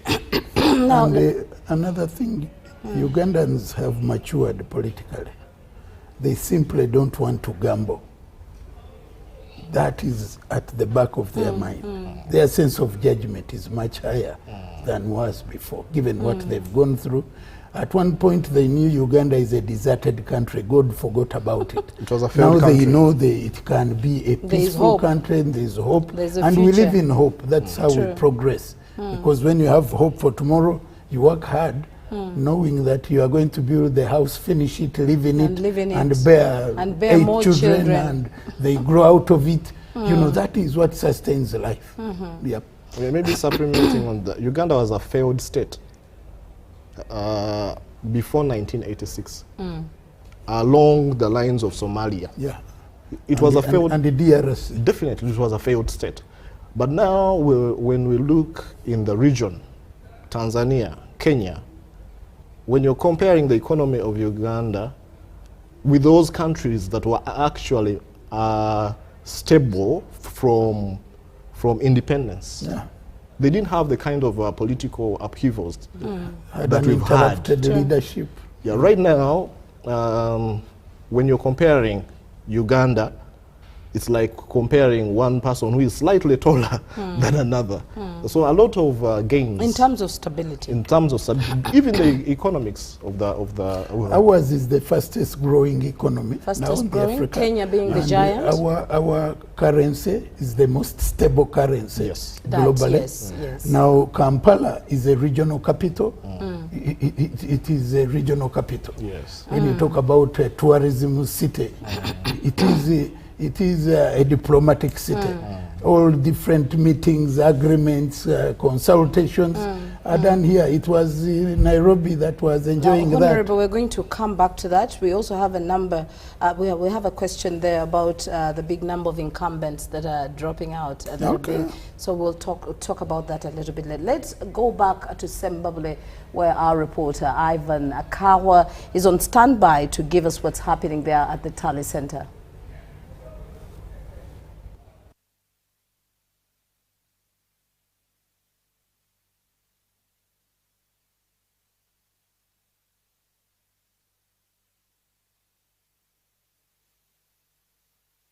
Where the the returning officer has just declared the results in the 4 constituencies in Zimbabwe district and the woman representative of Zimbabwe district. As we speak, the NRM has swept all the constituencies and Zimbabwe district. In Zimbabwe district, Florence Nambazira has won the woman MP seat and victory today, including Aine Sodo, who is, and we have Emmanuel Rashande, who has won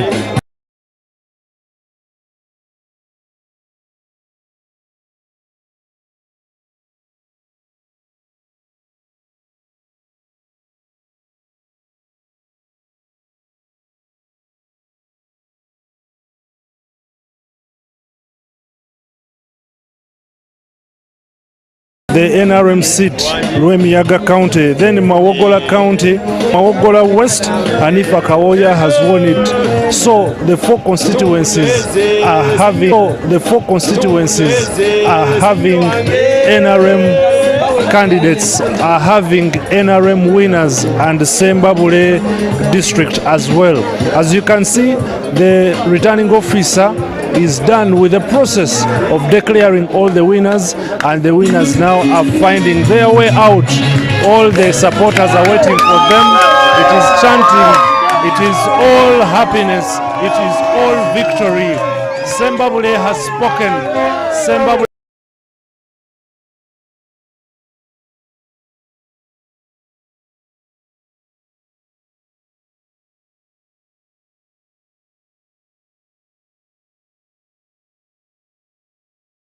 has voted their favorites. Here are the winners. That is Desi Byuma right there. Desi Byuma, the one in yellow. He has passed. Then other winners are also moving. I can see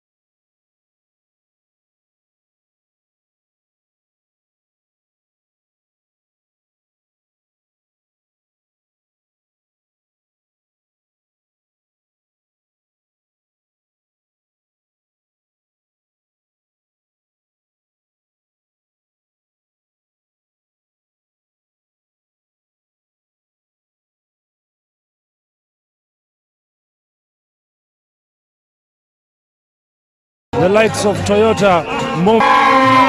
That is Aine Kaguta, the winner for Mawogola.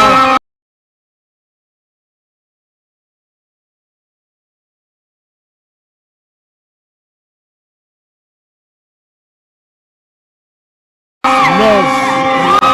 That is Sodo Aine Kaguta right there being chanted. Congratulations, Honorable. Thank you, thank you. You have been declared winner. What's your next step? Speak to your voters. Of course, it's to work and nothing else. Thank you so much. Well, that is Aine Sodo Kaguta. He's a man of few words, just to work for the voters. Well, I will be speaking to other candidates, to other winners who have been declared winner. That is Sodo Aine Kaguta, who was in the race in the Mawogola County North race. He was contesting with other 5 that include Shigongo Francis,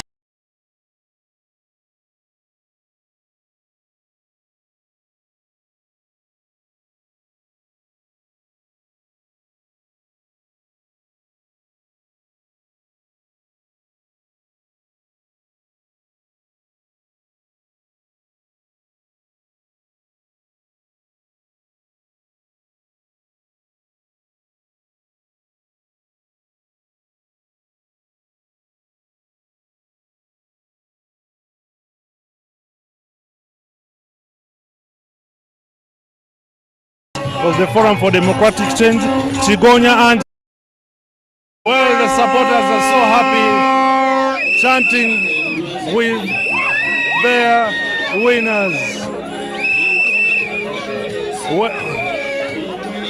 Well, the happiness that comes to winning, that's the happiness that comes with winning. Oh, that's the happiness that comes with winning. Honorable, congratulations. You have been declared winner. Kindly speak to your voters. What are you going to do next? I am still a member of parliament. Oh, yes. I'm a sitting member of parliament. So I am continuing with my work and still as a Minister of State for Minister of Health, and I am continuing with the President's program. Thank you so much. Congratulations. Well, that is Honorable Hanifa Kaweya, who has just spoken to us. The people are excited here. I know the noise is too much, but we shall try and get each one of them to speak to at least those who have already been declared winners.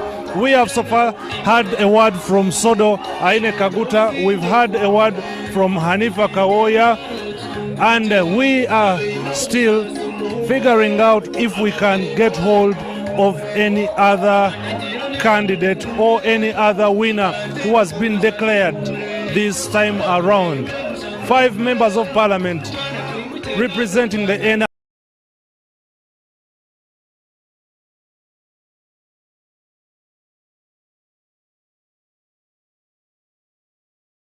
NRM in Sembabule district.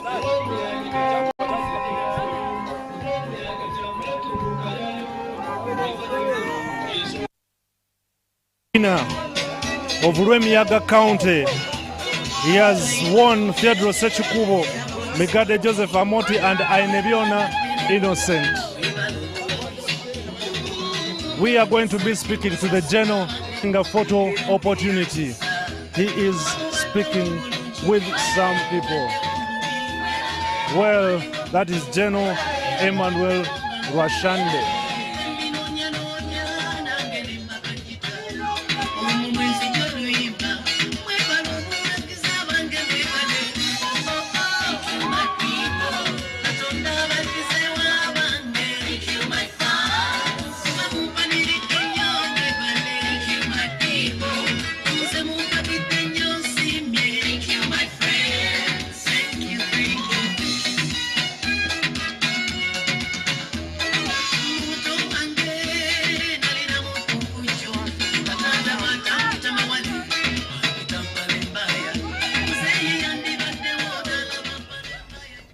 Well, as you can see, a victory over there in Sembabule. 5 constituencies, and they've all been swept off by the NRM party. There we've seen Hanifa Kaweya, Rashande, Daisy, Biuma, and many others there jubilating, and then voters supporting and chanting victory. Quite interesting there. Thank you very much there, Ivan Kaho. Now back in studios, still with Honorable Mike Sebalu, Kennedy, NRM supporter.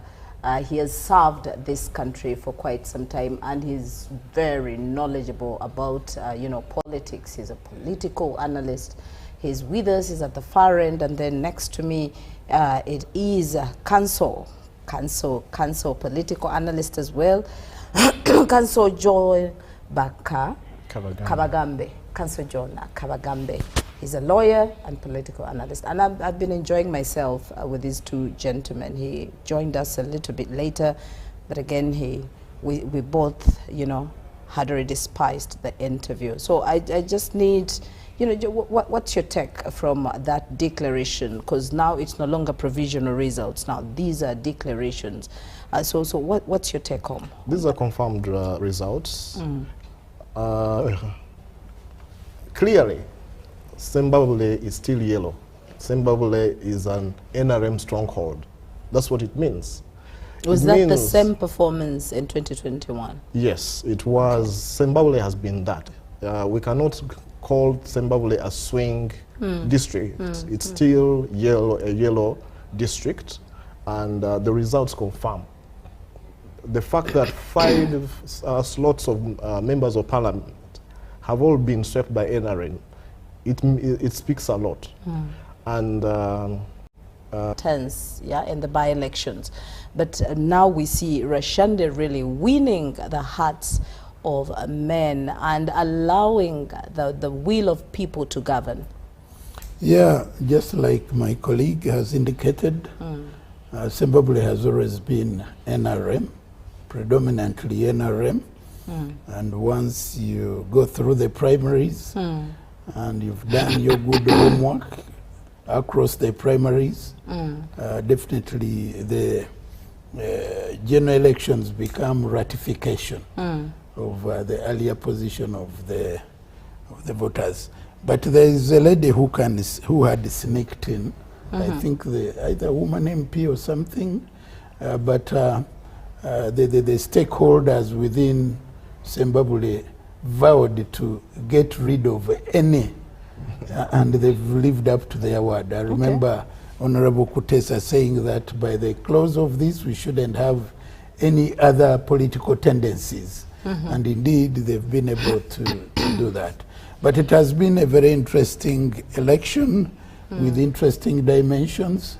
The Rasande Sechikubo dimension was a news breaker, you know, accusations and counter-accusations.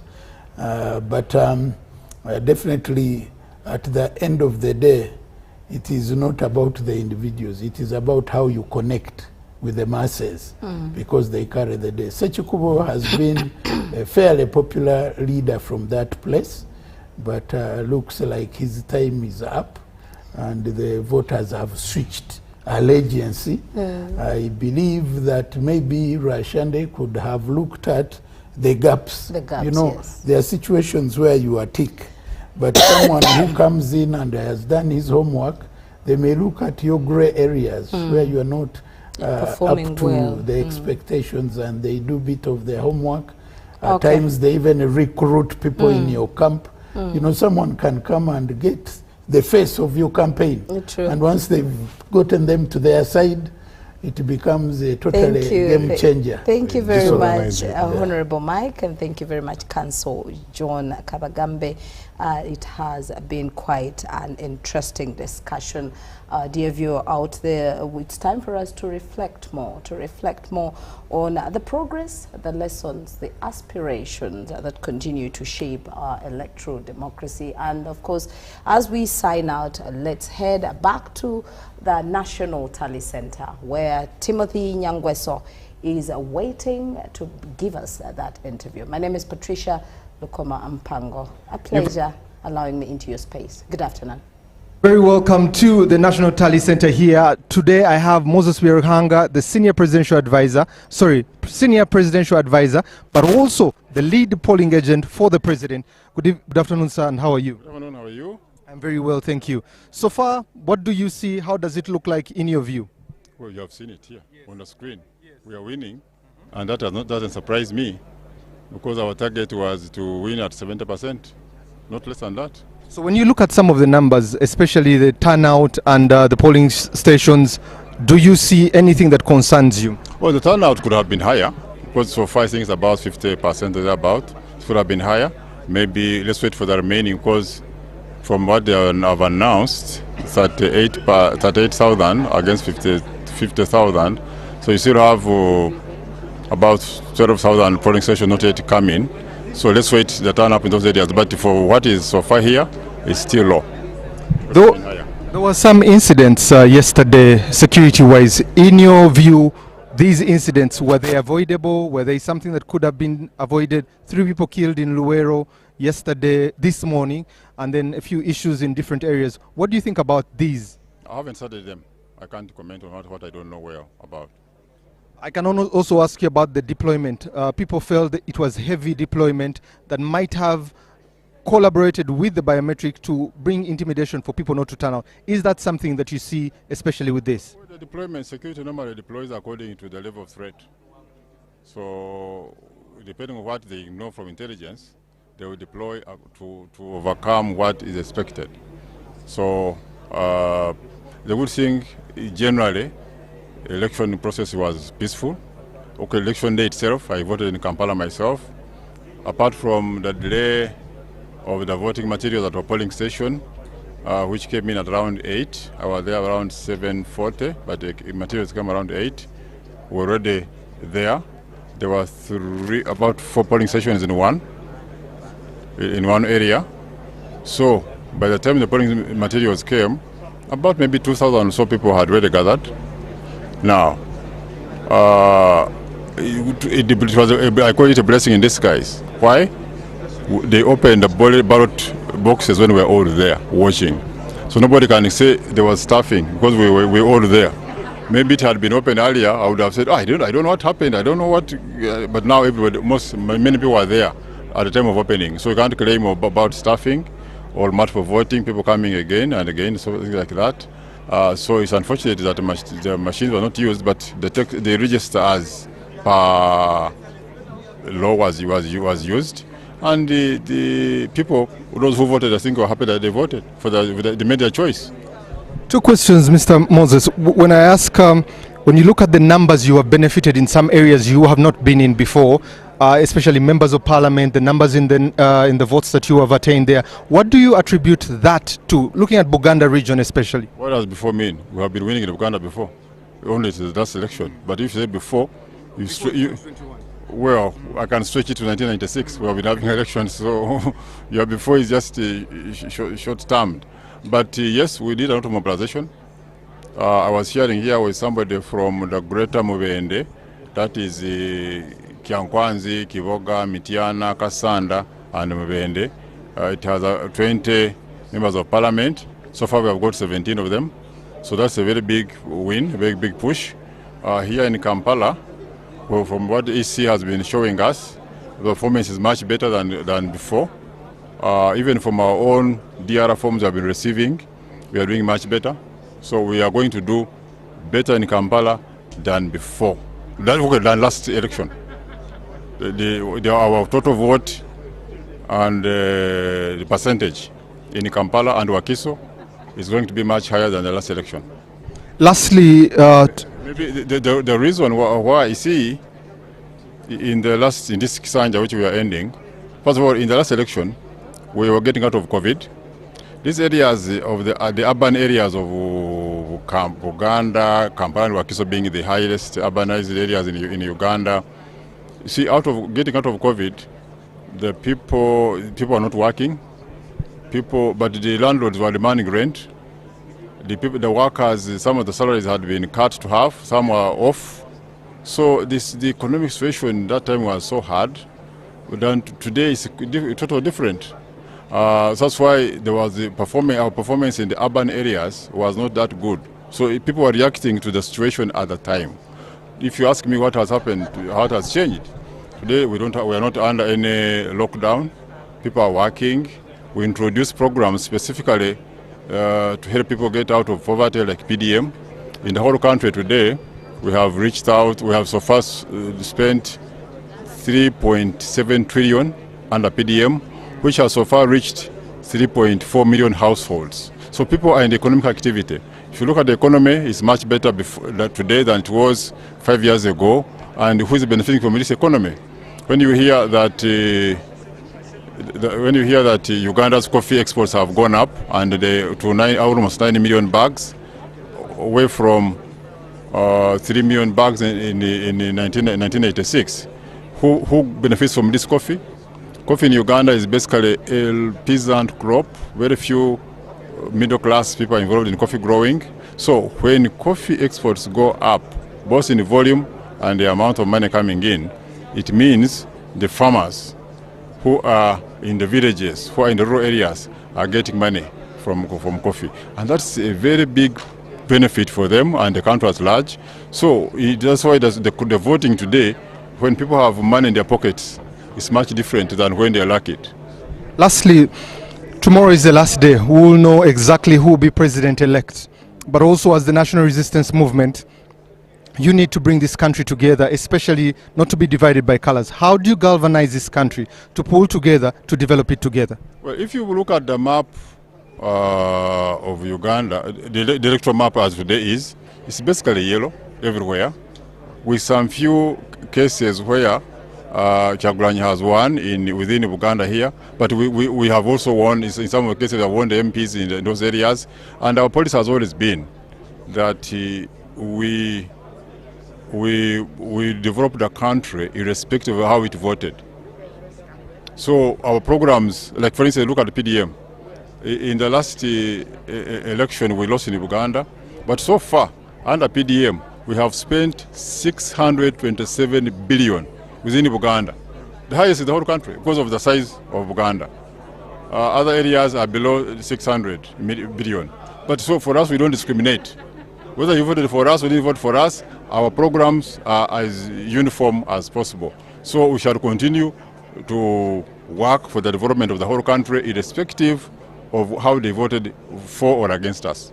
Thank you very much, Mr. Biarhanga. We appreciate your time. We'll be with you to hear the last of those polls coming in. So that's what you've heard from the NRM. They say they are performing as they expected, slightly not as much as they expected going forward, but the numbers show themselves there. About 5 million votes still coming in, and Honorable Kyagulanyi coming in at the second there, north of 1.1 million there. We also look at the rest of the candidates coming in there. We have about 30,000 polling stations that have come in, about 59%. We're left with about, give or take, 21% or 31% to be able to come in here and make the difference in those votes, 41%, sorry, and that will make the significant change as we go on. The evening when the Electoral Commission, the chairperson, comes back here and gives us the next set of results, that's when we anticipate to see exactly where the clock will be moving, and that is the anticipation that the whole country is waiting for, to know exactly what will be happening. But also, I encourage all of us to keep peace wherever we are, because this country belongs to all of us. From us here at the National Tally Center, we hand over to you at the Broadcast House.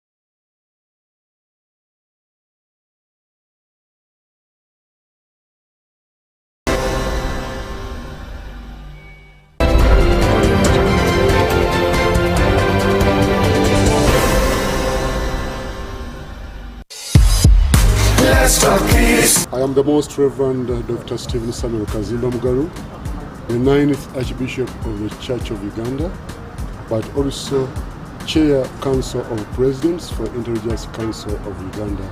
It is your God-given opportunity to go and elect your leaders.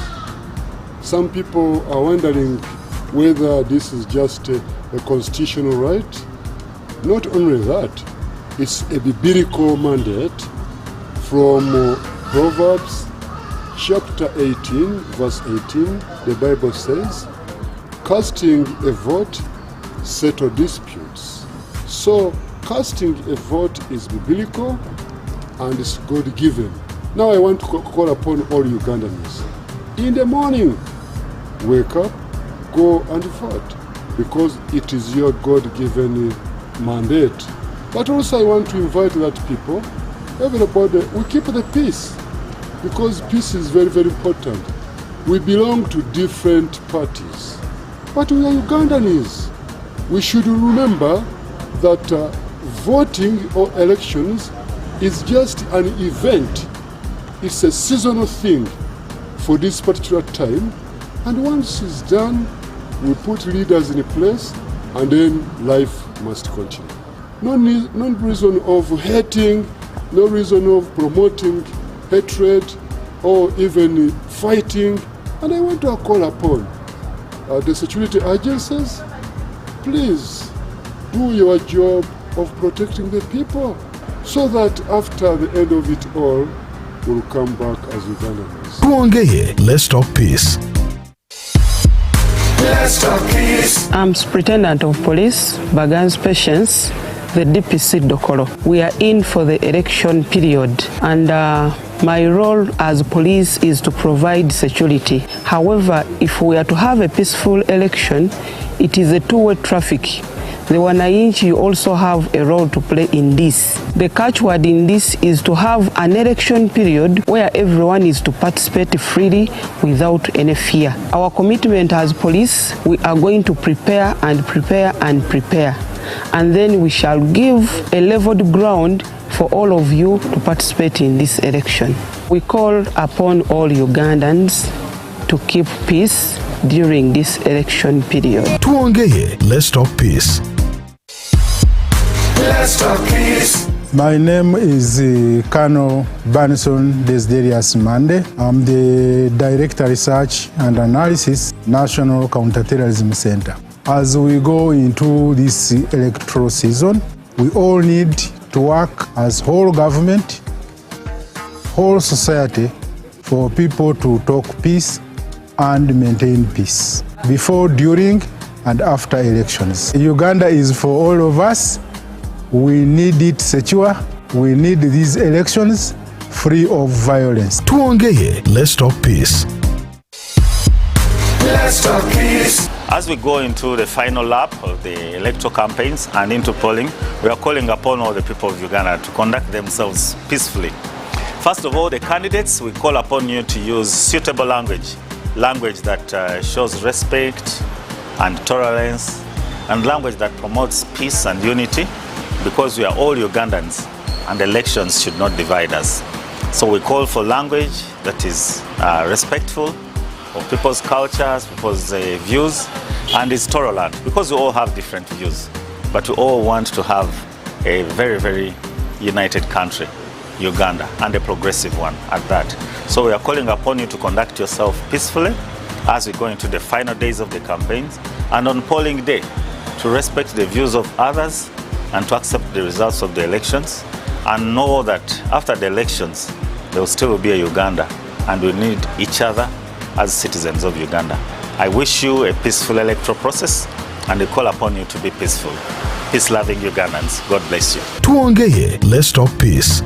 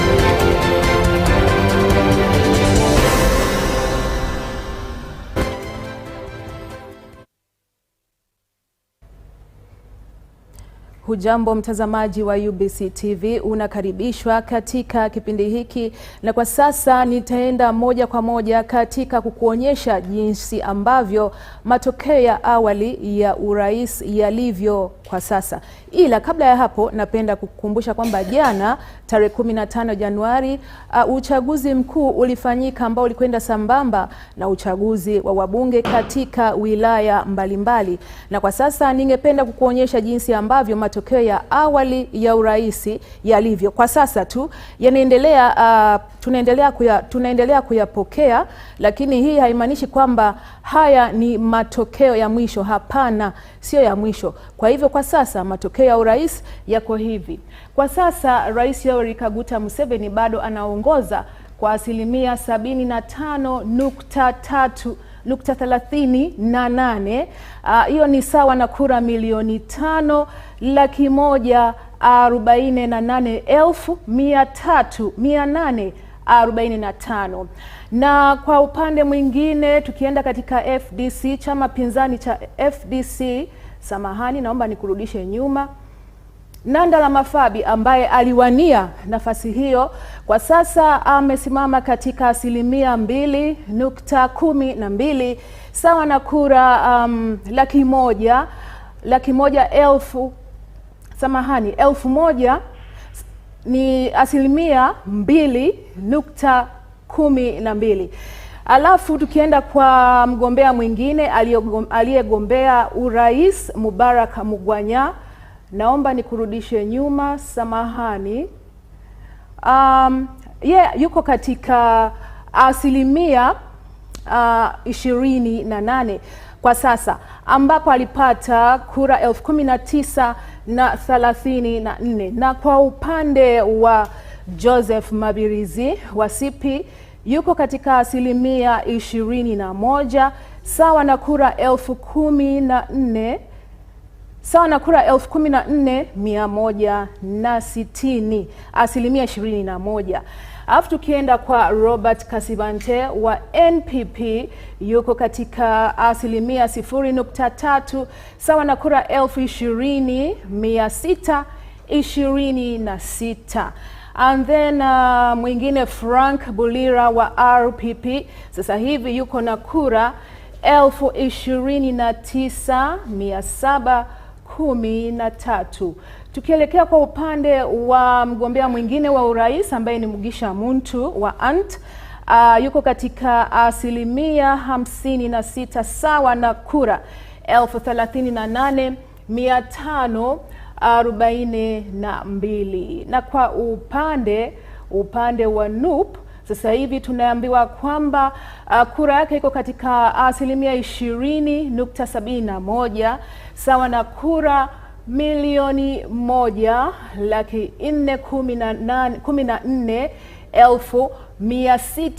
1,414,619. Na huyu nadhani nimeshamuongelea. Robert Kasibante yuko katika asilimia 3 tu na kura 20,626. Huyu nimeshamuongelea. Nadhani ndo hao tu, na napenda kukukumbusha mpenzi mtazamaji kwamba hayo sio matokeo ya mwisho, bali ni matokeo ya awali. Bado tunazidi kuyapokea kutoka katika Tume ya Taifa ya Uchaguzi, ambayo ni tume rasmi ambayo inapaswa kutangaza matokeo ya urais. Na nakukumbusha pia kwamba uchaguzi huu ulienda sambamba na uchaguzi wa bunge, lakini hiyo ingawa kuna washindi wa ubunge ambao wameshatangazwa. Kwa mfano waziri mkuu Robin Nabanja, yeye ameshatangazwa kama mshindi wa ubunge, kiti cha ubunge cha wilaya ya Kakumiro. Na vile vile kuna wagombea wengine ambao hawakuwa na upinzani. Kwa mfano, makamu wa rais meja mstaafu Jessica Alupo, yeye ameshatangazwa mshindi, hakuwa na mpinzani. Spika wa bunge la taifa Anita Among, naye ameshashinda na hakuwa na mpinzani. Vile vile naibu spika wa bunge la taifa Thomas Tayebwa, na yeye hakuwa na mpinzani. Na mwingine ambaye ni waziri ambaye anapendwa sana na vijana Fiona Nyamutoro hakuwa na upinzani.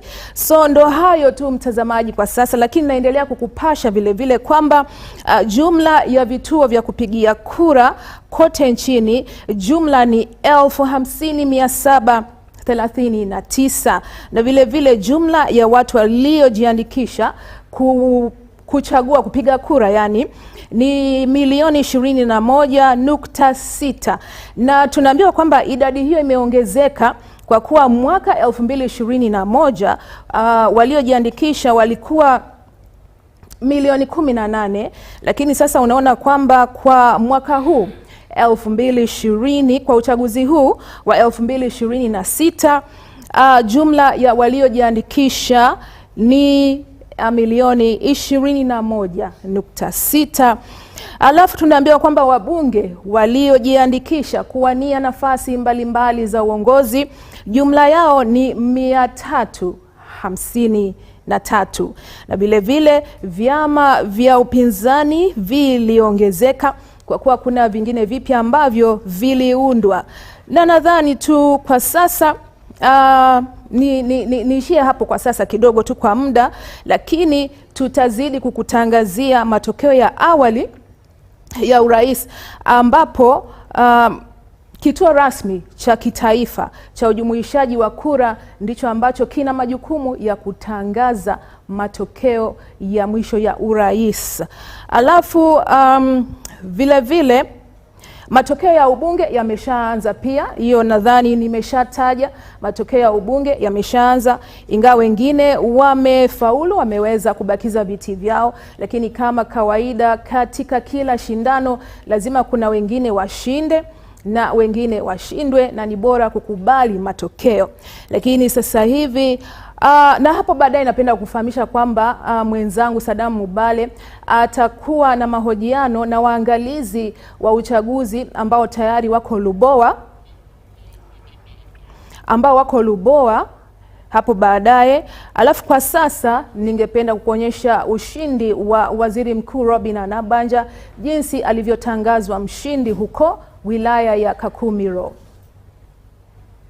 3 candidates: Nabanja Robina, Tibulihwa Harriet, and Tushanere Grace. Nabanja Robina of the NRM party garnered 78,533.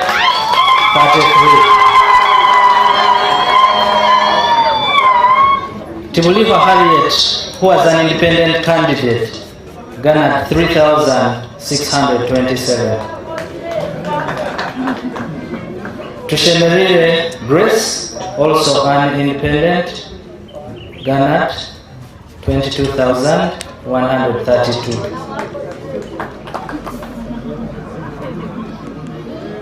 There are 4, and accordingly, as the returning officer of Kakumiro Electoral District, in accordance with the Parliamentary Elections Act, I hereby declare Nabanja Robina, who obtained the largest number of votes,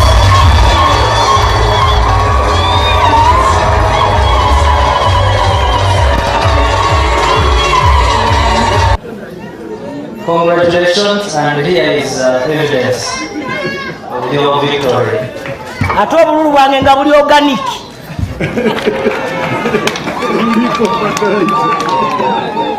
Tebuliko fertilizer, tebuliko ki. Abantu bamumpadde nga baagala ate nga sina budde bwa campaign. Museveni oye! Museveni du! Abandi bona kini!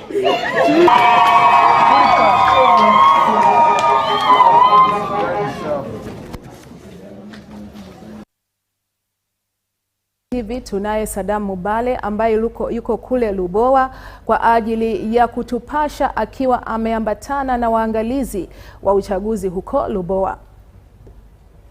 Karibu sana Saddam. Naam, shukrani sana Bella. Jinsi ulivyosema ni kwamba sasa hivi niko hapa kwenye makao makuu ya tume ya uchaguzi ambapo mchakato na vilevile zoezi la kuhisabu kura linaendelea hapa.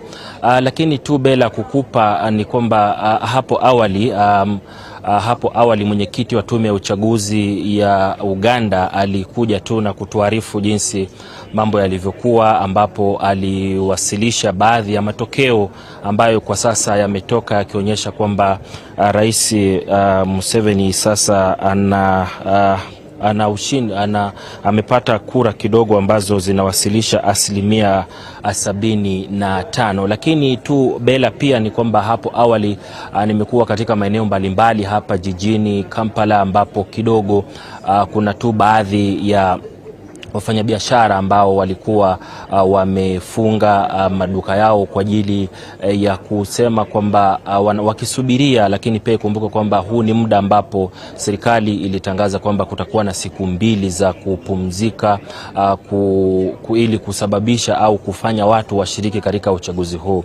Lakini pia ambacho kinasubiria ni kwamba mwenyekiti atakuwa tu akitujuza mengi, ambapo itakuwa ni saa 12 ya jioni kwa ajili ya kutujuza ni matokeo gani ambayo yatakuwa yamewasili kutoka katika maeneo mbalimbali nchini. Lakini kukukumbusha tu, pale nyuma awali alipokuwa akihutubia nchi, mwenyekiti alitujuza kwamba kwa mujibu wa takwimu ambazo zilikuja, ambapo kuna ushindani mkali baina ya Rais Museveni na vilevile kiongozi wa upinzani Bobi, na kutujuza kwamba kwa takwimu alizotupatia Chagulanyi Robert alikuwa akiwasilisha 20.71%, ambapo alikuwa na kura 1,400,161 na yeye Museveni alikuwa ashafikisha kura 5,148,4845. Hizo tu ni baadhi ya takwimu ambazo zinakuja,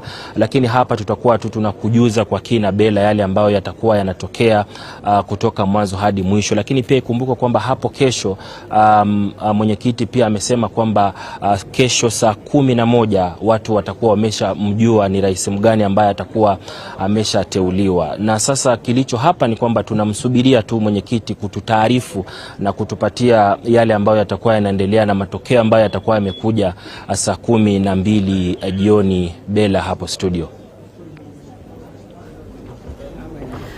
Asante sana Saddam Mubale kwa taarifa hiyo, ila ningependa kujua ulipokuwa unaelekea huko, anaona kidogo ameshatolewa, lakini sasa hivi mtazamaji wa UBC TV tunaye mgeni ambaye nitazungumza naye mawili matatu kuhusiana na hali ilivyo leo, au nikitaka kuwajuza au yeye akitaka kuwajuza hali imekuwaje tangu asubuhi, maswali kama hayo kwa ujumla. Karibu sana, naomba ujitambulishe. Shukran. Jina langu ni Luvuka Yunus. Tulikuwa hapa jana na leo nimebahatika kurudi kwa ajili ya kuchanganua masuala mbalimbali kuhusu uchaguzi ambao ulitokea jana na uhesabu wa kura ambao unaendelea mpaka wa leo. Naam. Na ningependa kujua hali ikoje kwa mtazamo wako, hali ikoje tangu siku ya jana, tangu kufanyika kwa uchaguzi jana? Tunamshukuru Mwenyezi Mungu. Hali ambapo nimepitia nikiwa napitia mjini, hali imetulia sana. Hali imetulia, watu wako majumbani mwao wanaendelea kutazama runinga wakifuatilia matokeo ya uchaguzi. Wachache ambao wako njiani wanashughulika na mambo yao yani kikawaida. Pili, jana kwa mfano watu walikuwa wamefunga maduka, biashara zilikuwa zimefunga kabisa, lakini sasa nimegundua kwamba biashara watu wameanza kurudi pole pole, wanafungua maduka yao, lakini kwa ujumla hali ni tulivu kabisa, ni shwari kama maji ya mtungini.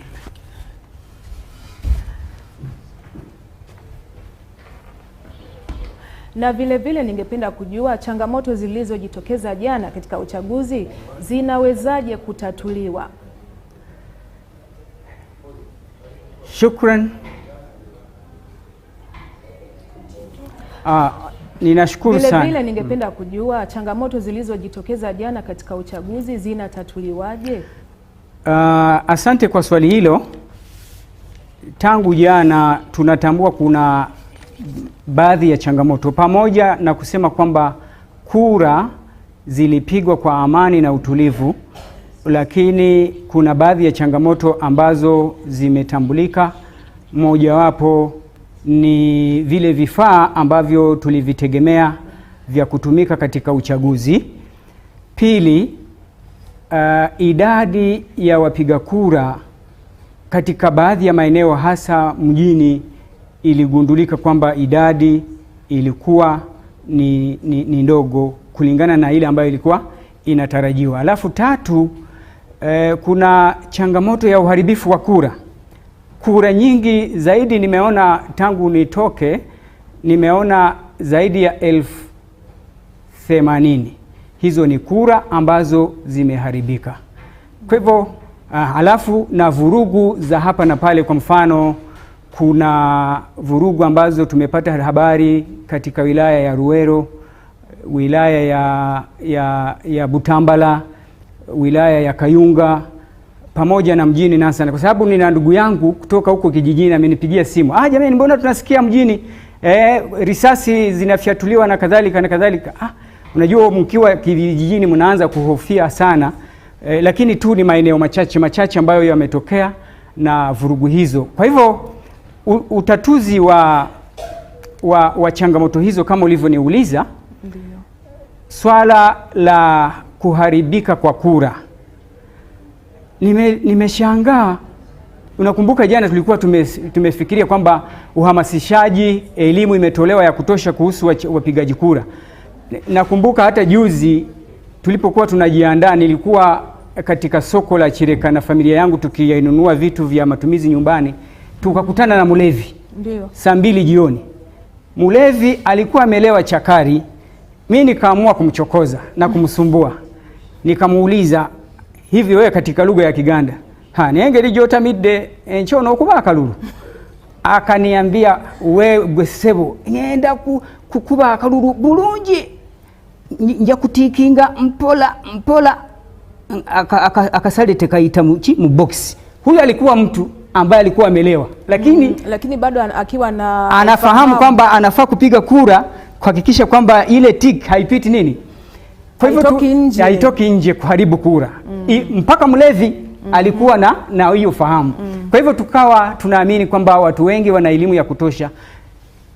Ilishangazwa kwamba idadi kubwa ya kura ziliharibika. Kwa hivyo nadhani wakati mwingine tume ya uchaguzi inahitaji kutoa elimu zaidi, kuhamasisha wapiga kura ili hali kama hiyo isitokee. Kwa mfano, asilimia hiyo ama idadi hiyo ya kura ni kura nyingi sana nchini Uganda katika karne hii ya 21, ambapo watu wengi wanaenda shule, elimu watu wanapata, lakini kukuta kwamba watu wanaharibu kura, hilo si jambo ambalo la kupendeza. Alafu jambo jingine, ndio changamoto nyingine ile ya mitambo. Hiyo pia tumesikitika, kwa sababu walifanya majaribio ya mitambo hiyo awali, tukawa na imani kwamba itatumika vizuri, lakini sasa zaidi ya hilo, pesa ambazo zimetumika kununua mitambo hiyo ni pesa za mlipa ushuru na ni pesa nyingi. Kwa hivyo iwapo mitambo hiyo haijafanya kazi, maanake hizo ni hela ambazo zimefanya nini? Zimepotea ama zimeharibika bure. Kwa hivyo wakati mwingine hali iendelee kuboreshwa ili tuweze kutoa matumizi sahihi ya hela za mlipa ushuru. Alafu hizi vurugu changamoto, unajua pale ambapo kuna masuala ya kisiasa, uchaguzi na kadhalika, ile mihemko inakuwa juu. Na lazima utegemee kwamba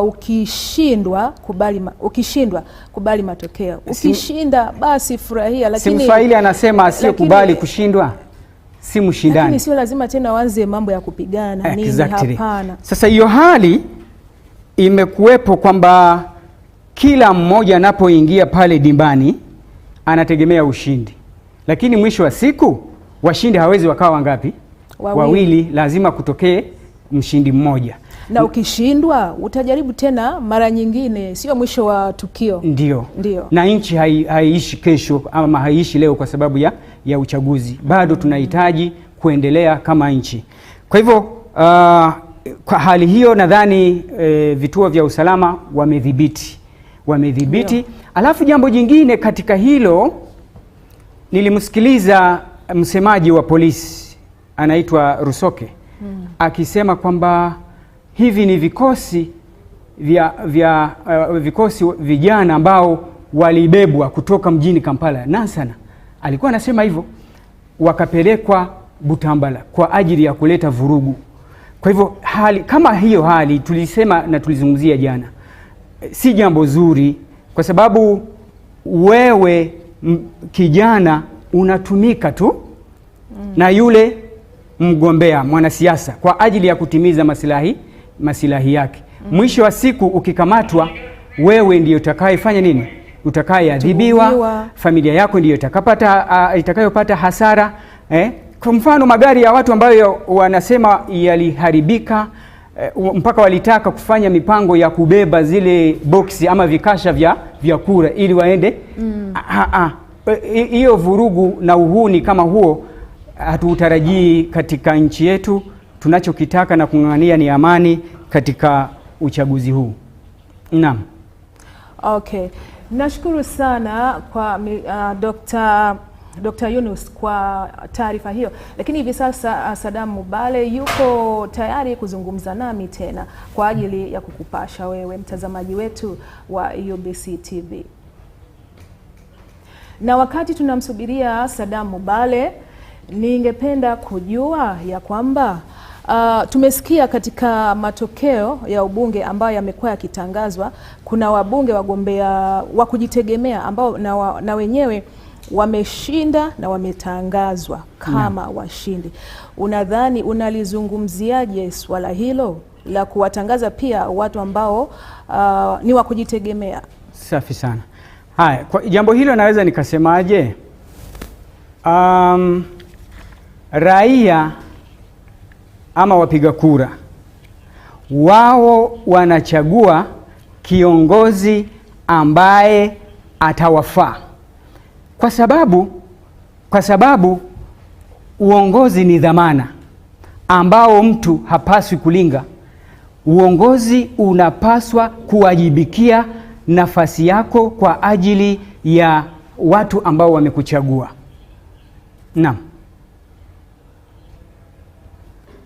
Na sasa hivi mtazamaji wa UBC TV tunaye Saddam Mubale ambaye yuko tayari kutupasha.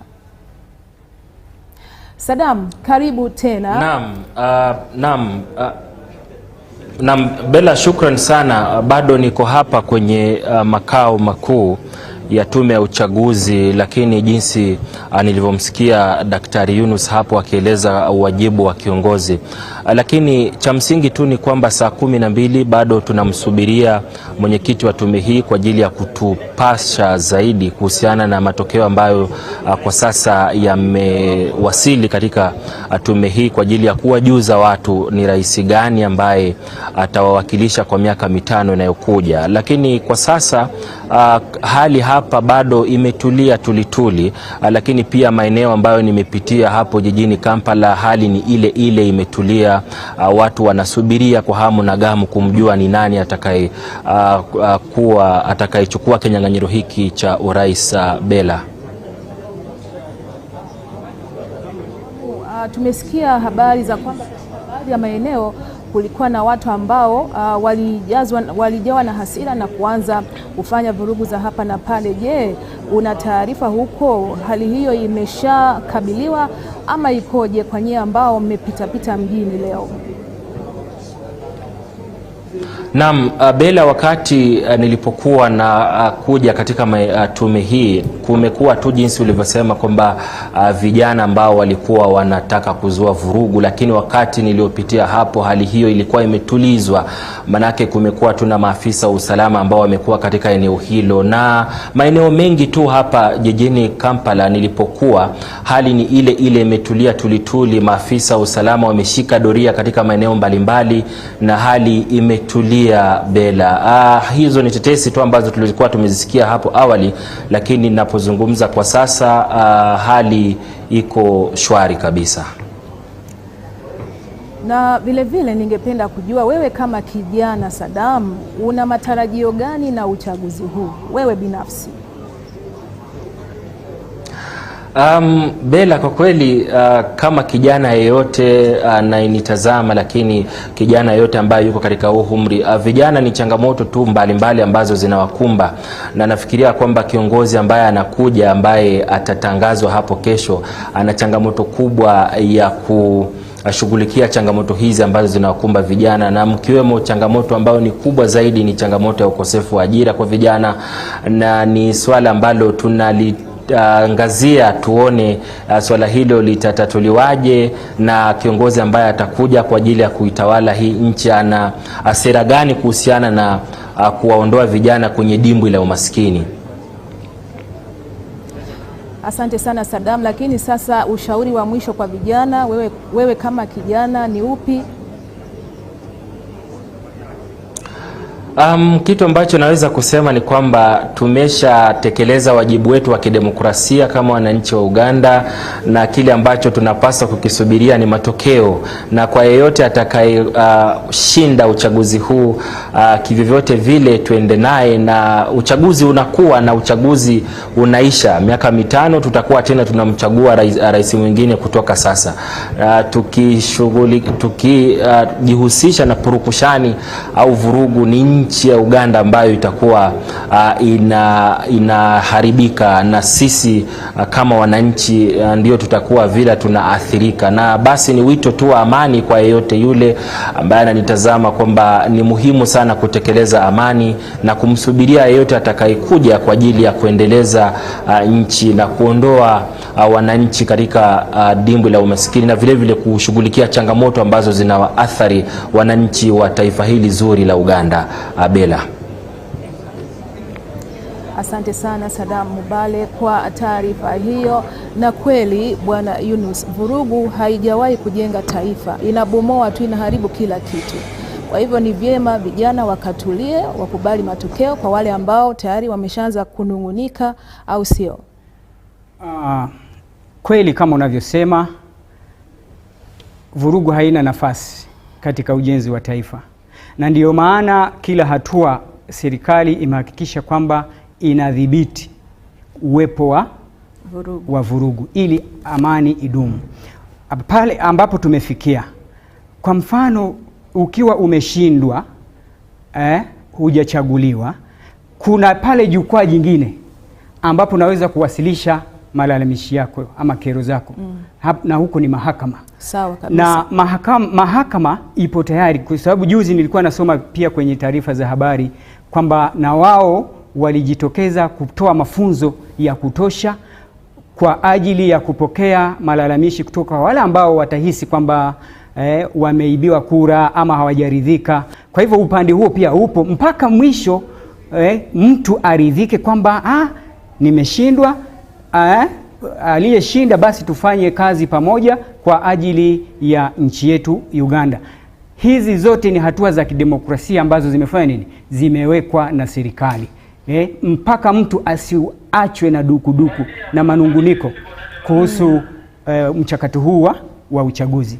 Na kabla ya kutoka, tulikuwa tunazungumzia wale viongozi ambao wanajitegemea. Na ni kweli, nilikuwa nasema uchaguzi unafanyika na raia. Raia anatarajia huduma kutoka kwa yule mtu ambaye amefanya nini?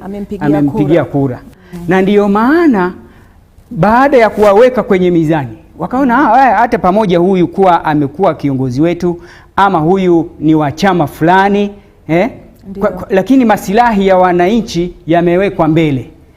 Hilo ndilo la msingi. Hatujakataa kwamba tuko kwenye mfumo wa vyama, lakini hutaweka kikaragosi kwamba ni kiongozi katika chama alafu mpigie kura. Hapana. Raia wanataka thamani kutoka kwa wale viongozi wao. Ndio. Na ndio maana tumekuta kuna baadhi ya watu ambao wamejitokeza kama wagombea huru na wamepita. Pili, inaashiria kwamba huko nyuma katika uchaguzi wa vyama, ina maana kwamba baadhi ya wagombea hawakupata haki. Ilikuwaje? Sasa mtu unaweza ukajiuliza, ilikuwaje wakati ule hukupita alafu wakati huu sasa umeibuka mshindi? Ina maana mtu hakupata haki, na wakati huu sasa sauti ya wananchi imesikika kwamba huyu ndiye kiongozi tunafanya nini? Tunataka. Okay. Na hatua ya kuongezeka kwa vyama vya siasa nchini inaashiria kitu gani? Huo ni ukuaji wa demokrasia. Ukuaji wa demokrasia kwamba kila mtu ambaye ana uwezo, kila mtu ambaye ni mwana Uganda ana haki ya kushiriki kwa namna yeyote katika siasa za nchi. Na tunaona tume ya uchaguzi imewaruhusu wengi, ndio maana mpaka sasa tuna wagombea 8. Huo ni ukuaji wa nini? Wa demokrasia, pamoja na wengine kwamba walifutwa kwa ajili ya kutotimiza masharti ya tume ya uchaguzi, kutokuwa na vyeti, yani elimu, kwa sababu bunge, kwa mfano nazungumzia wabunge, si asasi ambayo tunatarajia kila mmoja kuwepo. Ni asasi ambayo ni ya watu ambao wamesoma, ya watu ambao wanajua mabadiliko mbalimbali ya taifa na mahitaji ya wananchi, ili waunde sera ambazo zitatuendeleza kama nchi. Kwa hivyo wale kudondoshwa, ina maana kwamba tume ilikuwa makini sana kutoruhusu kila mtu ambaye pamoja na kusema kwamba una haki, lakini haki lazima kuna yale masharti ambayo wewe kama mtu unafaa kufanya nini? Kutimiza. Kwa mfano kuna wengine ambao walikuwa wamerudufu zile sahihi. Waliomba watoe sahihi kadhaa, lakini wengine wakafanya utaperi. Sasa huyu mtu akipita hata kweli atahudumia watu utaperi unatambulika. Kwa hivyo hiyo ni kazi kubwa ile tume ilifanya kuhakikisha kwamba inachuja kutoa wale viongozi ambao ni mwafaka, na mpaka wakikabidhiwa mamlaka wanaweza wakapeleka nchi yetu mbele, na wamefanya vizuri kazi hiyo. Okay, swali lingine ni kwamba swala la baadhi ya wabunge kupoteza nafasi zao. Unalizungumziaje hilo swala? Jambo hilo linarudia pale ambapo nimesema riwaya nampenda sana na ni rafiki yangu kutoka Kenya, naitwa Profesa Rocha Chimera. Aliandika riwaya yake inaitwa Nyongo Mkaliaini. Nyongo ni yale maji chungu ambayo yanapatikana kwenye ini. Ndio. Sasa maji hayo yanatengenezwa na ini kwa ajili ya kusaidia ini kufanya kazi zake, kusafisha na kadhalika, ili binadamu apate uhai. Sasa ini katika mfano halisi tunalinganisha ini na viongozi. Samahani, nyongo ni viongozi ambao wanachaguliwa na ini. Unaona vile ini liko kubwa. Sasa hao ni raia, wananchi ambao wanachagua viongozi. Sasa wakishachaguliwa vile ini inapotengeneza nyongo ikifika pale inaanza kuwa kali chungu. Inakuwa chungu. Hao ndio viongozi wetu. Wakishachaguliwa wanapewa mamlaka ya uongozi, wanasahau kwamba walichaguliwa kwa ajili ya kutoa huduma kwa wananchi. Wanaanza kuwa wababe, wanaanza kuona kwamba sasa ndio wao, ndio wanyao. Wakasahau wale ambao waliwanyanyua. Sasa hilo ndilo limesababisha viongozi hao. Yule raia unaweza kumuona kwamba ni mtu wa chini, labda ana elimu duni, lakini wana akili. Lakini bila yeye usingefika hapo. Huwezi. Sasa kama nyongo haiwezi ikawepo bila ya nini? Ya ini. Ini ndio inatengeneza nyongo. Kwa hivyo wale viongozi walisahau kazi yao. Walisahau kazi yao, alafu baadhi yao wamechukulia kazi za ubunge ama wanasiasa kama ni ajira. Hiyo si ajira. Ajira ni ya kwetu. Kwa mfano mimi pale ni mfanyakazi wa Chambugu. Uwezi ukanitoa kesho. Ukiamua kunitoa mpaka tutaenda mahakamani. Lakini ubunge baada ya miaka 5 utaweka kwenye mizani. Na watu ndio watakuwa na sauti, ama wakurudishe ama wakutoe, baada ya kuhakikisha kwamba umetoa huduma na umewaridhisha. Kwa hivyo wale viongozi wajue kwamba usipotoa huduma, yani raia watakutoa. Wamechaguliwa, wakaamua kujitenga na wale ambao wamefanya nini? Wamewachagua. Wakasahau kwamba kesho ipo. Kwa hivyo bahati mbaya wamepoteza, lakini huo uwe mfano pia liwe funzo kwa hawa viongozi wengine ambao wanaingia ofisini. Mmekuwa pale kutumikia wananchi. Hilo ndilo jambo la msingi. Lazima ukumbuke kwamba kila baada ya miaka 5 utawahitaji. Watumikie wananchi ili unajua sasa mcheza kwao, Mswahili husema hutuzwa. Wao wamesahau. Baada ya miaka 5 watarudi kwa wapigaji kura. Watarudi tena kuomba kura. Alafu jambo la kushangaza, wakishachaguliwa wanasema kwamba sisi kazi yetu ni ya kutengeneza sheria wakiwa bungeni. Lakini huku chini wakiwa wanatafuta kura wanaanza kutoa ahadi nyingi. Yani wanaahidi raia mbingu na ardhi. Tutajenga barabara, sijui tutaleta zahanati fulani na kadhalika. Lakini wakishaenda hadithi inabadilika, inaanza kusema kwamba wao watafanya nini? Samahani. Naam. Okay. Sawa. Na kwa mujibu wa mtayarishaji wa kipindi naambiwa kwamba tumebakiza tu dakika chache. Naam. So tukiwasubiri wenzetu wa Kiganda na wenyewe waje walete taarifa kuhusiana na matokeo ya awali ya urais ambayo yameandaliwa na tume huru, tume ya uchaguzi ya taifa. Na hiyo inamaanisha kwamba hayo sio matokeo ya mwisho, bado tunaendelea kupashwa. Tutakuwa tukipokea taarifa hizo. Wenzetu hata wale wa Kiingereza na Kiganda hapo baadaye wataendelea kukupasha, na hata kama uelewi lugha hizo mbili, basi usihofu, kwa sababu hata kesho ni siku nyingine tutakuwa hapa kuendelea kukupasha, huku tukisubiria matokeo rasmi ya urais kutangazwa kesho na tume ya taifa ya uchaguzi, ambayo mwenyekiti wake ni Jaji Simon Mugenyi Byabakama. Na ndo hayo tu, mtazamaji wetu wa UBC TV tuliokuwa tumekuandalia, na naomba utoe ushauri wa mwisho kwa vijana au kwa wananchi kwa ujumla. Shukrani sana. Ushauri wangu hautatofautiana na sauti za wengine ambao wamejitokeza.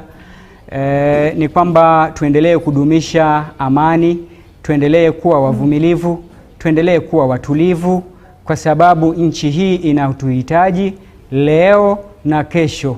Pamoja tunaweza, pamoja tunaweza. Shukrani sana na Mungu atubariki. Sitasahau kushukuru shirika la UBC tena kwa fursa hii ya Kiswahili ambayo imekuwa ya pekee, kwa sababu ni lugha rasmi ya pili kama watu wengine hawajui. Na tunajivunia lugha hiyo sisi tunaozungumza Kiswahili. Bila shaka. Shukrani sana. Na sasa hivi namsubiri mwenzetu wa Uganda aje hapa kukupasha, kukupa taarifa. Naona anapanda ngazi sasa hivi, na wakati muda wowote nitazungumza naye mawili matatu nipate kujua maoni yake tu kidogo tu kuhusiana na hali nzima ya uchaguzi kwa mtazamo wake yeye binafsi. Jebareko Amina.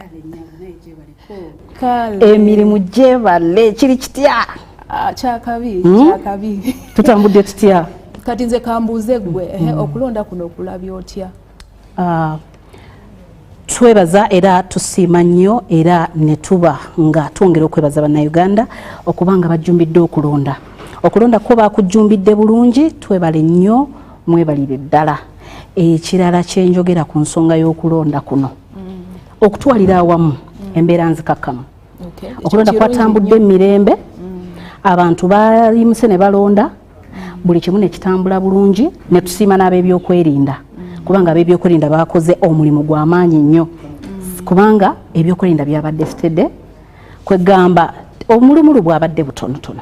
Okay. Yenyabo. So kati kwabo bobo aba betulidde nti oba tebasanyuse emitima gyabwe tibagamba simanyi babbi obululu I mean oba wa advice ki abavubuka naddala kakati abali mu kucomplaininga kakati ebiseera ebisinga buli wabawo okulonda mubaamu omuwanguzi ne mubaamu n'akola ki n'awangulwa kakati buli wamubeera mu kazannyo mwino kisuubira nti mu kazannyo kano ke tuli mu kiringa goal ya mupiira oba tournament y'omupiira wabawo awangula ne wabawo akola ki gwe bawangulwa kakati oyo gwe bawangudde kituufu naye bw'oba nga tokkiriza mutima waliwo enkola era z'olina okuyitamu enkola ezo bero ozimanyi nti ntandikira wano nkoma wano naddala mu mbuga z'amateeka osobola okwekubira enduulu mu mbuga z'amateeka n'oleeta n'obujulizi bwo bulungi nga bulambike ne baba nga bongera okukulambika. Okay. So Amina nze kankulekere amawulire osoma amawulire nze ogwange ngukoze ogw'oluswayiri ogwaleero tujja kuddamu tulabagane enkya. Amina. Okay. Toyanziza nnyo Bella Masangano oyo ye munnaffe Bella Masangano kakati Bella oyo yabadde atuwa amawulire ag'oluswayiri nsuubira buli kimu mukitegedde amanya gange yenze Amina Nabule Kajimu okuba nga nkutwala mu mawulire ag'oluganda wano ku UBC TV. Embozi yaffe etandise olunaku olwaleero ye y'akakiiko akavunaanyizibwa ku by'okulonda mu disitulikiti y'e Kakumiro kavudde ne kalangirira Robina Nabbanja ng'omubaka omukyala omulonde agenda okuddamu okukiikirira disitulikiti eno mu Parliament. Biri mu kulangirirwa era emboozi katugirabe. Nabbanja Robina of the NRM party garnered 78,533. And accordingly, as the returning officer of Kakumiro Electoral District, in accordance with the Parliamentary Elections Act, I hereby declare Nabbanja Robina, who obtained Honest Baguma yalangiridde obuwanguzi bwa Ssabaminisita w'eggwanga Robina Nabbanja ng'awangulidde waggulu n'ebitundu 7.5 ku buli 100. Congratulations, and here is evidence of your victory. Ate obululu bwange nga buli organic.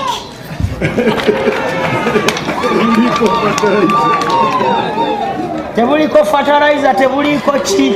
Ngoza kusiima abantu ba Kakumiro kubandiza kimu abo okusagika muzeeyi n'obusagiki obwo bwona timanyira ahandi ko bakozire baitu Kakumiro mwolekeze ng'omuzeeyi ni wakusinga kandi wakusobora. Nabbanja alambuludde lwaki ekibiina kya NRM kyegirisiza mu Kakumiro.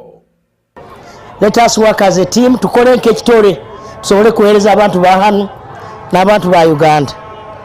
Bantu ba Mukama gavumenti yaitu ekozire ebintu bingi ebyenkulaakulana.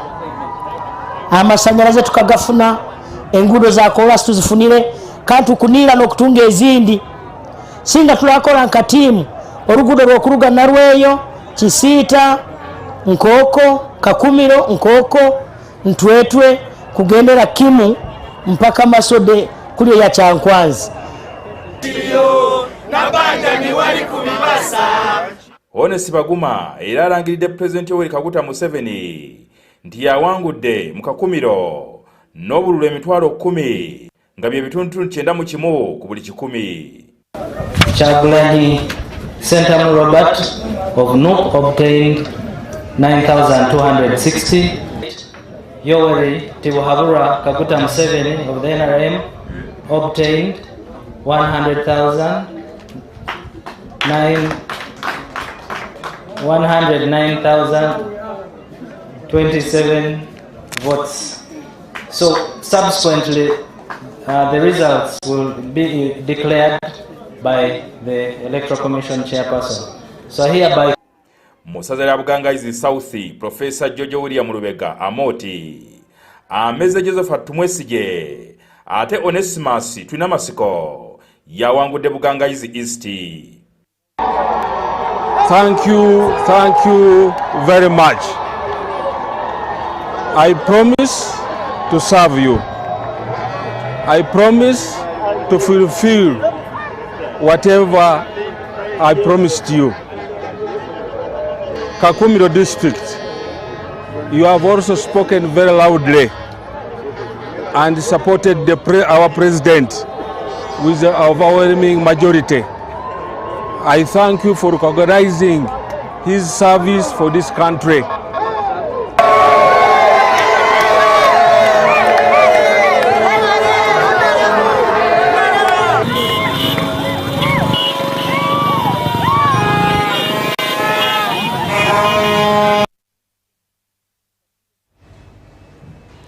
Byebyo no nga UBC lero yetesetesa okubanga agenda ddala maaso n'okutuusaako obutereevu ebigenda mu maaso n'okubalibwa. Jjukira nti ffe tukuwa ebikakasiddwa akakiiko k'ebyokulonda kano kakulemberwa omulamuzi Simon Byabakama. Kakati kanyongere okulambululira ku ngeri ebigenda mu maaso n'okufulumizibwa gye bifulumizibwamu. Kinajjukirwa nti omulamuzi Simon Byabakama kati mulundi gwa kusatu ng'agenda ddala mu maaso n'okufulumya ebyo byafuna. Kakati ku mulundi ogwokusatu abifulumiza zibadde ssaawa 8 era nga ku byafulumiza omuwendo ogw'abalonzi abalonzi bali obukadde 6,883,89 bebana abalonzi abavuddeyo ne babanga bakuba akalulu kaabwe. Kakati mu bimu ku byakalangirirwako babano bwe batiwe batambula.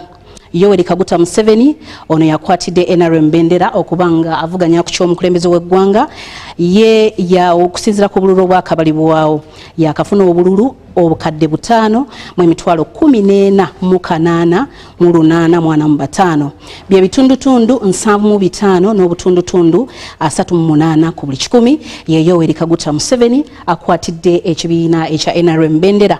Ate bwe tugenda kwakwatidde National Unity Platform bendera NUP okuvuganya ku ky'omukulembeze w'eggwanga Robert Kyagulanyi Ssentamu ye okusinzira ku bululu obwakabalibwawo yakafuna obululu akakadde kalamba mu emitwalo 4,419 bye bitundutundu 20 n'obutundutundu 7 ku buli 100 byebyo ebya Kyagulanyi. Ate era kubavuganya ku ky'omukulembeze w'eggwanga bwe tugenda ewa Nathan Nandalamafabi ono yakwatidde Forum for Democratic Change bendera okubanga naye avuganya ku ky'omukulembeze w'eggwanga y'okusinziira ku bululu obwakabalibwawo yakafuna obululu emitwalo 14,464 bye bitundu 2 n'obutundutundu 12 ku buli 100. Ate ye Mugisha Muntu avuganya ku kada ekibiina kya Alliance for National Transformation ye okusinzira ku bululu obwakabalibwawo yakafuna obululu emitwalo 3,852 bwe butundutundu 0 n'obutundutundu 56 ku buli 100. Era nga tukyagenda ddala mu maaso ye Mubaraka Munyagwa ono naye avuganya ku kada ekibiina kya CMP ye yakafuna obululu omutwalo 1,934 bwe butundutundu 0 n'obutundutundu 28 ku buli 100 ono ye Mubaraka Munyagwa abangi gwe bamanyinga mugati gwa bata. Ye Robert Kasibante ow'ekibiina kya NPP ye yakafuna obululu emitwalo 2,626 kati mu butundutundu bwe butundutundu 0 n'obutundutundu 3 ku buli 100 okusinzira ku bululu obwakabalibwawo nga bukakasiddwa mulamuzi Simon Byabakama ssentebe ow'akakiiko ak'ebyokulonda. Bwe tugendako ewa Joseph Mabirizi ow'ekibiina kya CP ye okusinzira ku bululu obwakabalibwawo yakafuna obululu omutwalo 1,116 bwe bululu obutundutundu 0 n'obutundutundu 21 ku buli 100 okusinzira ku bya Joseph Mabirizi. Ye Frank Burira ye yakafuna okusinzira ku bululu obwakabalibwawo alina obululu emitwalo 29,713 kakati mu butundutundu abeera n'obutundutundu 0 n'obutundutundu 44 ku buli 100 bwe bityo nno bye byakabalibwawo okusinziira kakiiko ak'ebyokulonda era nga akakiiko kano kagenda ddala mu maaso n'okutuusaako buli ebijja byebalangirira babirangirira mu mitendera. Basoose omutendera ogusooka gwabadde gwa ssaawa zo zabadde ssaawa 3 ez'ekiro olunaku olw'eggulo gwe gwabadde omutendera ogusooka ng'omulamu Simon Byabakama agenda ddala mu maaso n'okulangirira. Omutendera ogwokubiri ne bijja ku ssaawa 3 ez'okumakya era ng'omulamuzi Simon Byabakama naye agenda ddala mu maaso n'okuwa omutendera ogwokubiri ogw'ebyafulumye. Kakati omutendera ogwokusatu ze zibadde essaawa 8 eza leero ng'era atuwa nga bwe tubikulambuliridde bwe bityo bwe bitambula. Era nga UBC neteefuteefu okuba nga tugenda ddala mu maaso n'okutuusaako byonna ebigenda mu maaso mu kulonda nga bwe bigenda biddiriŋŋana. Ate ng'era tukufulumiza ebyo byokka ebikakasiddwa akakiiko k'ebyokulonda kakulemberwa omulamuzi Simon Byabakama. Mu bufu bwe bumu ate ye ssentebe ow'ekibiina kya NRM mu district ey'e Kakumiro ono Fred Byamukama asabye bannakibiina abawangudde mu bubaka bwa Parliament babe nga bakolera wamu mu district okusobola okukuuma n'okunyweza ebyo ebituukiddwako. Ono era nga ye minisita omubeezi w'ebyenguudo y'omu ku balangiriddwa ku buwanguzi mu kitundu kino n'agamba nti okukolera awamu kigenda kuyamba nnyo ekibiina ekiri mu buyinza ekya National Resistance Movement okuba nga kigenda mu maaso. Francis Jingo.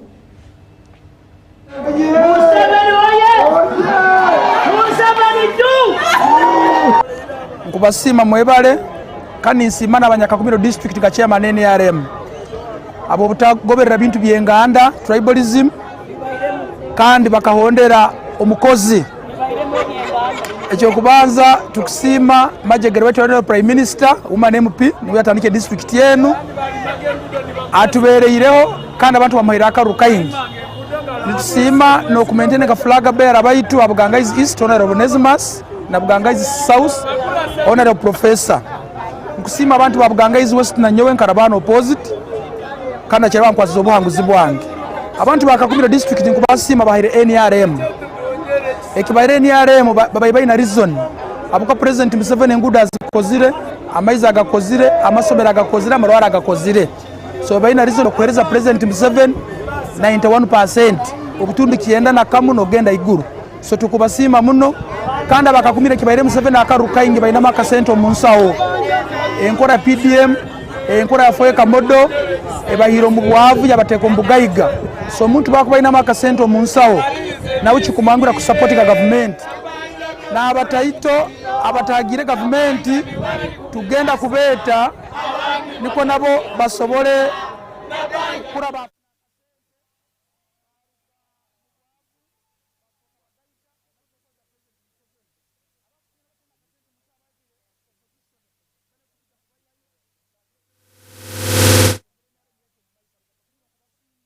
Na Uganda yona nkugisiima baitwa President Museveni kusinga akaruru ebaire teamwork nkaini are mwitwe na kandi commanded by Prime Minister na abantu bona nimbasiima muno mwebale kandi nterera abantu oburu buhoire tunagenda mbyaro tukekolera abaire batakukora mbyaro ko mulinzire murafu na kasendo mba candidate atoburu buhoire tutekagenda mukyaro tukakora tukafoka bagayiga nimbasiima muno kandi tukubaniza teamwork nga NRM mwitwena kuru atubakoleire kuruga hansi kuruga iguru paka kusirimuka hansi mwebale munentare zibairemo of course zibamu abakubaza byokudupa nanka kaita nanka nankali watu tribalistic bibamu baitu abo ni nsaba baganyirangane baitu kandeko kuba musango kudupira mugenzi wawe no kuisaitinga variance mu bantu tukusaba oburo bugaruko no bulije bisanje ebindi omuntu sera akarukawe oreko kusisa mugenzi wawe kuja kuisaitinga abantu variance nkubasima mu Museveni waye Museveni du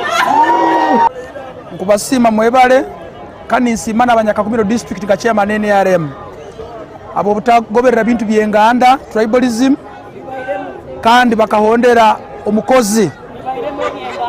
Ekyokubanza tukusiima Majegere wetu Prime Minister Woman MP niwe yatandike district yenu atubereireho kandi abantu bamuhira akaru kaingi.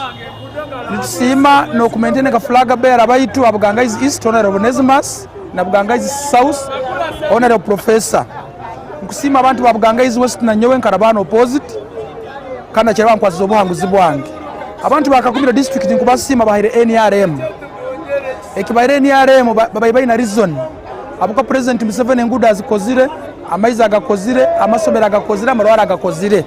So babayi na reason yokuhereza President Museveni 91% obutundu kienda na kamu nogenda iguru so tukubasima muno kandi bakakumira kibaire Museveni akaruka ingi baina makasento munsawo enkora ya PDM enkora ya foeka modo ebahiro mu bwavu yabateko mbugayiga so muntu bakubaina makasento munsawo nawe kikumangura ku support ka government na abataito abatagire government tugenda kubeta niko nabo basobole kura bafuna akasente baruga mu bwavu bafoka bagayiga nabasokolga president Museveni abakusinga batenda akasente musaba bagire opposition bane tukuja kubayihayo bagire president Museveni tuongere ne aremu yetu mumaisa abanyaka 10 kubasima na Uganda yona kugisima baitwa president Museveni kusinga akaruru ebaire teamwork nkaini aremu itwe na country commanded by prime minister na abantu bona nimbasima muno mwebale kandi nterera abantu oburu buhoire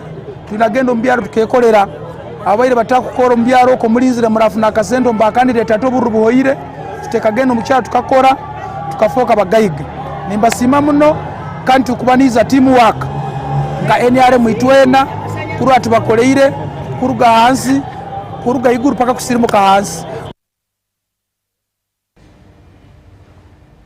Mawulire ga UBC lero tuli ku UBC TV ogenda maaso n'okubanga tukutuusako butereevu ebigenda ddala maaso n'okubalibwa n'abaka mu parliament abagendera ddala maaso n'okubanga balangirirwa ku buwanguzi. Kakati katweyunge ku namawulire wa UBC nga ye Joshua Semambo ono ali mu district eye Wakiso atubulira ati Wakiso kitambula kitya. Joshua.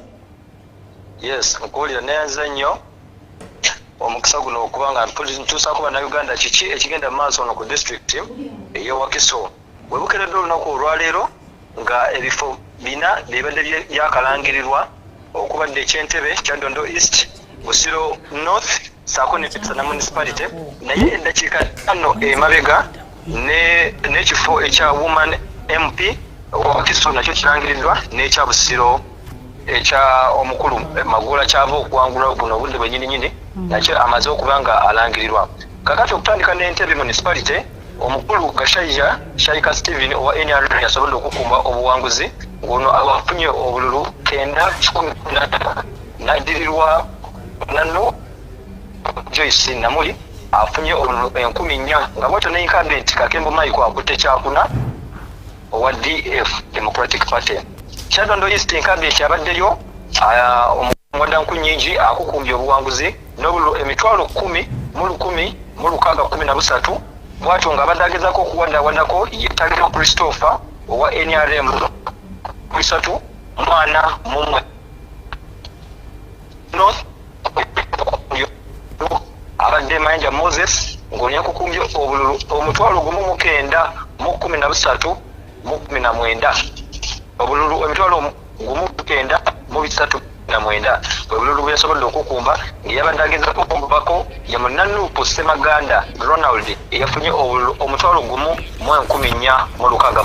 16 embeera mu Busiro otwogeza buno budde nasa na municipality nayo kwasobodde okubanga wabaddewo embiranye y'amaanyi nnyo wakati wa Zambali Blasio Mukasa yasobodde okumalako n'awangula n'obululu emitwalo 4 mu 6 mu 13 oluno naddirwa muna NRM Bugagga Idi Matovu yafunye obululu emitwalo 1 mu 6 mu 358 akati eddakiika 5 emabega returning officer ono omwami ayitibwa Tolbert Musinguzi asobodde okubeera ng'alangirira ababaka abalala babiri okubadde Emmanuel Magola Matovu ono yajjidde ku independent newankubadde nga badde NUP leaning asobodde okuba ng'alangirirwa nti awangudde saako n'omukyala Ethel Nalima owa woman MP Wakiso district.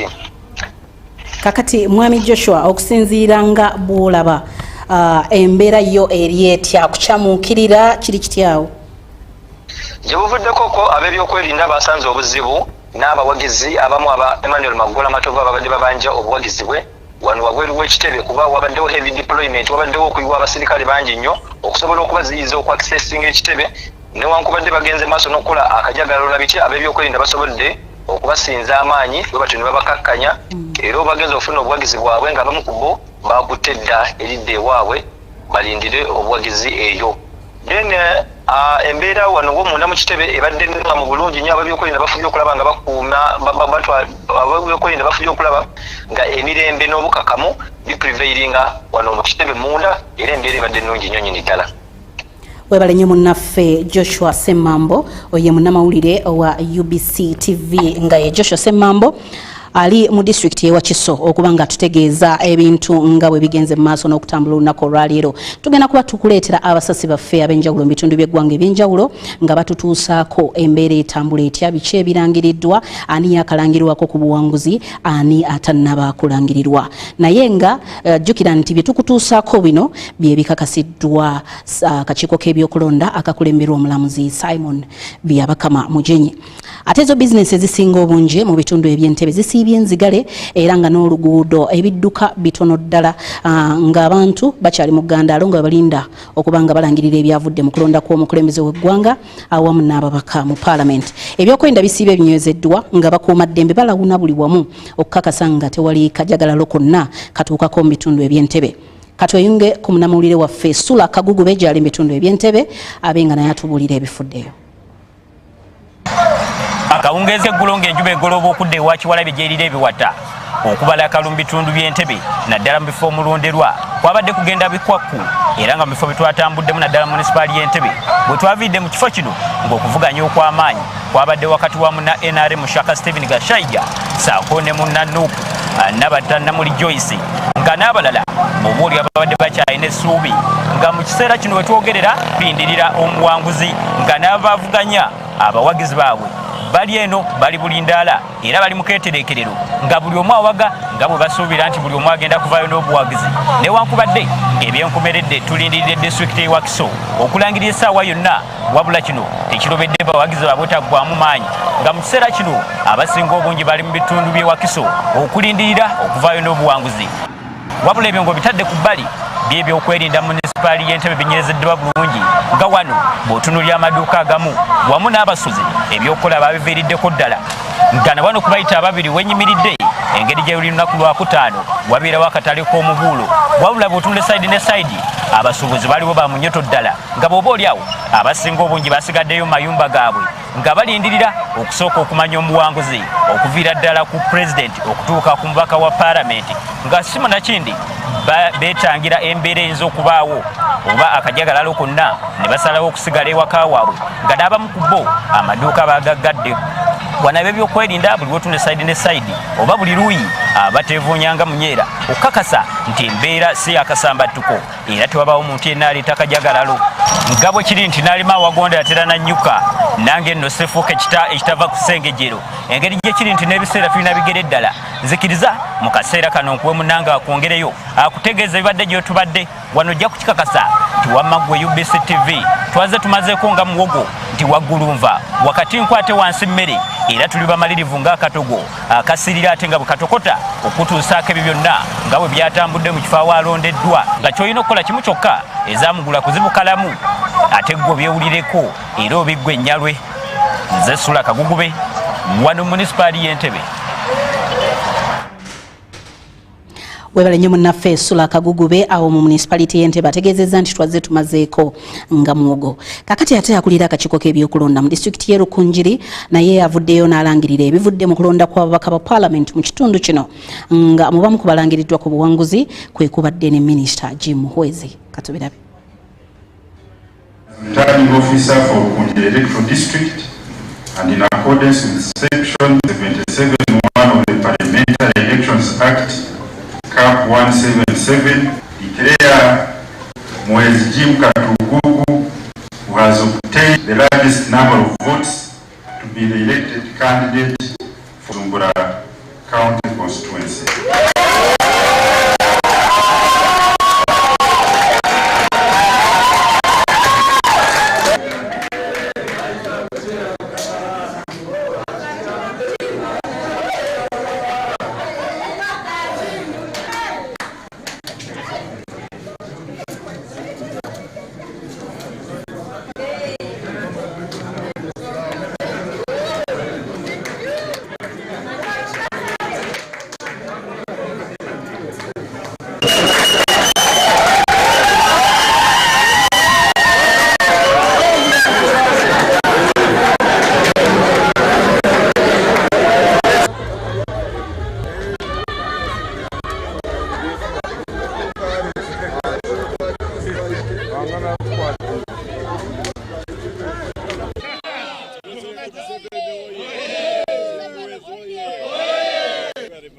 banje n'abana banje abampire support kuruga omufamily munonga bakampitya abusinguzi bakija batera karuru na hatu banyemerera rubaju mwebare muno. Thank you Canon Susanna, thank you my security team, thank you food soldiers, thank you the COA team, thank you my cutters, thank you my agents, thank you the people who stood against me in the primary but stood behind me during the campaigns.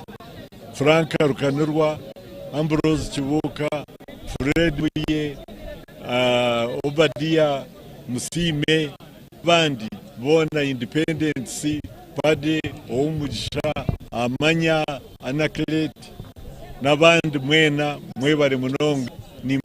Accordingly, as returning officer for the electoral district and in accordance with the section 77(1) of Parliament Act, Cap 177, declare Tumukunde Henry Kakurugu, who has a number of votes, to be the elected candidate for the municipality.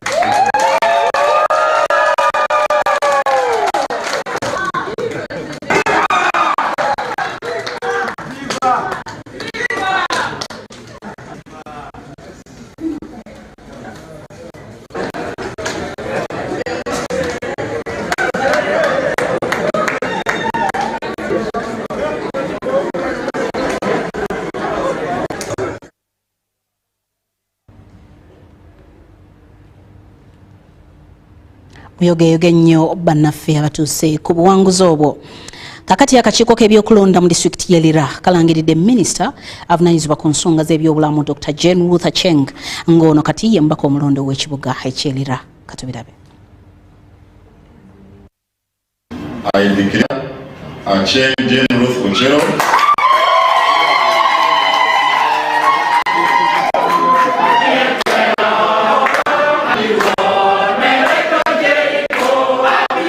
When I said I was going to discipline my opponent, the Honorable Amokti, I meant every bit. But of course I was relying on the Almighty God.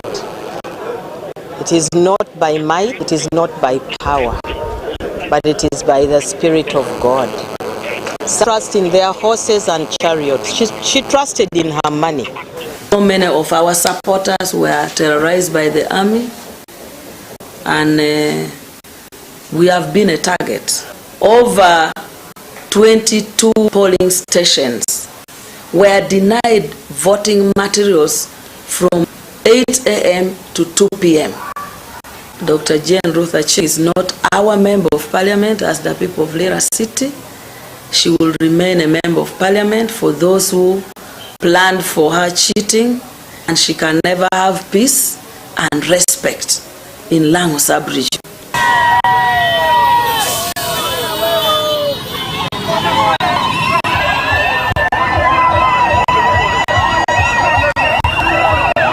Where there is true, genuine love, it is for Jane Ruth Acheng Ochero. The people of Lira City love me genuinely, and I love them in return. So I want to deeply appreciate them. But specifically moving forward, as we make that qualitative leap into the upper middle income country, we are all going to run the race to ensure that we move our people out of poverty, to continue with very high level of advocacy to ensure that our industrial park is built, the airfield at Anai is constructed, because those are areas that will offer employment to our youth, but also enhance the development of this city. We look forward to you that will come to improve on the roads. I don't have anything against my opponent. I have nothing against her at all. And my message to her is to tone down, work for the people of Lango. and avoid lies? No, because she is not an elected member of parliament. Yes, I cannot transact a business with a criminal, and we shall not disappear politics of this country because of the targeted, orchestrated, planned intention of rating us and members of UPC.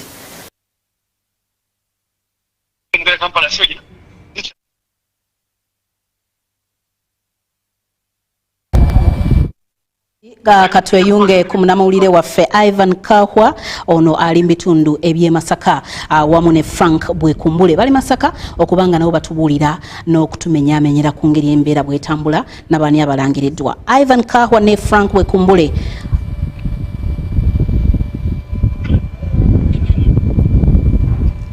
Tugezaako kubanga tufuna Ivan Kahwa ne Bwekumbule.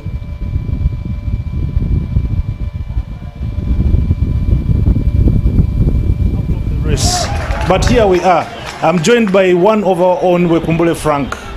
But strategically, we're going to use Uganda so that he can brief us on what exactly has transpired today. As you can see right now in the background, Justin Namere has also lost, and she's addressing the members of the press. But all these, we are going to hear from our colleague to explain to us how he has seen the election process until up to now, because these are the people who have been on ground. While I was in Zimbabwe earlier on, my colleague here was following up the developments in Masaka City. Bwekumbule Frank, tweyanziza nnyo okukufuna essaawa eno. Twagala otutangazeemuko enteekateeka ey'okulonda ebadde etya nga tetunaba na kutuuka ku kyokulangirira ani awangudde n'ani gwe bawangudde. Abalabi baffe mbeebaza okubanga mutugoberera ku UBC Inspiring Uganda. Nga muganda wange Ivan bamusabye okusiga ekifaananyi embeera eno nga bwe badde okuba olunaku lw'eggulo nti okulonda ng'ekifo by'abaka palamenti nga Nyendo Mukungwe bwe zawedde essaawa emu yakawungeezi olunaku lw'eggulo nga constituency ya Nyendo Mukungwe avuganya nga ate pulezidenti wa DF Oweekitiibwa Mathias Mpuuga Nsamba yabadde amaze okufuna obubonero obulaga nti asingiddwa mu kalulu, kubanga ekiraga nti omuntu asingiddwa bebamu ku bawagizi kubanga tebalabiseko wano ku Tale Center olunaku lw'eggulo naye yennyini ate nga tumanyi nti alina ttiimu nnene n'embeera ye y'amaanyi nnyo nnyini ddala ddala. Era enonda eggulo ng'oggyeko omuluka gw'Essenyange Oweekitiibwa Mathias Mpuuga gwe muluka gwe yasobodde okubeera nga awangula olunaku lw'eggulo ku bitundu byonna ebirondebwamu. Wano Masaka City tulina polling station 2 oba ebifo 2 ebirondebwamu. Kati mu kwetooloola constituency kwa tulina constituency 2. Tulina Nyendo Mukungwe ne Kimanya Kabonera. Era okubuganya kubadde wakati w'abantu ab'enjawulo. Tugalako mu constituency ya Kimanya Kabonera. Okubuganya kubadde wakati wa Dr. Abedi Wanika Omugalatiya kosa ne Patrick Kimba Kuteesa. Dr. Wanika wa DF. Kuteesa Patrick Kimba wa NUP. Kosa ne Asimwe Robert wa NRM. Nakubadde nga mu kusooka badde yabuusibwa amaaso oluvannyuma lw'omu kubamuganya nti mukaluka nomaddemu omuntu abasinze ebigambo bonna nga ate tutumu byobufuzi Dr. Wanika abadde akozesa nnyo ebigambo ebibatuyoboola nga yeyambisa ebigambo nti ono wa NUP teyasoma ng'agamba Kuteesa addeyo waabwe erukwingiri nti wano waffe mu Buganda abadde atekamu nnyo obusosoze era obulwasiime bwafunye kinewunyisiza nti obaolyawo ennonda ya wano ku mulundi guno mu Kimanya Kabonera ebyamawanga tebibaddeemu okujjako obaolya bamukubirwa pate ye naye nga ebyamawanga abantu tebabiwuliriza nti ku bonna abadde mu kalulu abo basatu Dr. Wanika yabadde abasinze tutumu n'ebigambo n'okukonjera nga obaolyawo abantu bali balowooza nti ono Asiimwe owa NRM tajja kufuna ku bululu obaolyawo bwafunye ku mulundi guno kuba afunye obululu obusoba mu 6 nga nankobadde ne Dr. Wanika badde mu 6 nga ate ono owa NUP wadde mu 8 n'omusobyo. Kati embeera eyo bwetyo bekoze ki bwebadde bwetujja wano mu Nyendo Mukungwe bw'otunuulira wano aba NUP wano mu Greater Masaka obaolyawo ne mu Buganda okulwalizaamu tulaba nti ennonda ya Masaka City oba eya Nyendo Mukungwe yabeera Lubowa Sebina owa NUP ayinza okuba nga yasinze okufuna ku bululu obutegereka bw'otunuulira magini gyawanguliddeko kubanga bwe tugenda Masaka district owa NUP incumbent na mutawe Joan asinzeko owa NRM nalule yabuganya naira kunundi gulyo gwedde yajjanga omwetengereze kubanga botuddako mu history wa Masaka omugenzi Kasemu Banda yali akwatidde NRM bendera yafa mu mwezi gwa December nga tugenda okulonda akalulu zijukira n'ekyotera yafa covid n'omugenzi Lobby na Sentonga yali mbako mukyala odi security bafira mu kisaje kimu katulo NRM yaletawo omusika omuwala yali ayita Mubanda Senga najja yesimba mu district eri ye Masaka kati ate namutawo ono incumbent kati azemu na wangula yajjanga independent oluvanyuma lw'omukyala Sebuufu register wa NRM ye yakwata kadi ya NUP mu district ye Masaka namutawe najira kaboneko essaawa kati mu kusala eddiiro najja neegatta ku NUP mu kulonda kuno kubaddewo era kati olaba nti owa NUP owa NRM kulwedde omusika omugenzi Mubanda yafuna obulu nga kakaaga ono nalule nafuna obulu busoba mutwalo kugamba ngo olaba nga bugatoba nalule ku mulundi gwe nabadde asobola okuwangula era challenge badde e Masaka nti minisita Kasolo bajje e Masaka okwesimbawo nadde ekyotera abalonzi olw'omukwano gwe bali balina ne Kasolo basalawo ne badduka ngaga nti minisita tujja tuleke eno kuba yali amaze bakwata omugamba bakola transfer abantu nibaga tugende mu district eyekyotera olw'omukwano minisita gwe yali akoze ki gwe yali abatadde mu kuba Kasolo yali amaze kukwatayo mu Bukoto Central n'asala ladde ekyotera kati abantu abali mikwano gye nga bagamba nti tetusobola minisita totuleke eno mu Bukoto Central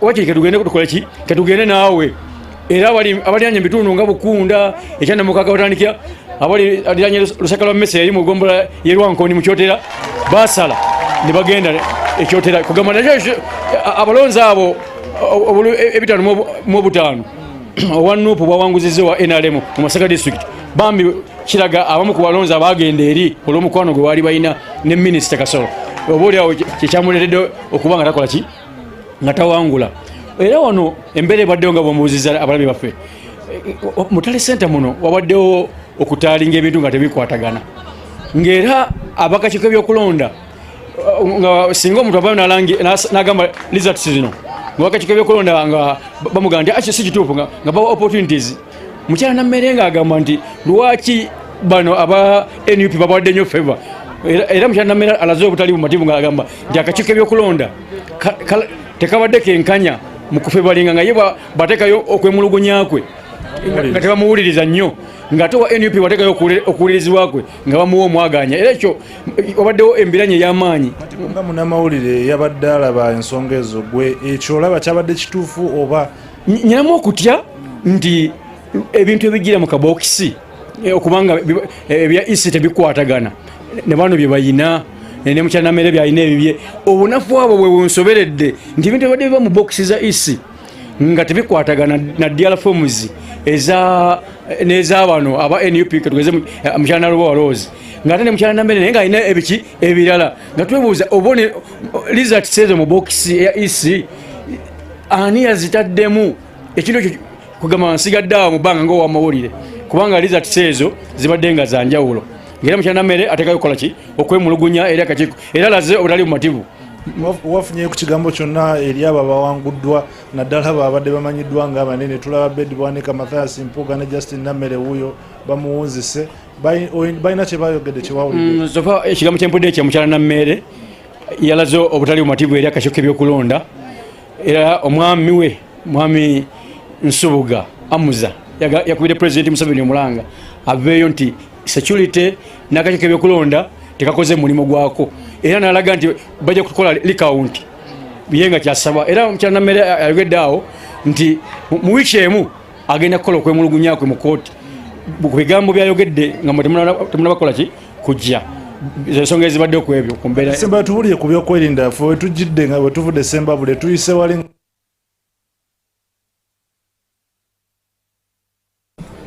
bwe tubadde tuva Sembabule tusanze ebyokwerinda nga binywezeddwa nnyo gwe nga munnamawulire abadde mu kitundu kino sooka otutangazeemu ekyo kyalaze ekifaananyi ki naddala mu kitundu kino eky'e Masaka kati security okubanga eri ggulugulu baganda baffe aba NUP babadde nga bavaayo butereevu ne bategeeza ab'ebyokwerinda nti bo babadde balina omulamwa gwabwe nti kalonde kakuume kabanje kati oba oliawo security kigitiisizza okubanga akulu bano bayinza okwagala okubanja akalulu mu mbeera etali nnungi nekira security ne kigiredde okuba wano beba kifeeso okuba mu nnyindo badde bakoze road blocks ku kuba eringira wali bwe wengira wano ku mbuga za pokino kusaza bamakanika ab'enjawulo nga bakuba search bakwata mu nsawo z'abantu nga bababako ebintu byabwe.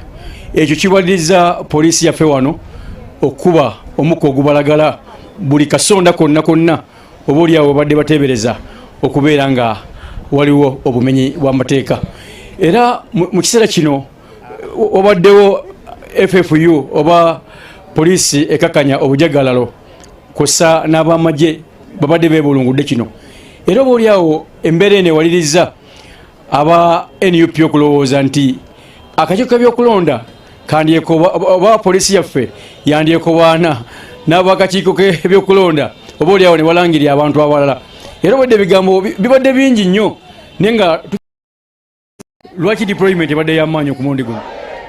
Oyo omuntu ayeraliikira kitegeeza abeera mumenyi w'amateeka. Oba omanyi nti oli mumenyi w'amateeka lwaki oba weraliikira deployment? Ffe tetwandestimatinga situation. Embeera nga bweze bwe tugikolako. Tuba tetusobola kuleeta basirikale 3 wano oba 2 ate babeere nga babayisaamu eggaali. So n'olw'ensonga kino tukikola buli tuba tukikola na buli wamu okulaba nga tukuuma abantu baffe ng'era tuli mu forces ez'enjawulo omuli Uganda Police, UPDF sako n'ebitongole ebirala bitukola nabyo. Lwaki? Nti kyonna kyonna ekibeerawo tukwatagane wamu ne tusobola okubeera nga tukigonjoola.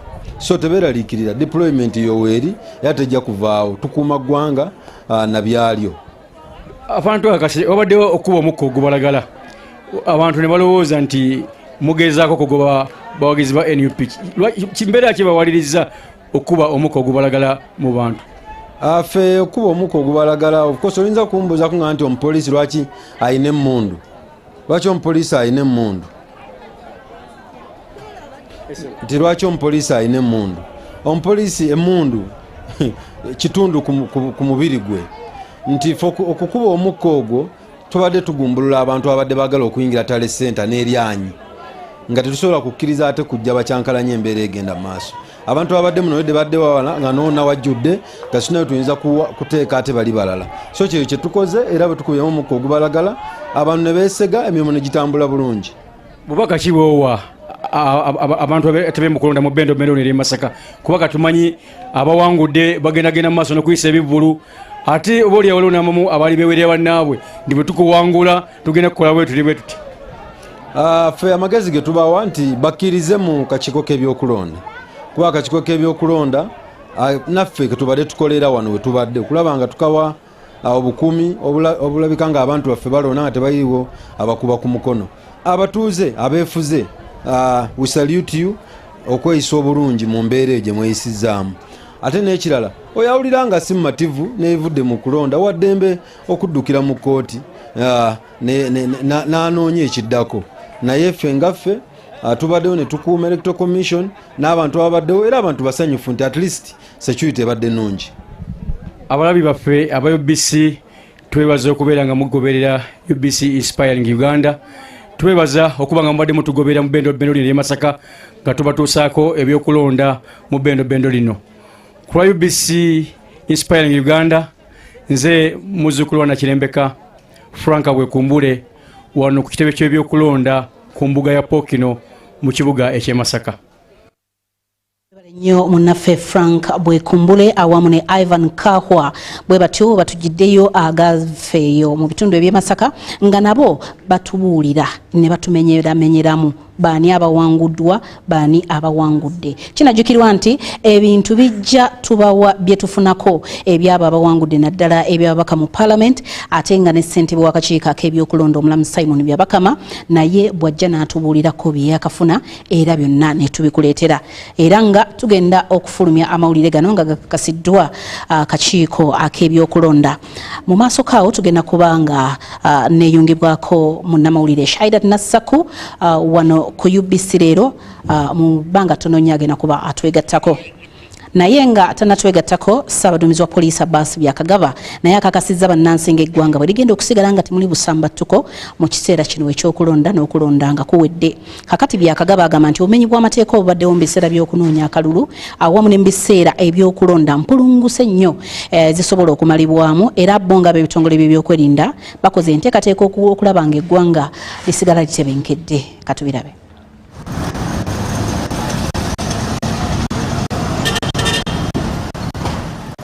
Polisi ya Uganda ku muwendo gw'abajjasi abalawuna n'okukuuma emirembe mu Kampala n'emiriraano so ne yonna okutwalira wamu.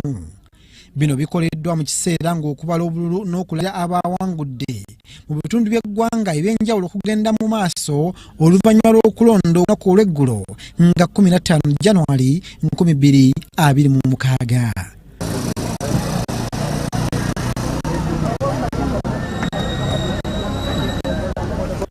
Bannansi bakasiddwa nga bwe batajja kubeerawo obutabaira n'abakubiriza okugenda mu maaso n'okukola emirimu gyabwe kinnawadde. Kozesa omukisa guno okusiima abantu baffe beebale nnyo eddala okukuuma emirembe ate mbasaba tweyongere bwe tutyo tugikuume n'okusinga wano kisobozesa abantu okukola ebintu bye baagala. Ssaabaduumizi wa poliisi mu ggwanga Abbas Byakagaba annyonnyodde obumateeka obwabaddewo mu kulonda. Akusinga ddala twakutte abantu ababadde bagenda mu bitundu ndowooza nga waliwo abaagala bakozesa kukola ki kutaataaganya embeera naye abasinga twabakutte era ubire okubatwala mu mbuga z'amateeka naye okutwalira wamu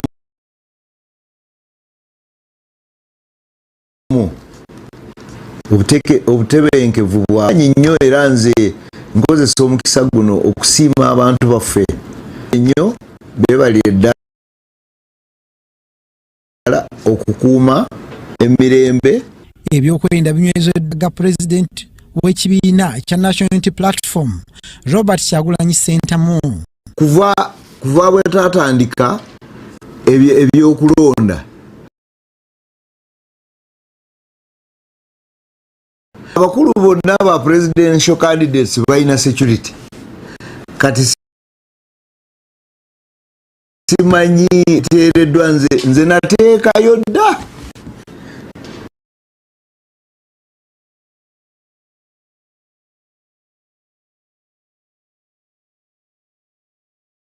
era buli omu akimanyi n'abasirikale baffe mubalaba budde bwonna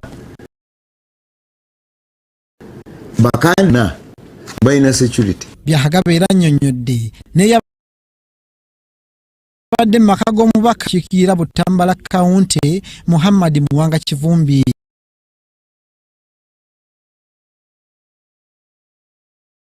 waliwo abantu omukulu oyo yajja mu Kampala n'atwalawa n'atwala Butambala kati tumonyereza lwaki obudde bw'okulonda abantu abadde balondera mu bitundu byabwe obajje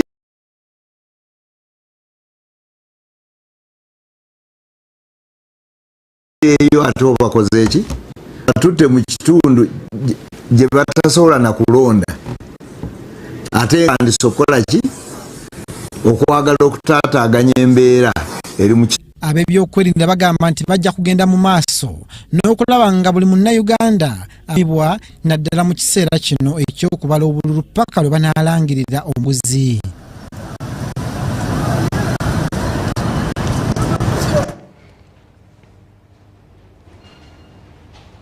Mawulire ga UBC leero tuli ku UBC TV kakati tweyongedwako ne munnaffe Shaidat Nassaku naye abenga atubulira embeera bwe mutambulidde ate ne munnaffe oboneyo Dorothy Namuyomba naye atweyunzeeko okubanga naye agenda ddala maaso notuwa obonero. Shaidat, assalamu alaikum. Rahmatullahi wa barakatuh. Akalulu gy'otambulidde biri bitya? Embeera okusinziira wennaviiriddeyo essaawa zabadde nga 8 nga zigenda mu 9 naye embeera yabadde tosobola gamba nti yabadde esanyusa nnyo kubanga mwabaddemu okwegugunga lwakuba ekirungi nti abakuumaddembe bazze mu budde era ne basobola okutaawuluza embeera ekibooko yanyeese anti abantu babadde babanja kalulu babagambye bw'omala okukalonda oba okukasuula kakuume omala okabanja kati babadde bazze kubanja bululu bwabwe kati embeera eyo nereetera abakuumaddembe okuba nga ate bagezaako okutebenkeza ekitundu omanyi mpangalira eyo ku barracks ez'emakindi kakati eyo omuzinzi gw'okukuuma eddembe tegusibuka so embeera bwetyo bwe yatambudde neera ntongera n'okusiima abakuumaddembe bakoze bambi kyamaanyi nnyo kubanga akalulu bakakuumye bambi ne bakuuma obutebenkevu okulaba nga ekiseera kino kyonna okuviira ddala nga bakanoonya n'okukalonda kati tulinze ebinaava mu kulonda n'ebirala bijja naye ng'ate era tukyali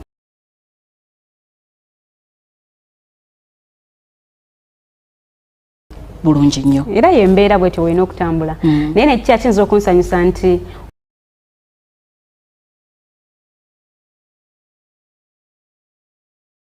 oba oli awo luli okwekanga kwalimu nnyo nga kungi naye kati okwekanga ne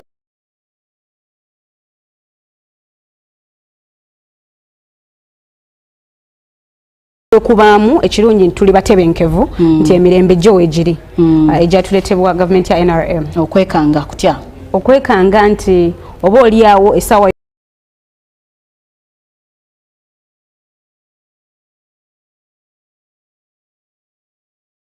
yonna waliwo ekigenda okubaawo abantu bagenda kwekalakaasa naye kati essaawa zino tebikyaliwo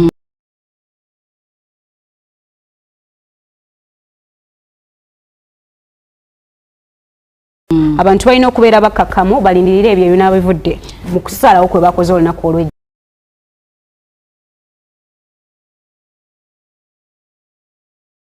ezo shaida tinasaku neewuunyiza munnange olunaku olw'eggulu akaseera kabadde katono nnyo naye we twatuukidde akawungezi essaawa emu byenaadde nsuubira nti oba tunasanga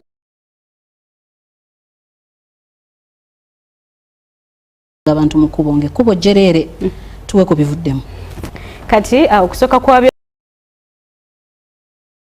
byonna njagala okujjukiza munnayuganda ali eyo nti okulonda kwagenze mu maaso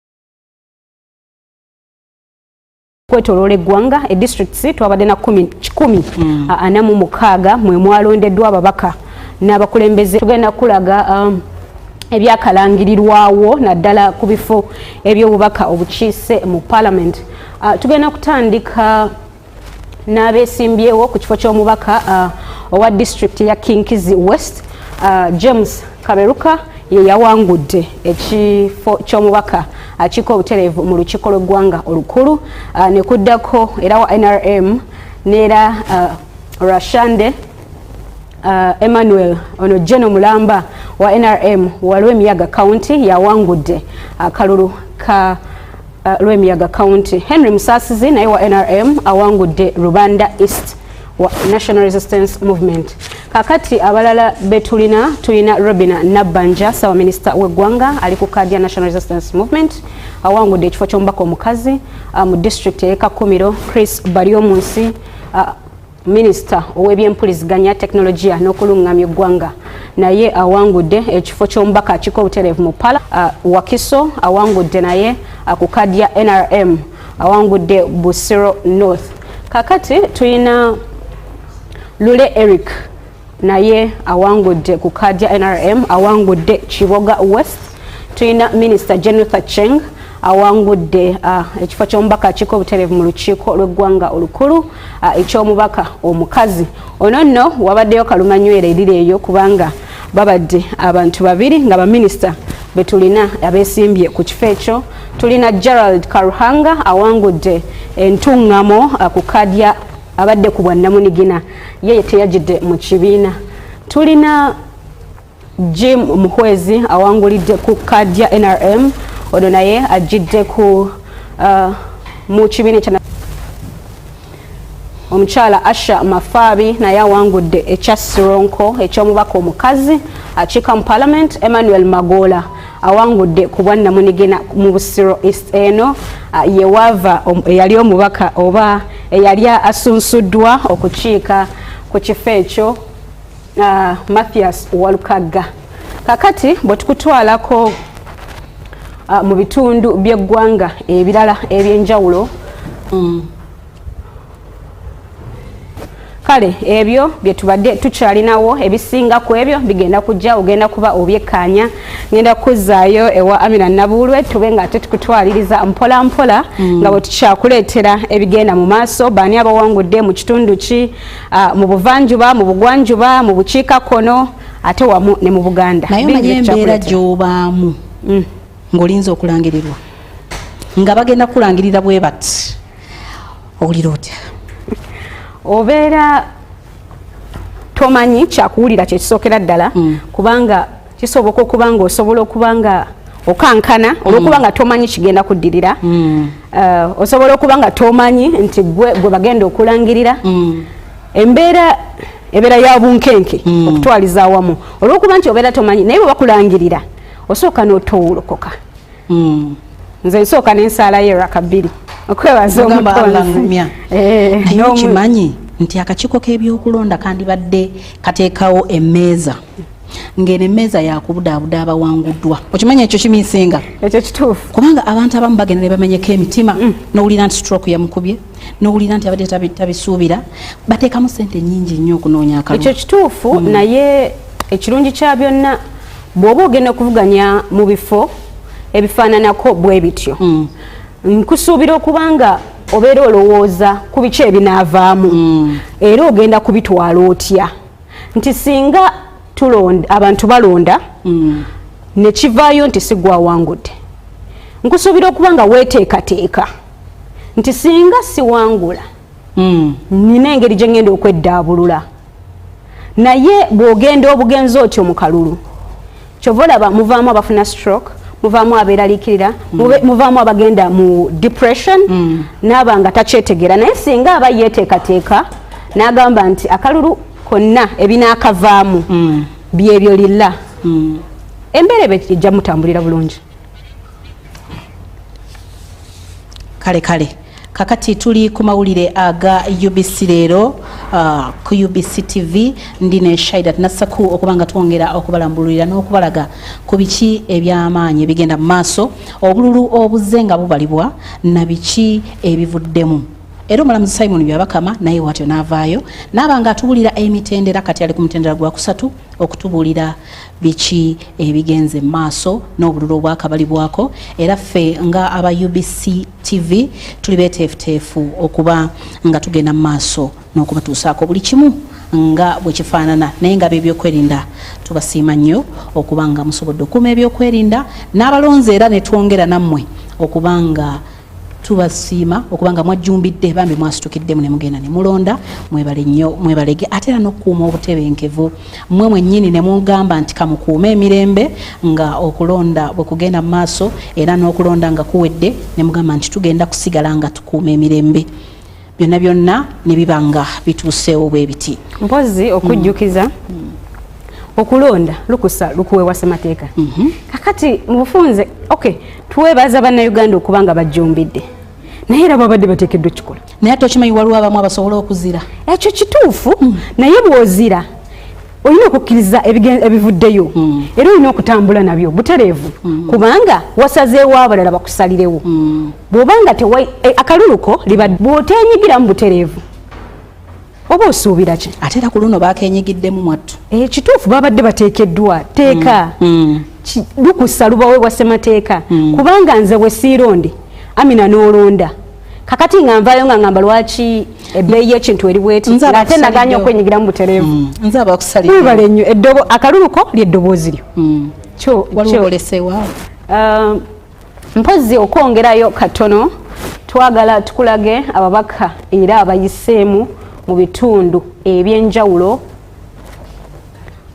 Lule area Eric wa NRM yayiseemu ku kaadi eyokukiika mu parliament afunye ebitundu 7 ku 100 bwe bululu 9,235 Mutumba Abdul afunye ebitundu 27 ku 100 yaddiridde Lule Eric Eria nga naye ajidde ku bwannamunigina afunye obululu 5,842 Kishuru ye ajidde ku bwannamunigina bw'otunuulira aba Kiboga West nsonyiwa mukatini abantu nga mu municipality bano Karuhanga Gerald Kafule afunye obululu 3,967 ali ku bwannamunigina owa NRM Musinguzi Yona yakafuna obululu 2,824 bwe tugenda mu Busiro County North owa NRM Mayanja Moses afunye obululu 1,919 ali kadi ya NRM Semaganda Ronald alina obululu 1,467 ono ali ku kadi ya National Unity Platform byebitundu 43 ku 100 kakati Shaidat nga okyagenda ddala maaso n'okubawa ebigenda mu maaso tugenda kusooka tubawumuzeemu katono nnyo tukomewo n'ebirala ebyenjawulo naye tugenda kusooka tubawumuzeemu katini n'olulala tubeere nga tukomawo tubawe abalala abasobodde okuba nga bayitamu mwekumire ku UBC leero tuli ku UBC TV okubatuusaako buli kimu ekigenda mu maaso toba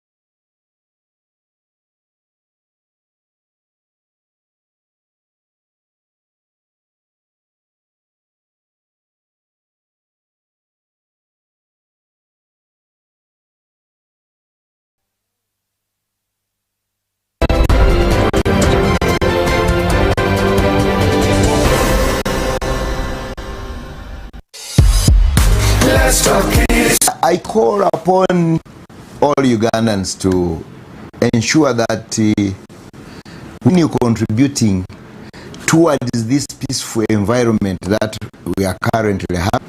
On our side, we are determined and committed, and we are clearly aware that in order to have it very well, we have to continuously work together with the population, the good citizens, because after all, we know that this is delegated duty, and we do it on behalf of citizens of this country. That one we shall never forget. The only thing we shall continue to remember is that we shall put all our efforts towards the achievement of what delegated to us to do. We expect all the direction from the public against wrongdoing, but also we expect a lot of support when we are operating within their environments where we protect them, like our patrol teams. Expect them to be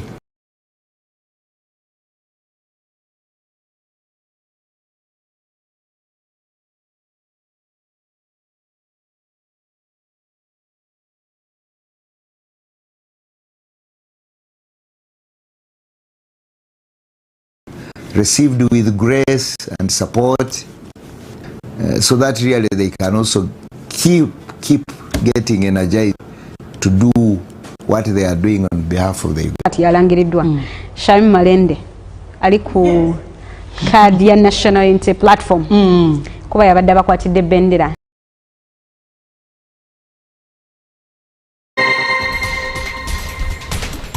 And welcome back to Jeff Quinange live here at Citizen Television. On the bench tonight, it's the firebrands. They may be backbenchers, but I'm telling you, these MPs are outspoken. Kiaro MP Didi Nyoro is in the house, as is Embakasi East Member of Parliament Babu Owino. Gentlemen, let me start with you, Didi, real quick. Look, why are you so uneasy with your party? Since, you know, it's not so long ago, you were the blue-eyed boy of UDA. Kwani kuliendaje? Jeff, I think you should ask the party that, because I think it's the party that deviated. Because when we were campaigning and I had a chance even to come here to sell our agenda, I think the party wholesome is the one that has deviated from what we were to do. I've spoken on several things, but the primary ones is around the economy. We told Kenyans that we are not going to borrow the kind of money we are borrowing now, that we'd go through on borrowing, because for sustainable development, it's not just about spending now, but also about the future of our economy. Also, we were to give education the primacy it deserves. I don't think now that party is doing what we sold to the Kenyan people, and especially when it comes to the funding for in terms of education. And holistic things like, for example, what you are doing in terms of dissent. People are having alternative voices, as we have seen, especially with the young people, what has been happening. So I think once you get the representatives of the party, it's good that you pose that question to them, because I still believe in the same things we sold to the Kenyan people, and I believe they are the right things to do, whoever is in power. Are you disappointed then with your party? I am disappointed, and especially on the same things I've told you about. I am very keen about the economy, because for all the countries that we may admire to be like, all of them, the Asian tigers, the Western countries, what makes the country to be categorized as progressive is how it performs in terms of the economy. And we have not been doing very well. And let me give you just so that you see, and especially between what is sold and what I think we should be doing. Whatever you do economically speaking, the outcomes speak for themselves in terms of the figures. And I'm saying that because I have been seeing that we are investing too much on PR, selling a story, other than just doing the work to speak for itself. The economy of Kenya is growing at 4.9% this year, last year actually of 2025. The figures are still being corroborated, but that is the projection. But if you judge Kenya based on the region, Uganda is growing faster than us. It will grow between 6 and 6.5% in the year 2025. Tanzania is growing faster than us. Rwanda, can you believe this, Jeff? Go on. Rwanda in the year 2025 Q3, quarter 3, they grew by double digit, over 10%. What? And the overall growth of Rwanda will be 7 to probably 9%, as the figures are being corroborated by the various agencies. So I believe that whatever you do in the small bits, you still get betrayed by the figures. Let me also give some figures in terms of Kenya, comparative to Kenya of the past. And let me compare the three regimes that has been there. When President Mwai Kibaki took over in 2003, our GDP in dollar terms was around 19 billion US dollars. But in his first 3 years, let me compare 3 years because we are in our third, it is now in the third year. The economy went up to 26 billion US dollars, which was a 36% increment in 3 years. When President Uhuru took over in the year 2013, the economy grew from 61 billion US dollars to around 64. That was around 21% growth in 3 years. When we took over, the GDP of Kenya was around 114 billion US dollars. The projection up to end of 2025, it will be 131 billion US dollars. That is 14.9%. Now, to bring it home in terms of, we use NEC exams. You can times by 2 for us to have the mental comparison in terms of NEC. It means President Kibaki's 3 years, if you times by 2, is 72%. You'll tell me what NEC says about 72%, what grade it is. 21% of President Uhuru is around 42%. If you times by 2, if you times 14.9% by 2, it is apparently 29%. You'll tell me what grade that is in terms of... It's an F. Is that what? It's an F. Is that what, Jeff? Please. I said it's an F. I need to be aware. So what I'm trying to say, we all want Kenya to progress, and that is why we keep on giving alternative voices. But for Kenya to progress, we have to start on the basis of reality and truth.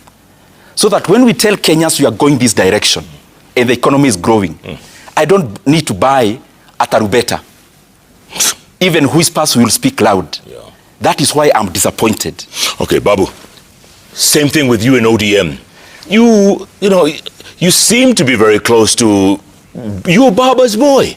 Baba, there's never an occasion where you got up and didn't praise Baba to no end. And yet, you're still outside the tent, man. You know, what's up? Jeff, I must tell you that deep down my heart, I loved Baba and I still love Baba. Actually, Baba, there's no any other leader in this country that I will love the way I loved Baba. We suffered together. We campaigned together. I went to 280 constituencies out of 290 constituencies because of Baba. I was the first person to have been abducted in this government, and they disappeared with me for 3 good days because of the love that I had for Baba. We were beaten at Soi, the chopper that was stoned. We were almost dying in that chopper because of my love for Baba. I was doing mobilization for Baba in Nairobi. So I was Baba's boy, I was Baba's right-hand man, I was Baba's errand boy. And that is the love that I had for Baba. And Jeff, our Baba, passed on, quite unfortunate. It was a sudden death that we are still mourning up to date. And Jeff, because of that, the general is dead. Long live the general, but the dream is still alive. The fact that the general is dead, Jeff, then we need to ask ourselves a simple question in ODM, that what kind of a general do we need to take after Baba?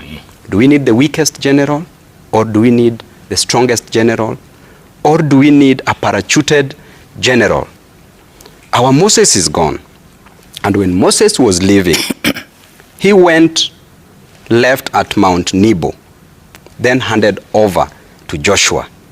The next question we must ask ourselves, Jeff, is that do we need a Joshua who is Moses' age mate, or who is older than Moses, or a Joshua who is younger than Moses? The answer is simple, Jeff. We need a Joshua who is younger than Moses, a Joshua with the vim, with the vigor, with the courage, with the temerity to take the people that Baba left to Canaan, because we've already seen Canaan, and I will come back and talk about Canaan versus Singapore, because Baba left us telling us to go to Canaan. Now we are being diverted to go to Singapore. The distance between Singapore and Canaan is 7,800 kilometers.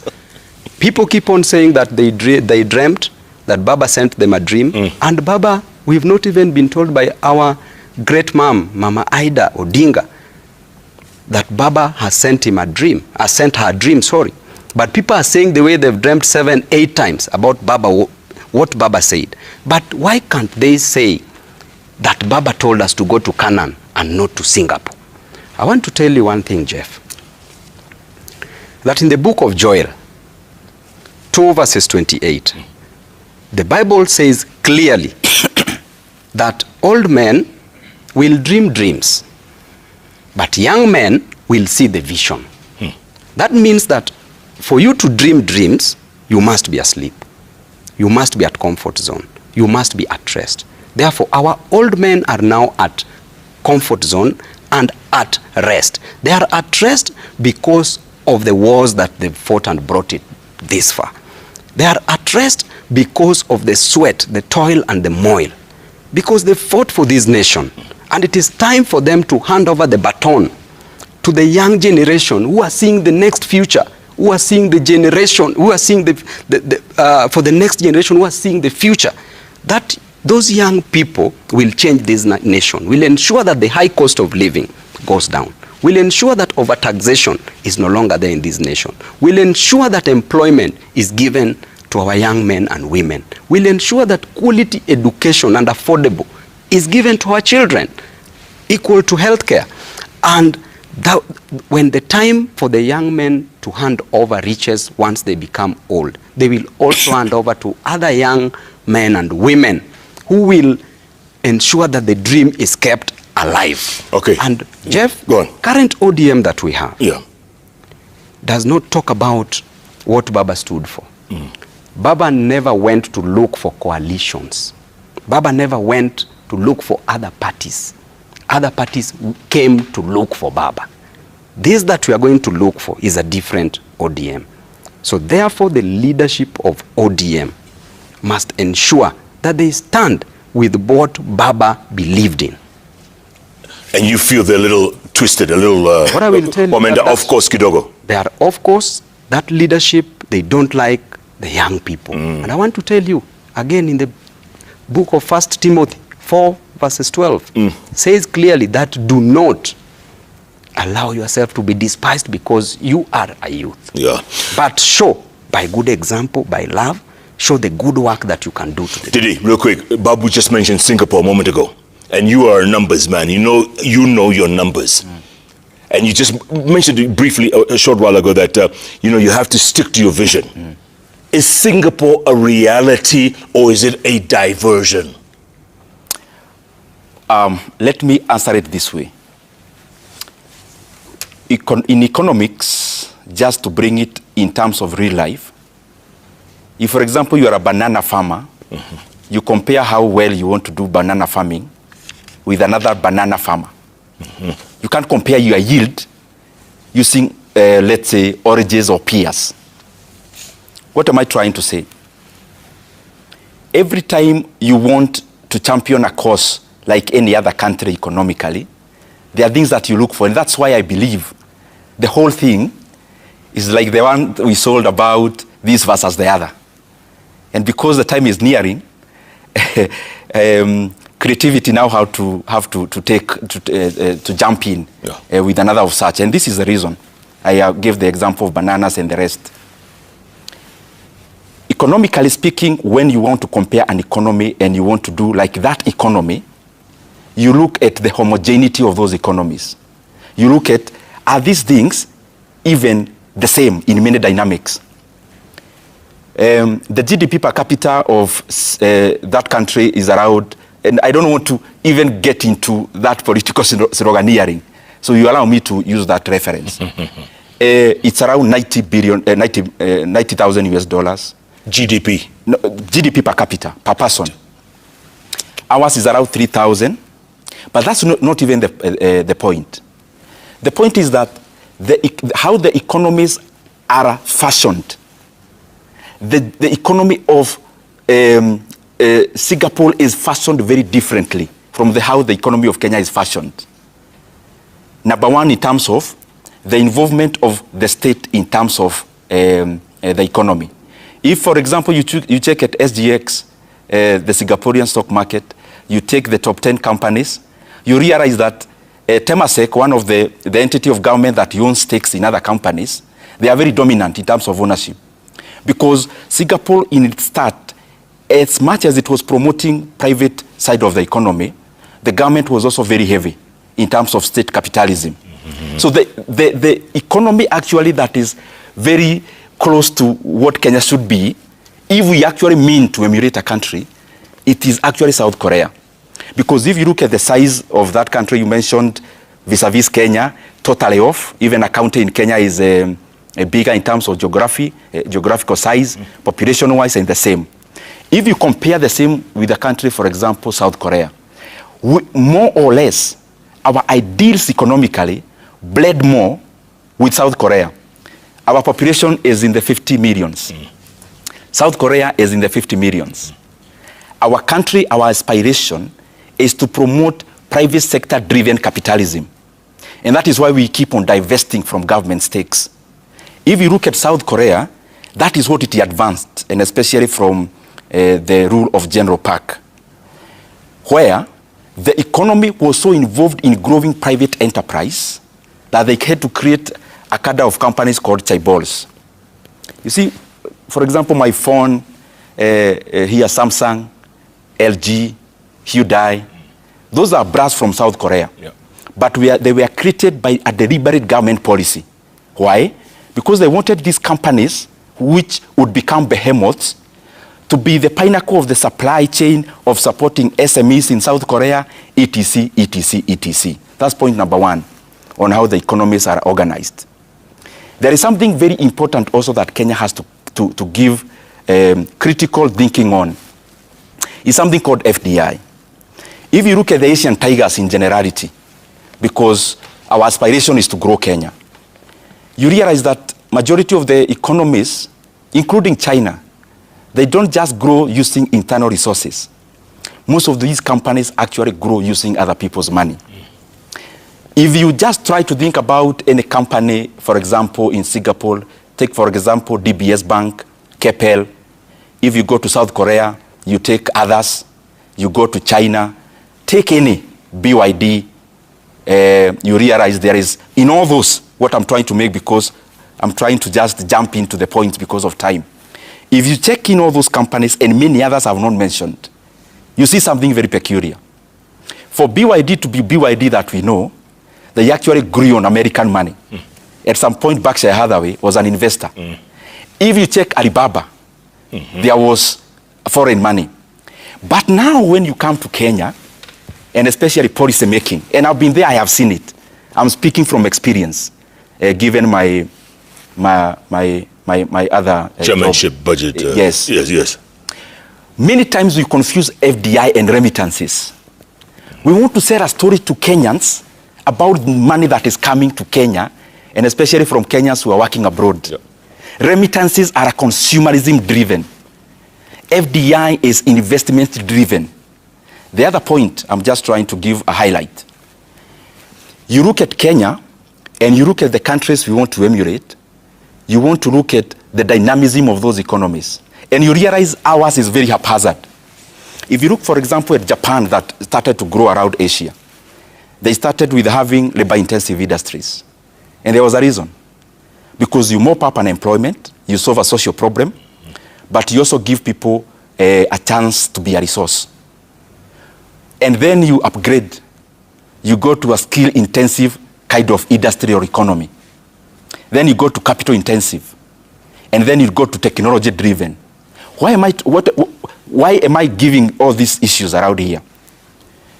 The economy must know where it is so that the policies, even if you may leapfrog and go to the other technology, etc., you have to start at the base and first stick there until you then graduate and go to the next. And I'm not saying you keep off growing on the rest in terms of skill and technology and capital intensive. I'm saying that we must be deliberate on creating labor-intensive industries, because this is an economic issue in terms of solution, but it's also a social one.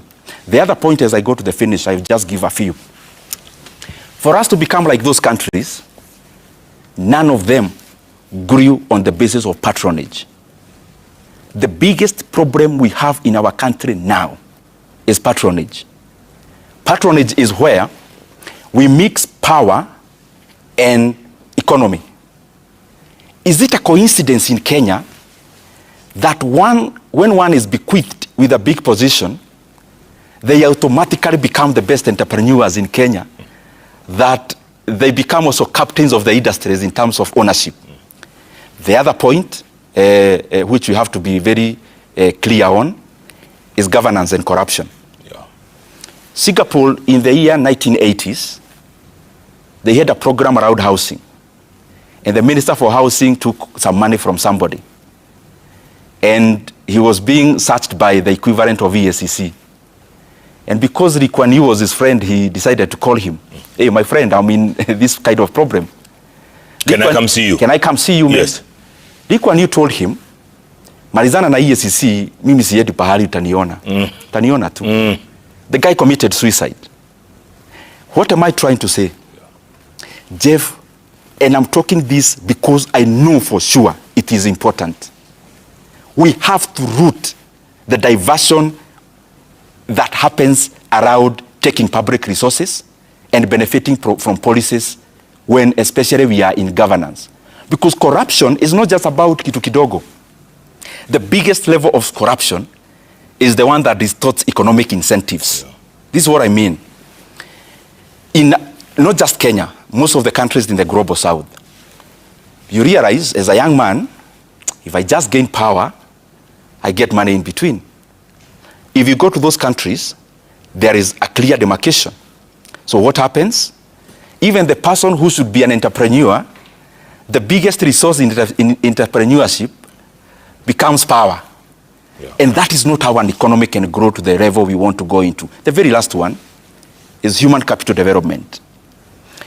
From the US, from the UK in terms of growth, actually from way back, you know, there is a time Netherlands was a superpower in the world.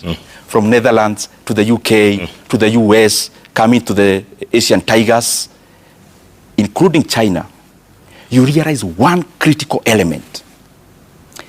In all economic models of those ones, practical examples, and even theoretically, human capital development is the most important resource that you have to work on when you're talking about growing an economy, not in a normal pace, astronomically. Okay. And we cannot do that when at the same time we are denying the basic level of that, which is basic education, sufficient resources. Babu. Yep, if I may, the issue of Singapore. Yes. First of all, if I just talk at face value and compare Singapore and Kenya, Jeff, the size of Singapore is 736 square kilometer. Is that central province? Is that smaller than? The size of Nairobi is 696 square kilometers. Wow. Therefore, Singapore and Nairobi are almost congruent in size. The size of Kenya is 580,000 square kilometers. It means that Kenya is 800 times bigger than Singapore. Then the population of Kenya is 58 million in number, while the population of Singapore is 6.1 million in number. The GDP right now of Singapore is close to around 4.6% today. And the GDP of Kenya is approximately around between that 4 and 5%. Therefore, it means that how else will the 58 million Kenyans fit in Singapore, which is a smaller country in terms of size. Jeff, there is no need of the state, of the government, of the president talking about Singapore. If we have a blueprint in Kenya, for 40 years when KANU was ruling this nation, by 2002, we had an economic growth rate. Actually, I'm talking about the economic growth rate, not the GDP. Of Singapore is 4.6, and of Kenya is around 5%. The economic growth rate of Kenya as at 2002 was at 2%.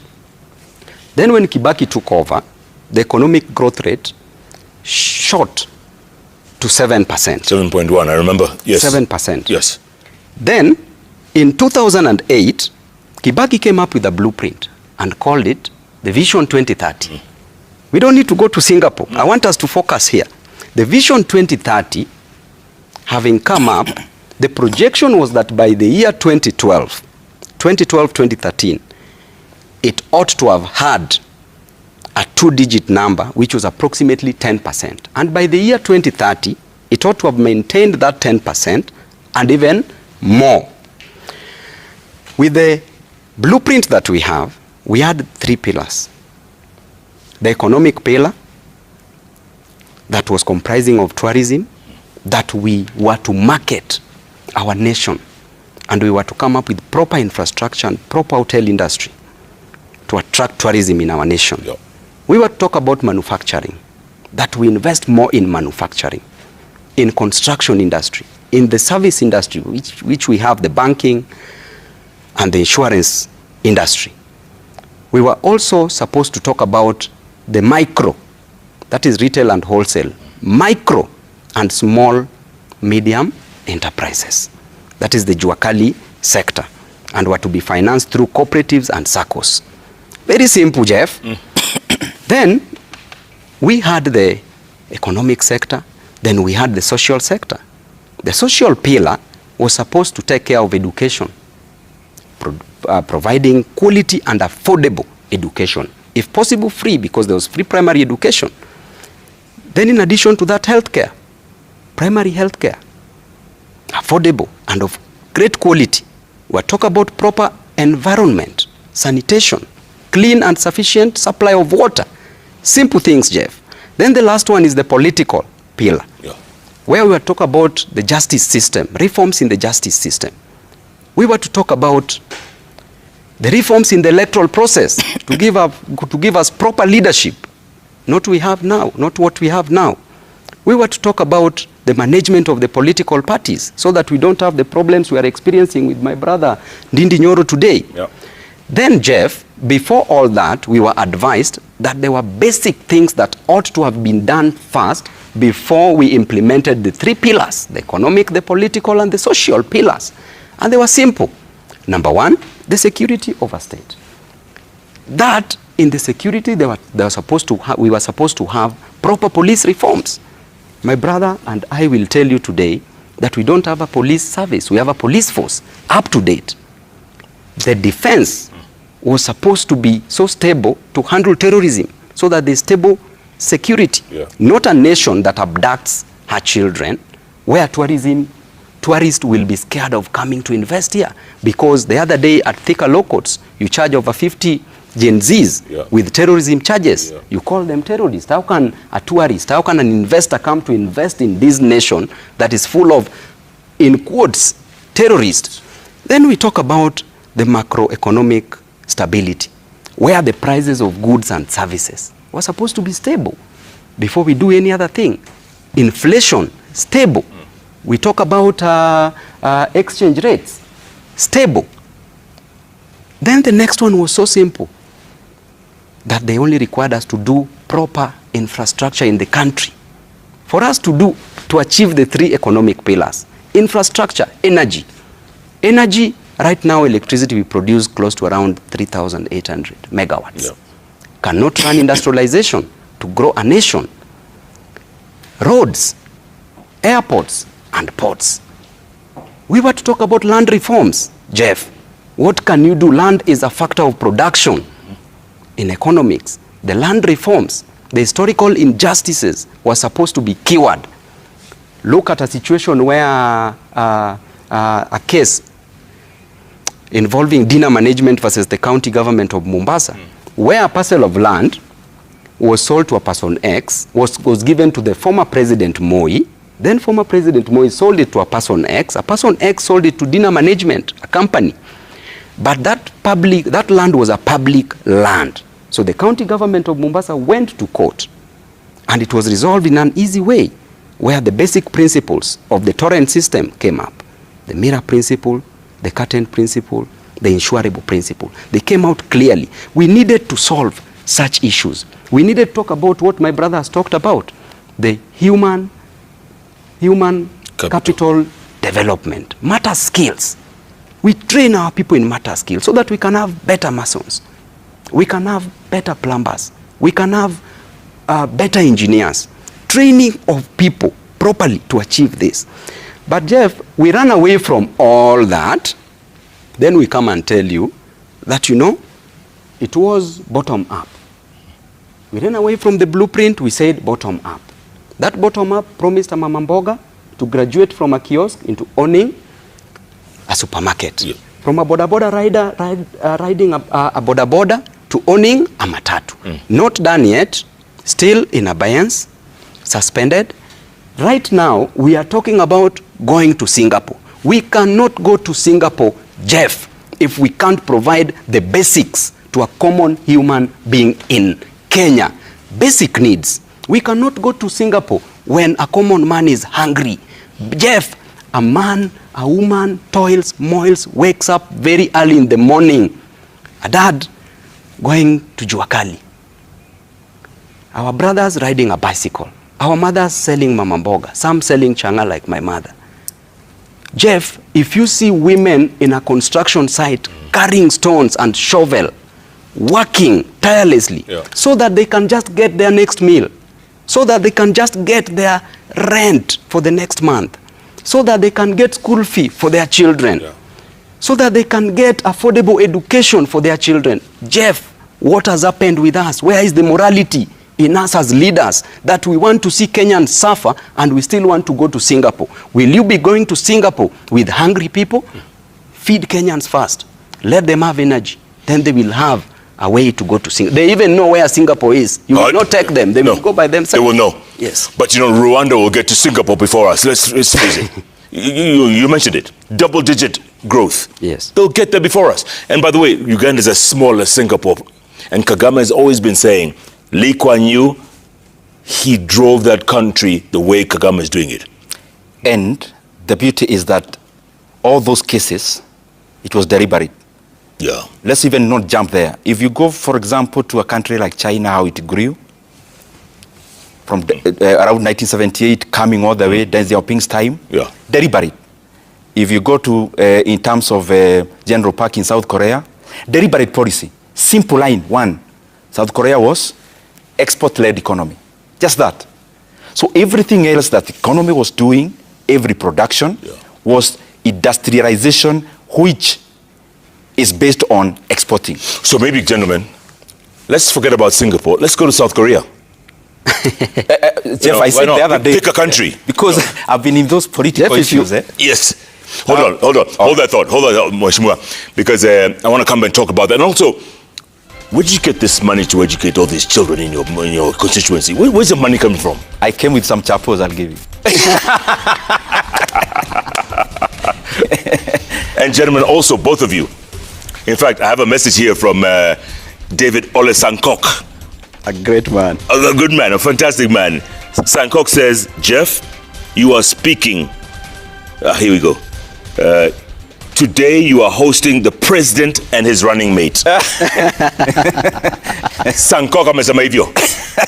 Gentlemen, think about it, man. Think about it. The future is it's bright. Yes, very bright. I have to wear shades. Very bright. It's very bright. Yeah.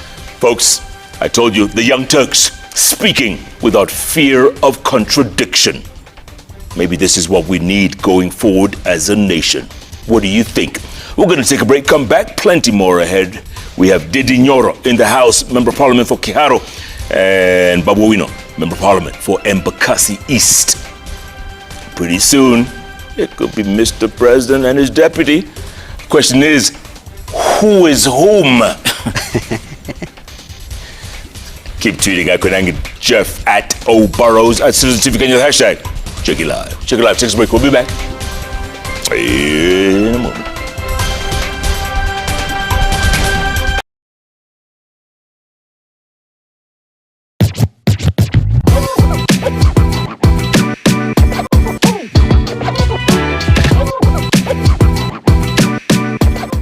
Hello and welcome to this episode of The Big Picture. The Big Picture, this is where depth meets humor. Happy New Year, by the way. This is the first episode of 2026. We last met everyone 3 weeks ago? Yes. Yeah, mid-December, I believe. Yeah. But yeah, we're back for another season of The Big Picture. For this season, expect freshness and, as usual, deep conversations, which is why we are all gathered here today. First, I'm your lead co-host, Tom Mukwana, and as usual, I do this every week with my co-host, Justine Wanda. Hi everyone, Happy New Year. Yeah, I feel like I need to introduce myself. I'm a reporter here at Traffic Uncensored, and I'm also the lead co-host of The Big Picture. And Justine Wanda is a satirist, comedian, human rights activist. You've also written award-winning shows. Yes, award nominated. Where? Nitashinda one day, but good luck, Justine. Thank you. You need to speak things into reality. Absolutely. So the new year comes with new policy suggestions as usual, but for last year specifically, KRA closed 2025 with an announcement that will be the center of our conversation today. For that, we have a very special guest. I was just speaking about this with him. He's the guy who crunches documents for Kenyans online. I think for most of us who do this, his profile on Twitter is an essential. Mm-hmm. And Julian Zamboko, asante sana for coming. Thank you for hosting me. It's a delight to be here. I'm a big fan of the work you guys do. So delighted to be here. That should be the biggest compliment already for the year that's coming. But asante, Julians, for coming. Now, Julians is an IMF journalism fellow. He's also a research fellow at the Tax Research Center at Strathmore University. He's also a broadcast journalist. We were just speaking about his career in broadcast journalism after a whole thing he did in finance. But that's what makes him special as a journalist, his ability to crunch numbers. And we're going to use that for this episode. As I mentioned, Julian's KRA and this new announcement. And you said that people should now pay more attention to their books after this announcement. What does this even mean? It's very complicated because I had to read so deeply and to make calls to understand just this. And it's like less than a page, I think, in length. Yes. But the implications are major. What did that document mean?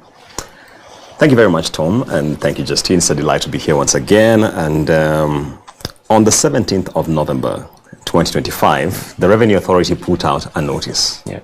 And what this notice indicated was that effective January 1st, 2026, the Revenue Authority would be doing income and expenses validation. Now, that needs a lot of context setting. If you walk back to Finance Act 2023, so skip 25, skip 24 because we had none, we just had the tax laws amendments, 2023. It amended the Tax Procedures Act to introduce Section 23A. What did it provide? It provided that anyone carrying out a business will issue an electronic invoice. So that's where this conversation starts. It did a second thing. It introduced Section 16(1)(c) in the Income Tax Act. And it provides that for you to be able to claim a deductible expense, and what that means is, if I'm operating a business and I have 100 shillings in my earnings coming in, the way the law provides that we will calculate my corporate income tax is that I will take my turnover, I deduct my expenses, and then I arrive at what should be taxable, my taxable base. These expenses must be backed by invoices because you must show the Revenue Authority that, look, I spent this in my course of business, I spent this. Now, Section 16(1)(c) provided that for you to have those claimable expenses or deductible expenses, they must be supported by electronic invoices, what we call ETINs. Yeah. That is the gist of this notice, because when Finance Act 23 came, it provided that it was effective January 1st, 2024. But there was so much hue and cry. Understandably so. We are not ready. How will we do this? Majority of businesses in Kenya are micro and small. They don't even have the infrastructure and the knowledge to be able to raise these invoices. How does that work? So between 2024 and the end of last year, 2025, there was a lot of lenience from the Revenue Authority when it goes to claim expenses. So what they are telling us now is that when you file your returns for the year ended December 2025, for you to claim any expense, it must be supported by ITIM's invoices. So as it stands, that's what should happen. That's what is happening, not should happen. Yeah. Anyone who, especially the corporates, has tried to file their returns for the year ended DEC 25, one of the things I have seen, at least in 2 instances, is that the Excel file we normally download, you download and it is pre-populated, which means KRA has gone to the system, looked at all your ITIM's invoices, and populated for you. Now, there are so many sticky issues around that, which I'm sure we'll flesh out in this conversation. No, let's get into it. Yes. What sticky issues are you speaking about? Yeah, and also like what doesn't KRA having all this information also set them a little bit apart from the people who have these businesses, because they're not entirely sure about like how spread out your expenses were. Like they do have the ITIMs, right? Yes, yes. But they don't have the context in which the ITIMs exists. Yes. Like how do you approach that as a business person? Okay. Yeah. So maybe let's take a step back, because it's important to set the context around all this. Kenya's journey around automation of tax administration had its dawn in 2005, 21 years ago. That year, the finance minister, if you go and read his budget speech, David Muiraria was his name, he said, we are successfully rolling out ETRs, electronic tax receipts, right?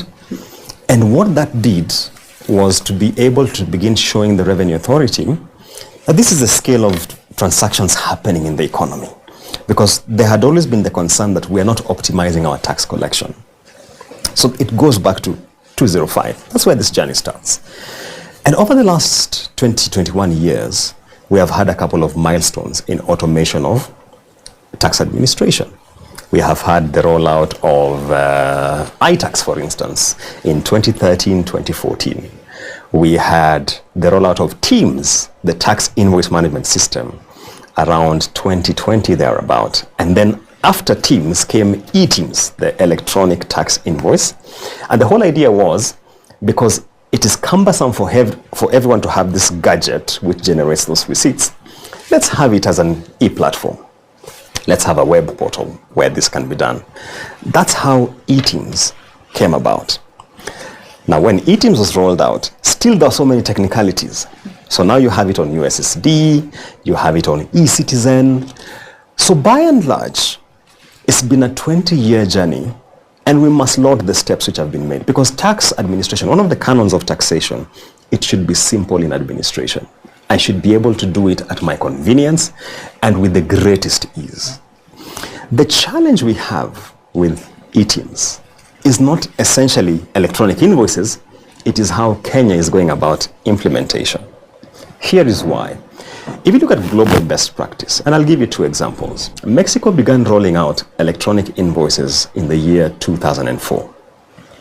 They made it voluntary. As a business, register with the Revenue Authority, be able to generate these invoices electronically. 6 years down the line, in 2010, they made it mandatory for large businesses. Why large businesses? Because you have the budgets, you have the human personnel, you've got so many tax accountants, you can actually navigate this thing. So that's in 2010. It was not until 2014, 4 years down the line after they made it mandatory for large businesses, that they made it mandatory for everyone. So ballpark, it took 10 years to roll out electronic invoices as mandatory for everyone. So that's the case in point of Mexico. If you look at Chile, they rolled out electronic invoices in 2001. And it was not until 2014 that it became mandatory for large taxpayers. Again, same logic. They have the budgets, they have the personnel, they can manage it. In 2018, they made it mandatory for business-to-business transactions. So if I'm running a business and Justine is running a business, if we transact, there'll be a mandatory electronic invoices. Not B2C. Not Justine selling to Tom, who is just a Kenyan walking around. No. That was in 2018. Now in 2020, they made it mandatory for all taxpayers. 19 years down the line. Here in Kenya, Finance Act 23 comes mid-2023. You're telling us by January 1st, 2024, every business should be raising an ATM's invoice. How does that work? Especially in an economy that is vastly hard to tax. I'm not a big fan of using the word informal. I think it's applicable. I prefer to use hard to tax because if you speak to many of these businesses, it's informal to the degree that you have not taken time to understand them. They might be hard to tax for one reason or the other. Their incomes are so irregular. They don't have the capacity to be able to put their books in order. But they have turnover and they conduct business. So they're just hard to tax, and you need to figure that out. So Kenya seems to be going counter to global best practice in the rollout of electronic invoices, and that's the issue we are raising. Are we even ready for you to demand ETIMS invoices for all businesses? Stagger it out. And we have communicated as much to National Treasury and Kenya Revenue Authority. We are hoping maybe we shall see a backpedal in this year now that we are already in the thick of its implementation. Do you suspect any backpedaling, or because they tend to be, for lack of a better word, hard-headed, and you guys have to do what we say. It is what we say because this is for your good. Yes. And the government has been on a roll with policy implementations, especially ones that are widening the tax base. Yes. And look, Safaricom, the sale of that to raise more revenue that can then be put into infrastructure. Is that something that you feel, because you've interviewed a lot of policymakers? Maybe history should guide us. If you walk back 2 years, remember this ETIMS started as a tool targeting VAT registered businesses. It's only later that it was scaled to all taxpayers. So when VAT auto population started, I remember, I think it was in March of 2024, because there was a cutoff date for filing returns. The filing was so chaotic that the Revenue Authority had to step back, allow for a window period, manual filing, before we get back on track to figure out exactly what went wrong, what were the teething issues, and how do you iron out those kinks which were there in the applicability of what was being rolled out.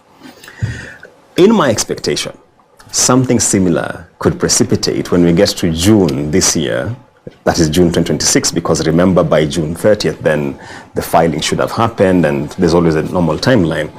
Because if you speak to taxpayers currently who are attempting to file their returns, it's a big headache. It's a big headache across tax practitioners, across taxpayers, even large businesses. Because take this case in point. Tom runs a business, transacted with Julian's. I don't raise ETIMS invoices, but it's a justifiable claim, and you need to claim it as you do your filings for the year ended December 2025. And remember, this notice came in November. I wish that notice came in January last year. Then everybody who was doing business would have insisted, if I'm to do business with you, you must give me an ETIMS invoice. But it came in November. Hold on. So this implementation, just to be clear, is supposed to be for all taxable transactions between January and December. Yes. For the year of income or accounting period, 2025 means from January 1st to December 31st. Oh. So they don't care if you backdate. So that notice should actually have come at the end of 2024 to guide taxpayers. But it came in November.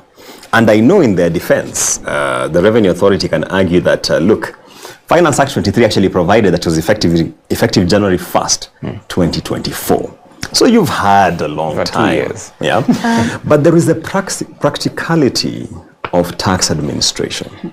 And that is what we should never miss when it comes to this conversation.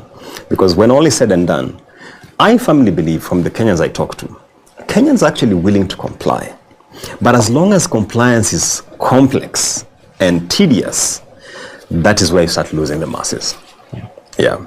That makes sense, because then I'll ask, between that November when the notice came and right now that it's supposed to be in effect, have there been any sensitization efforts? Have you seen, at least from Treasury or KRA, or like the people who are in charge, have people who are in these particular spaces at least gone out of their way to tell people this is what is supposed to be happening? Because sending that carried notification that they do with all those little fonts that no one is reading, like, personally I saw that and I was like, there's no way these people are serious, because I remember I saw it towards the end of last year. Yes. And I was like, there's no one who will be able to comply in the time frame in which I am seeing this. Yes. So have there been any sensitization efforts from that end?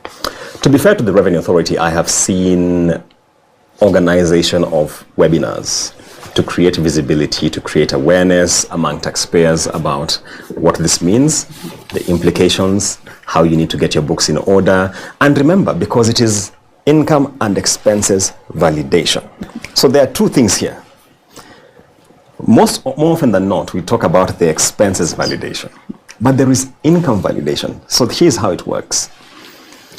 Thomas organized a function. He invites Julian as the moderator. For you to pay me, I raise an ETIMS invoice and you pay me.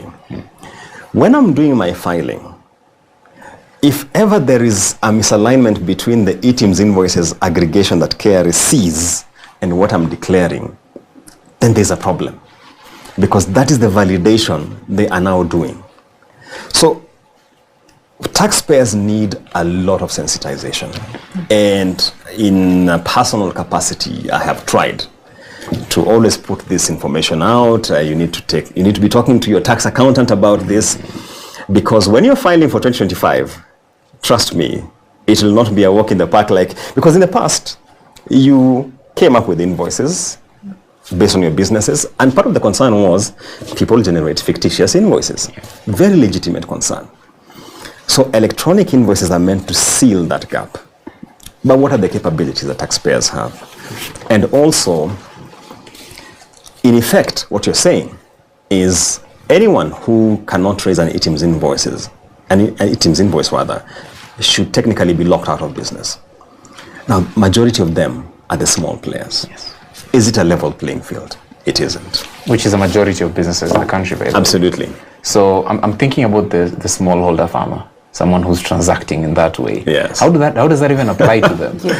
So you go back to at the end of 2024, when Finance Bill 24 was rescinded following the protests that we had the Tax Procedures Amendment Act of 2024. Part of what it did was to introduce reverse invoicing. And what reverse invoicing provides is, in the circumstance where you are procuring from a supplier who in your thinking has no capacity to raise an ETIMS invoice, you can raise on their behalf. All they will need to do is to approve that. Now that requires them to have a KRA PIN, because when I raise that invoice, it needs to go to their ledger for them to see it and then approve that indeed I supplied Tom with this and is raising an ETIMS invoice on my behalf. That's the famous reverse invoicing. The question we've always asked is, can we get data showing us the penetration of reverse invoicing and its applicability across the masses? I'm yet to see that data, and I talk to the Revenue Authority virtually every week on one issue or the other. So that was the attempt to go about it. And also there was the argument that if you're dealing, for example, with smallholder farmers, as you have taken the case in point, they need to be aggregated in cooperatives of sorts. Yeah. Then those cooperatives can raise invoices on their behalf. But is that happening? Finally, policy must be practical. That's a bedrock of policy. Policy must be practical to the realities on the ground. And I feel there's a misalignment there. Yeah. Justine, I was wondering from your point of view as someone who's in the gig economy, how does this apply to you? First of all, I'll just say I'm very confused about about Kenya's tax code, and it's something I even asked you initially. Like, why isn't the tax code very, like, there's no ABC for like someone who's just starting out? As a comedian, I'm always doing like smaller gigs where you do this gig, they pay you, and sometimes it's very minimal amount, so it's not taxable.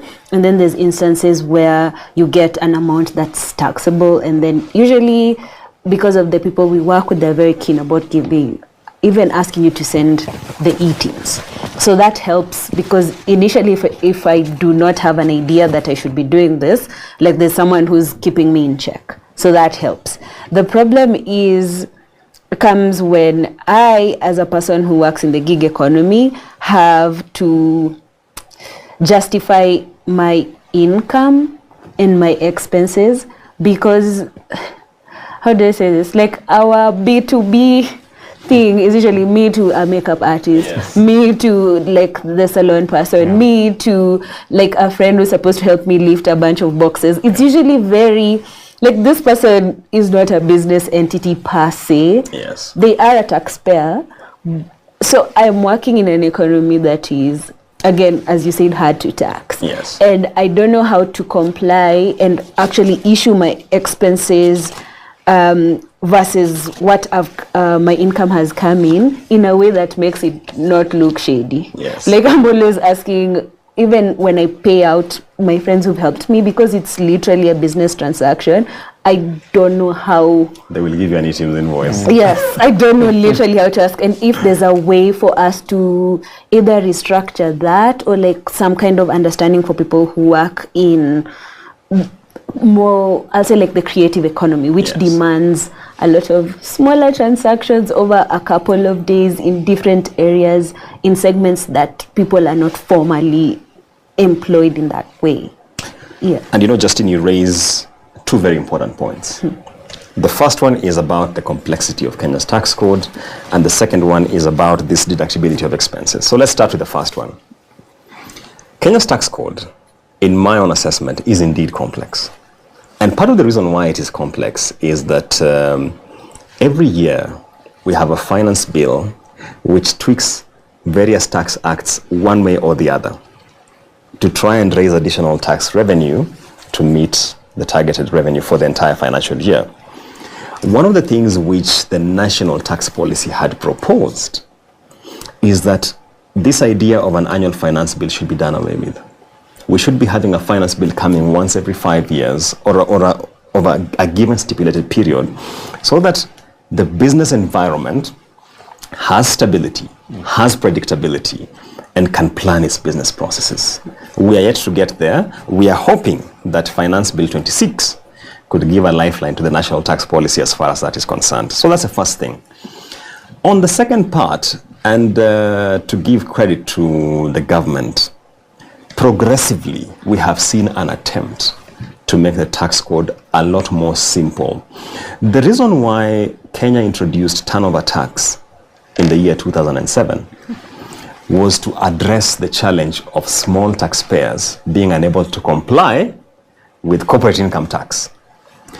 If you know your turnover, give us 1.5% of it. That's turnover tax. As long as your annual turnover lies between 1 million shillings and 25 million shillings. Initially, it was until 50 million shillings until we had the COVID tax laws amendments, which scaled it back to 25. Unfortunately, the performance of turnover tax hasn't been as good. The number of registrations haven't been as strong as according to what the government expected, and the collections have not matched up. To the second point of your question, if you go to section 10 of the e-teams regulations, it gives the following are exclusions from the requirement of an electronic tax invoice. 1 is emoluments, 2 is imports, 3 is investment allowances, 4 is airline ticketing, 5 is interest, 6 is a non-resident person with a permanent establishment in Kenya, and G is any other exclusion as may be provided in section 23A of the Act. One of our submissions last year before the Finance and Planning Committee on Matters Finance Bill was that this provision of G around any other exclusion as may be provided in section 23 of the Tax Procedures Act needs to be more specific. Because all the first ones speak to medium and large businesses. But what about someone like Justin in the gig economy, who deals with other small players? And our suggestion was, we need to delink Section 23A of the Tax Procedures Act and Section 16(1)(c) of the Income Tax Act. Essentially what we were saying was, this idea that only e-teams-backed expenses can be deductible needs to be reconsidered. Because the small businesses don't have the luxury of saying, we have air tickets, we have an exemption. They don't. Their expenses are someone helping you to carry a sack. That's true. From here to there. Taking How will that cab. guy give you an e-teams invoice? Taking a cab from imagine this. Unashuka cab and then you're telling the guy, yo, nikupe pin yangu man. It seems crazy. And those are the kind of expenses that people in the gig economy, a majority of young Kenyans incur. Absolutely. I don't know whether you saw this development in October last year, where Uber was piloting the issue of drivers being able to issue e-teams invoices. And of course, because of the fact that being able to issue an e-teams invoice demands that you have a KRA PIN to begin with, became a complex affair. But it's being piloted. So what we said was, we need to delink the two.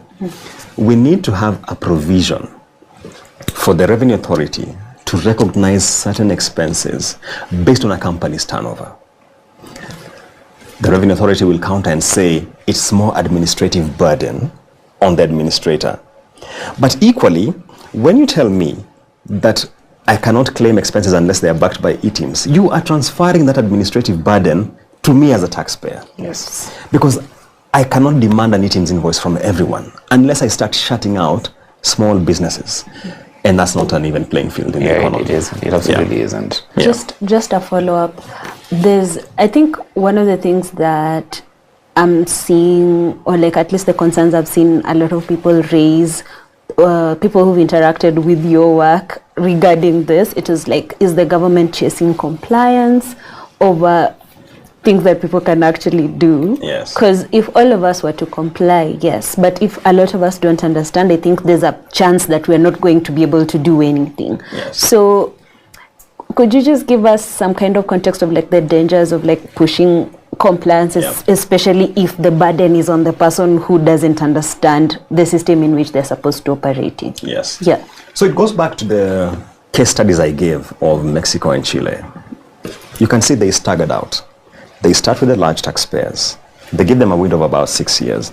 They go to B2B transactions, give it a window of about 4 years. By the time you're coming to Justine and Julian's and Mr. Mukwana here, you have given about a decade for everyone to acclimatize with the new system, figure out how it works, and ensure that any kinks in the system can be straightened out in good time before we make it a mass requirement that is mandatory for everyone. And that is where I feel our e-teams implementation is missing the point. Kenyans have no problem with compliance, as long as the compliance is simple to execute, right?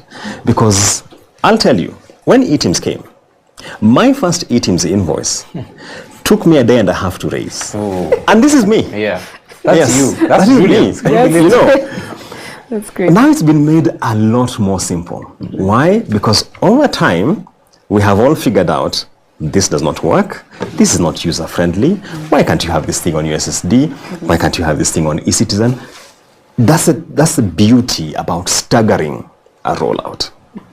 But as long as you have a big bang that effective this date, everyone should be compliant. The sunset date will arrive, like this one is June 30th for you to have filed your returns for the last year, and you realize we did not consider the applicability and practicality of enforcing this thing as we gave this notice. KRA is chasing data. The whole idea behind electronic invoices is full visibility of the transactions taking place in the economy, because the argument has been, and it's a fair argument, Kenya's taxpayer register, give or take, depending on KRA data, has about 6.7 million active taxpayers. Why is that the case when you can look at, for example, even your voters roll, which has 20 million thereabout active voters? Where are you missing the point? So KRA is chasing data. And that is what eTeams is designed to ensure. The reason why over the last 2 financial years, VAT collections have jumped significantly is because of eTeams. As I said earlier, eTeams began as a value-added tax compliance item. It is now that it's being rolled out to you and I.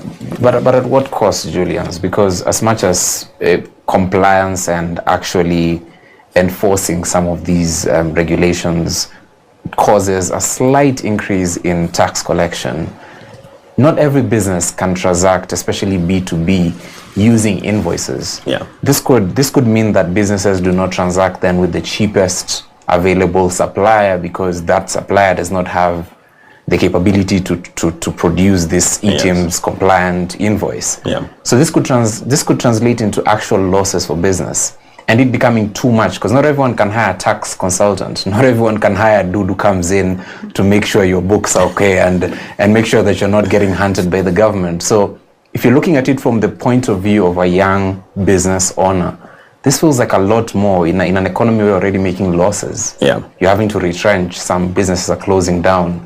Does this feel like something too soon or something that is needless? And to the point that you're raising, this is why in our submission, our view is this thing should be staggered. The rollout should be staggered. We are not saying we don't want eTeams. No. We are all for electronic invoices. We see their purpose, especially if you look at the global evolution of tax administration across jurisdictions. Electronic invoices are not a Kenyan peculiarity. You can find case studies in Latin America. You can find case studies in India.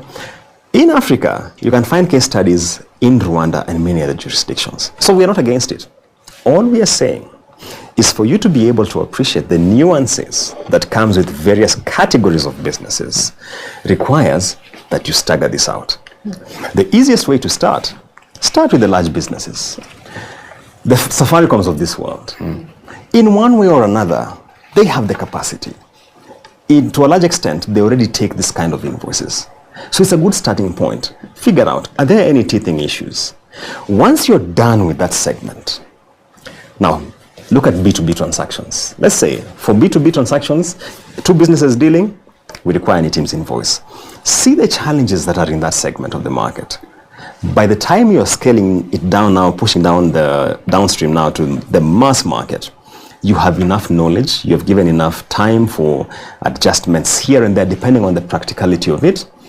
And finally, you are hitting your compliance target without too much burden on the taxpayers. Because right now what is happening is tax compliance is so complex, so expensive, so demanding that a business would rather remain in the shadows as opposed to being visible.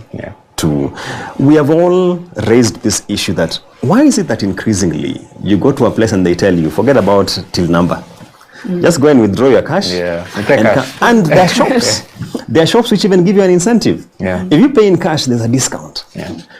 What are they telling you? They're basically telling you that this question of visibility is too cumbersome for us. Let's have a cash transaction. We shake hands, you're happy you have your discount, I'm happy I'm not in the radar, and we move on. Life goes on. So it precipitates a perverse outcome in tax administration. Well, Julians, you're saying give Caesar what belongs to Caesar. If I had a small business, I'm not going to lie to you, if I had a small business, and I know that we have over 250 billion Kenya shillings that is being lost to tax evaders and tax avoiders, I cannot want my business to be on eTeams. I'm not even going to lie to you. Why not go and get those guys? The guys who are earning billions that are untaxed and moving them out of the country and going as dividends to their shareholders. Look, I want to own my business. I want to pay you for the VAT I used to buy this desk here as a prop for my show. But I don't want you snooping around with every transaction that I make. Is that a valid argument? So the point that you raise is shared by many small businesses. And I've had this argument time without number. And the fact is this,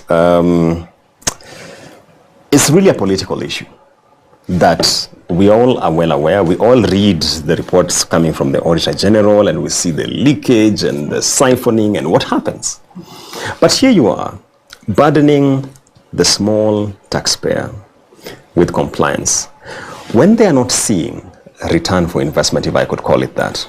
And that is why increasingly globally, when you talk about tax administration, the first question that emerges is, what is the tax morale?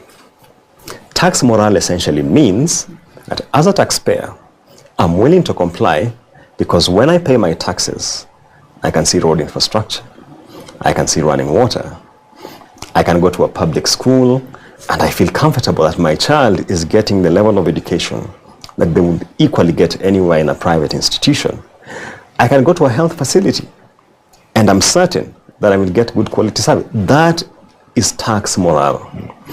But I think by and large, Kenyans are at the place where the tax morale is so low. It's not all time low. Yes, because here you are paying taxes, faithfully complying, but the return for what you pay just doesn't measure up. So there's a bigger question, and this is part of the conversation we had when we were discussing the question of the national tax policy and the medium-term revenue strategy.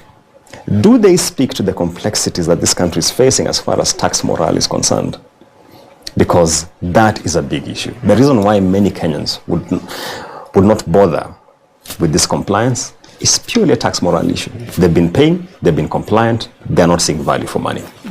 Yeah. Justine, I wonder what you think about that.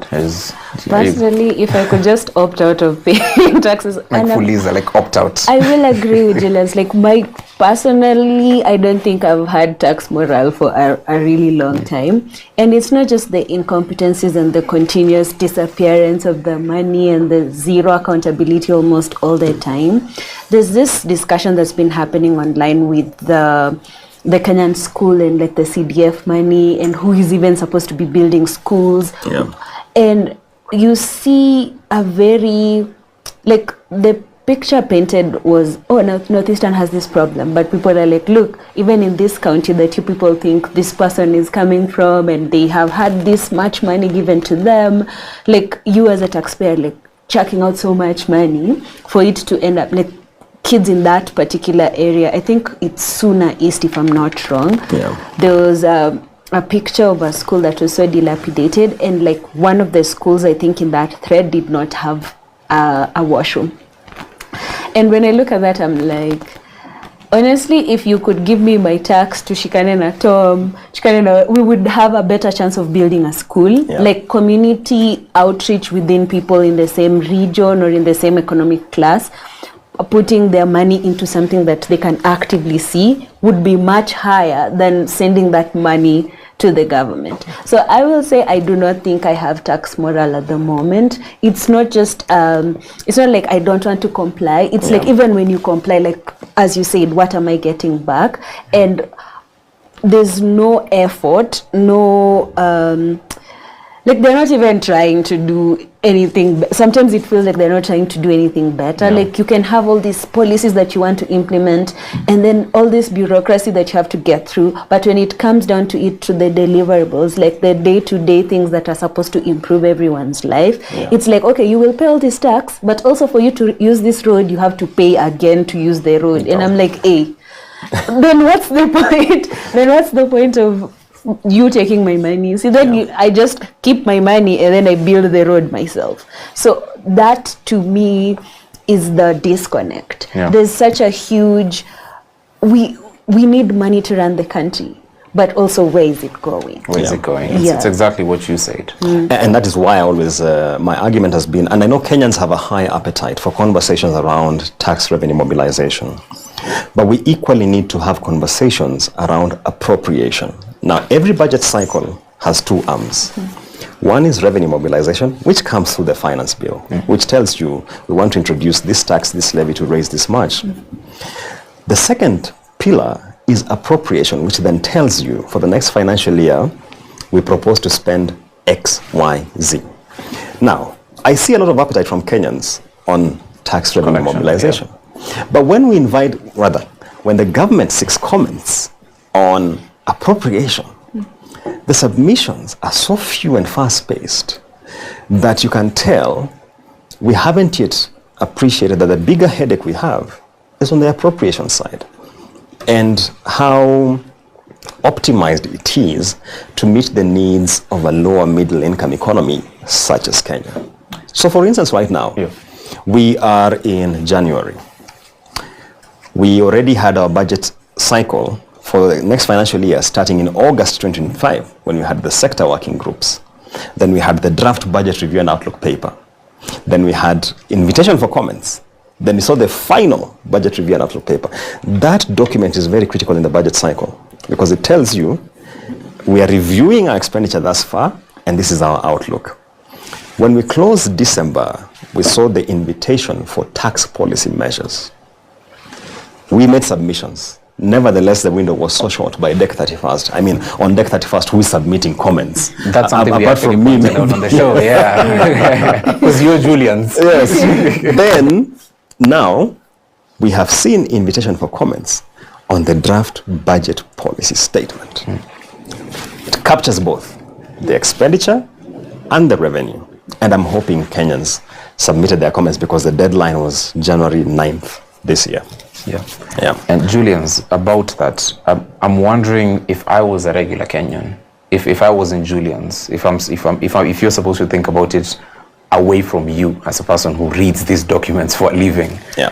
A regular Kenyan, have you seen the budget document and how big those books are? If I open them on my laptop. And how many there are. And how many there are. There's like book 1, book 2, and all of them are recurrent 1, recurrent 2. Yes. Then there's program-based budget. Yes. Who's going to look through all those documents? Yeah. I think it's more, it's a bigger problem that government lacks in communication and simplifying these documents. And because if you look at these documents, I even had to read them to understand what a vote means. Yes. It takes so much time, so much mental energy to just go through every item. And it's so complicated to understand exactly what each line means when each line means money from your public purse. So I think this is a bigger problem on government's part. They fail consistently to communicate year after year how this budget ends up being what it is. Yeah. Because like Outlook, Justine, you just found out what that means. Yeah, and I think there's also, just to your point, there's a confidence in which that the government has with knowing people are not going to read this.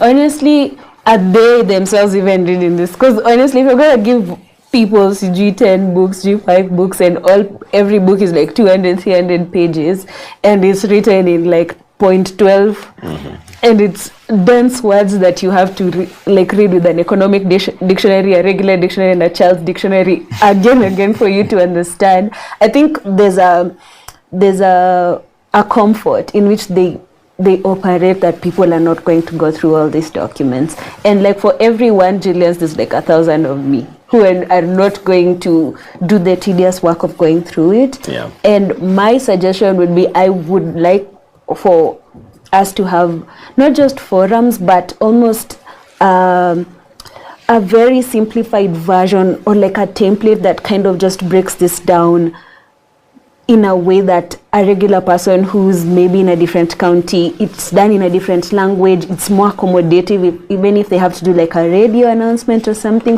that you don't, because not every single person who pays tax is also literate. Some people actually rely on a lot of word of mouth, a lot of their radio or like television devices for them to be able to understand. So I think if the government can send people voice notes where it's just like 3 minutes of like, this is what is required from you. If you're in this constituency, this is what you need to know. This is how you can submit. This is the office you can reach out to. I think more people would even know how to approach it. But also we had someone from the government here last year, just after Raila had passed away. Yes. And one of the things that he was like, Kenyans really love to be reactive.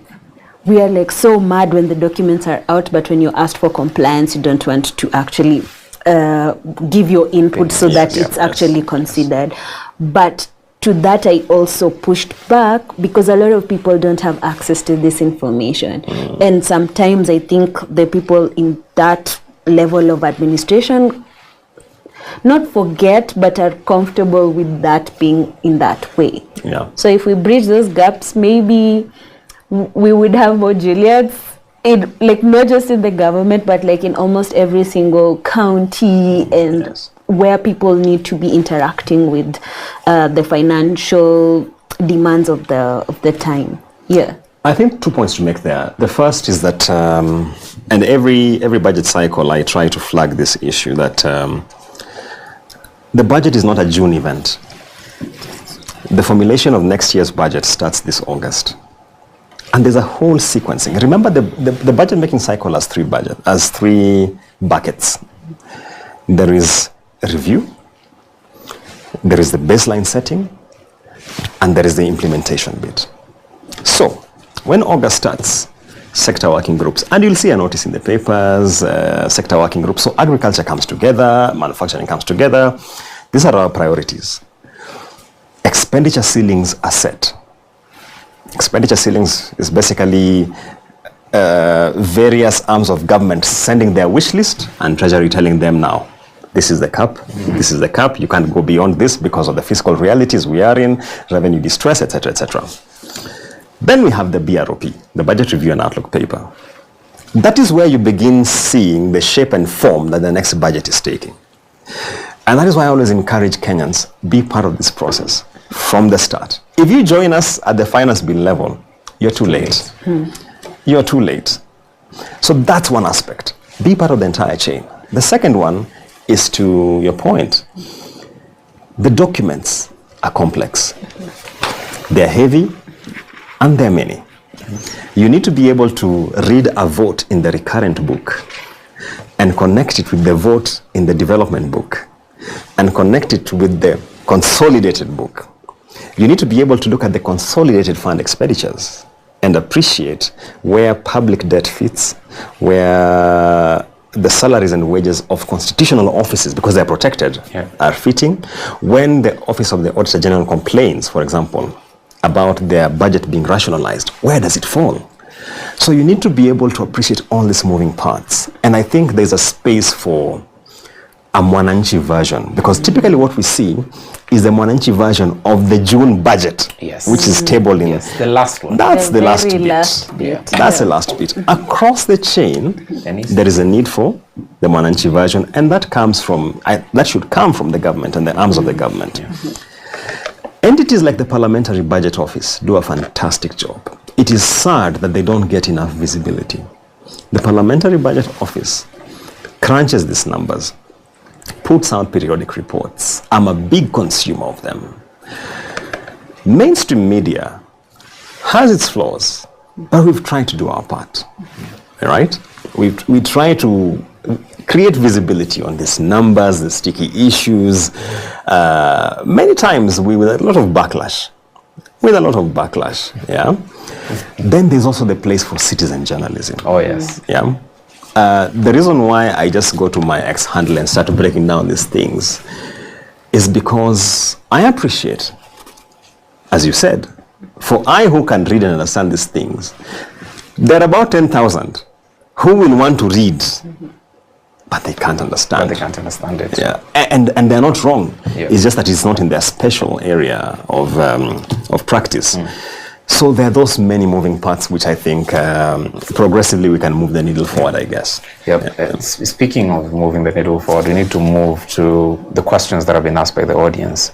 So Minach is now asks, the elephant in the room is government expenses. You've addressed this to a degree.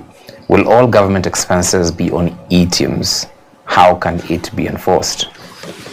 That's a brilliant question. One of the questions we have asked the Revenue Authority, every year a business pays a licensing fee to the government. There's no e-teams invoice. That's a business expense. The business needs to claim that expense. How can the same government which is enforcing e-teams not be issuing e-teams invoices? So the response to that question is that we are still waiting for the answer from the authorities. But that's an issue which we have raised time and again. So the government is not complying to its own regulations as it stands? I have not seen an e-teams invoice from a government agency. And businesses are paying for license. So how do they claim? How do they claim it? So what you're basically saying right now is if a business has $1 million worth of income and then they supplied, or like So a business can at this point incur losses because of transacting with a government entity. Because that's what you're saying. If we read section 16(1)(c) of the Income Tax Act strictly, as long as you don't have an ATM's invoice, you can't claim. You can't claim it. Now, I paid for a license. I don't have an ATM's invoice to show that I paid for that license. How do I claim? Remember, iTax is dispensing auto-populated returns, which doesn't capture anything that is not backed by ATMs. So there's a dissonance as far as that goes, and that's one of the issues which you've raised. Oh, I'm not surprised the government aren't complying with its own laws. Nothing new here. And Mike says, does ATMs give the government access to data such as M-Pesa, transactions on personal lines? To the best of my knowledge, it does not. And that is why when we had Finance Bill 24 and the Tax Laws Amendment Bill 24, there was an attempt to exempt the Revenue Authority from the constraints of data protection, which has failed recurrently. Now, that would have given them access to that sort of data. But ATMs by itself, no. Doesn't. No. It's what you give ATMs. Exactly. Whatever you feed in is what they get visibility of. And remember, and this is a very important point, you must transmit. If you're raising an ATM's invoice, ensure it is properly transmitted. There are instances where I thought you raised an ATM's invoice, but you didn't. Because you never transmitted. It is creating chaos out here. Julians, for my final question before we get to the next part, which is basically wrapping up briefly, over the last weeks of 2025, we had consistent arguments on this show over figures that President Ruto posits as the defining figures of his economy. I think you know exactly what I'm talking about here. Absolutely. Inflation, Forex, and foreign exchange, the shilling to the dollar, and then also GDP. And all these indicators show that Kenya is on the right trajectory. The criticism that we've had from our guests on this show, Justine will remember, is that these indicators exclude other data that contributes to the economy and how Kenyans experience the Kenyan economy. So for this, I'm speaking about poverty levels. I'm speaking about how many businesses have stayed afloat since 2022 to 2025. And such data seems to be excluded when Ruto speaks about inflation and the dollar against the Kenyan shillings. And economists get a lot of flack for that. Yes. Is that a fair assessment, that these figures are not the accurate description of an economy? The way I'd respond is this. There's a decoupling between the macros and the micros. Please break that down. Absolutely. The macros are the high-level figures. GDP is growing. Inflation is coming down. Interest rates are coming down. And all those numbers that have been thrown around. The USD cash exchange rate has been stable. Those are the macros. The micros are our realities. What is our disposable income? Do you feel like you have actually more money in the pocket? No, you don't. Despite the good macros, you don't. So that tells us that we have a policy disconnect as far as this goes. Two things to point out here. One is that if you look at standard economic realities, macros transmit with a lag, telling you that the numbers will start getting better at the high level earlier than they transmit to the ordinary citizen at the bottom of the pyramid. So that's the first thing. The second thing is this. I made a submission as part of the Strathmore Tax Research Center before the Finance and Planning Committee last year. And this was part of our argument. It doesn't matter how good the macros are.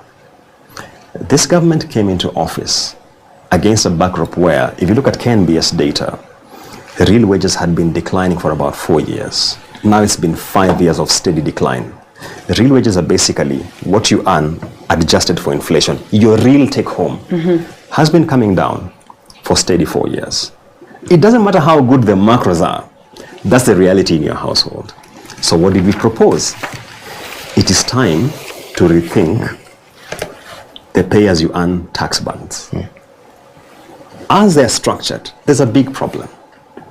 The 30% pay-as-you-earn tax rate kicks in too early. And when it kicks in too early, it hits the low-income earner disproportionately higher than it does the high-income earner. So our proposal was, one, we need to rethink the tax-free threshold income. It's been at 24,000, move it up to 30,000 shillings. Create that breather. Let the people, who are the majority of Kenyans who earn 30K and below, enjoy their growth as their net. Because what really is their take home anyway? We need to create that buffer. Two, we need to take these top two income tax rates and do away with them. 32.5% and 35%.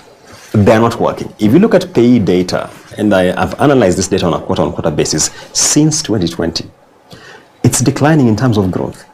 It tells you, you thought by introducing these two top tax rates you'd raise more? You're not. So your policy has misfired on you. So that was our first set of proposals. Our second one, because businesses are dealing with tight cash flows, sort out pending bills as a matter of urgency. If you look at the Pending Bills Verification Committee and their findings, if you have about 300 billion shillings locked in pending bills, state arrears, it tells you that is money which should have been circulating in the economy, which is tied up by government not paying its bills. Sort that out. And to our relief, we have seen an attempt, especially around the road sector. You can see projects kicking in, etc. The third and final proposal was this. If the government goes to the domestic market and borrows in double digits, there is no reason why banks will be lending to my business. And that is why, towards the end of 2024, you saw a negative growth in private sector credit. Now, economies are fueled by credit. If you have negative, that contraction, then you have a serious problem. So we gave that three-pronged proposal. We're delighted to note that we have seen private sector credit growth ticking up. It's not about 5%. It's a delight to see. But given Kenya's economic growth rate, private sector credit growth should be in the horizon of 9-10%. It should be playing around that horizon because it's typically double what the economy is growing at. Pending bills, we have seen an attempt to sort them out. We are hoping this can be accelerated in 2026 for the cash flow breather for businesses. And finally, Finance Bill 26 needs to address payee bans. It's a thorn in the flesh. Needs to be addressed. We'll speak about, that will be the final thing that we speak about actually, the Finance Bill 2026, just to get your predictions of it. But unfortunately, we have to start wrapping up. Oh, sure. Yeah, no, don't. Yeah, you're leaving us, Julian. But before we close the show, usually we have two segments. The first one is called Serikali Wants to Hear From You. No, seriously. This is where we tell you the bills that are coming to you soon for your participation. Julians has spoken widely about budget proposals and the policies that you could have submitted sometime in December. Well, that time has passed. But we have two bills which will be coming your way for you to give your proposals on. So first of all, it's the Sexual Offences Bill 2025. This one is yet to have a first reading. But once it comes to you, it amends one section of the Sexual Offences Act. And that section is a section that gave the authority to continue or halt investigations for sexual crimes to the Attorney General's office. It's going to move that to the Director of Public Prosecution's office, which to some would mean that the government and the person who's meant to investigate these crimes has more control over it and can choose to go on or not for it. Whether this is a good move is up to you and how you think about how the sexual offenses have been handled over the past years. And secondly, the Public Participation Bill 2025. This one was first read on November 4th, 2025. For this one, it is seeking to be the first bill in the history of the country to make public participation, I think, not applicable, but compliant to our law, if I'm not wrong. So the Public Participation Bill 2025 seeks to put timelines to how long public participation should be done. It puts the onus of public participation and whether it's conducted and how it's conducted on specific government entities. But a few issues have been raised regarding this law. First of all is that it has undefined timelines for some of these, which is bad because what it says is it's supposed to give reasonable time. That's not defined clearly. It's very amorphous. It's a very amorphous term. And secondly, it does not establish a defined and one way of implementing the feedback that is collected from the public. So it gives terms like reasonable, to what degree the entity feels that feedback should be implemented, which is wrong, because if you show up at a public participation event, you want your feedback considered. But it also has good proposals. For instance, it seeks to make electronic, digital, and physical, and also I think verbal sentiments about bills considerable, which is good, because what we've had recently was just those who send emails are the ones who get considered. Now it's a bit different. Yeah. Yes, but it also has its weaknesses, like the ones I've mentioned. If you have time, go look at it, and hopefully soon it should be coming to you. It's a bill that's that was suggested by Otiende Amolo, the opposition MP. But you have the final say, I believe, because the part of the constitution that says it's a sovereign that has all the say, that's you. So show up to these public participation events when they are announced and give your suggestions and opinions. Julians, in 10 seconds, which one's coming soon for the budget process? So currently, we just submitted comments on the draft budget policy statement. Yeah. What we now wait to see is the final budget policy statement. Now that Treasury has our feedback, it's supposed to incorporate. Remember also, Treasury invited comments on tax policy measures for the next financial year. Now that sets the stage for Finance Bill 2026, which should be coming within Q1, around March thereabout, and that always elicits a lot of reaction. But Parliament is resuming, and there's a lot on the table, including the government's divestiture from Safaricom, which is the top of the agenda. Hot topic. So we wait to see. Remember, Kenya Pipeline should be privatized within Q1. Yeah. It's busy. One of the 5 And bills. Kenyans need to be alert, because there's so much talk around the infrastructure fund, sovereign wealth fund, and all the privatization process going there. So yeah, I think that needs its own topic for another day. Yeah, I really wish so. Because I have so many questions. Yeah, but Justine, it's your turn to explain it to your best of ability. So I think for me, it's just to start out with saying again, Happy New Year to all friends of the show. I think we made it. I'm not 100% sure, but I think we did.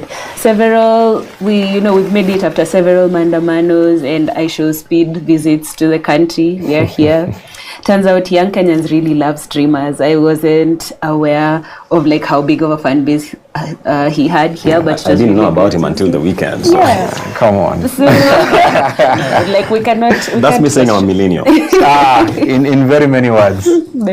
That is very important to know. We have the oldies in the building. Oh my God. Tell us the oldies. Yes. So I think GOK is very shocked that there can be people who are very popular without having to pay money. So I think this is a good trend to set in the country. The new year started off well. We had people celebrating. There was fireworks everywhere, and immediately after the fireworks, it's just back to school chaos. And also we had so many buildings, like we saw, like the building in South Sea that lost its chance to gravity, and also there's another one in Gong Road that also fell. And I'm thinking Isaac Newton is just like, he was right. Yeah, it's like I told you so. As a country, I believe we need New Year's resolutions, honestly, apart from like stopping buildings from falling and like respecting professionals. I think most people's New Year's resolutions is like, we should go to the gym, we should get fit. I think all those are outdated, because as you saw when speed came, like Kenyans were running like Faith Kipyegon to like get videos. So I think we have the fitness covered.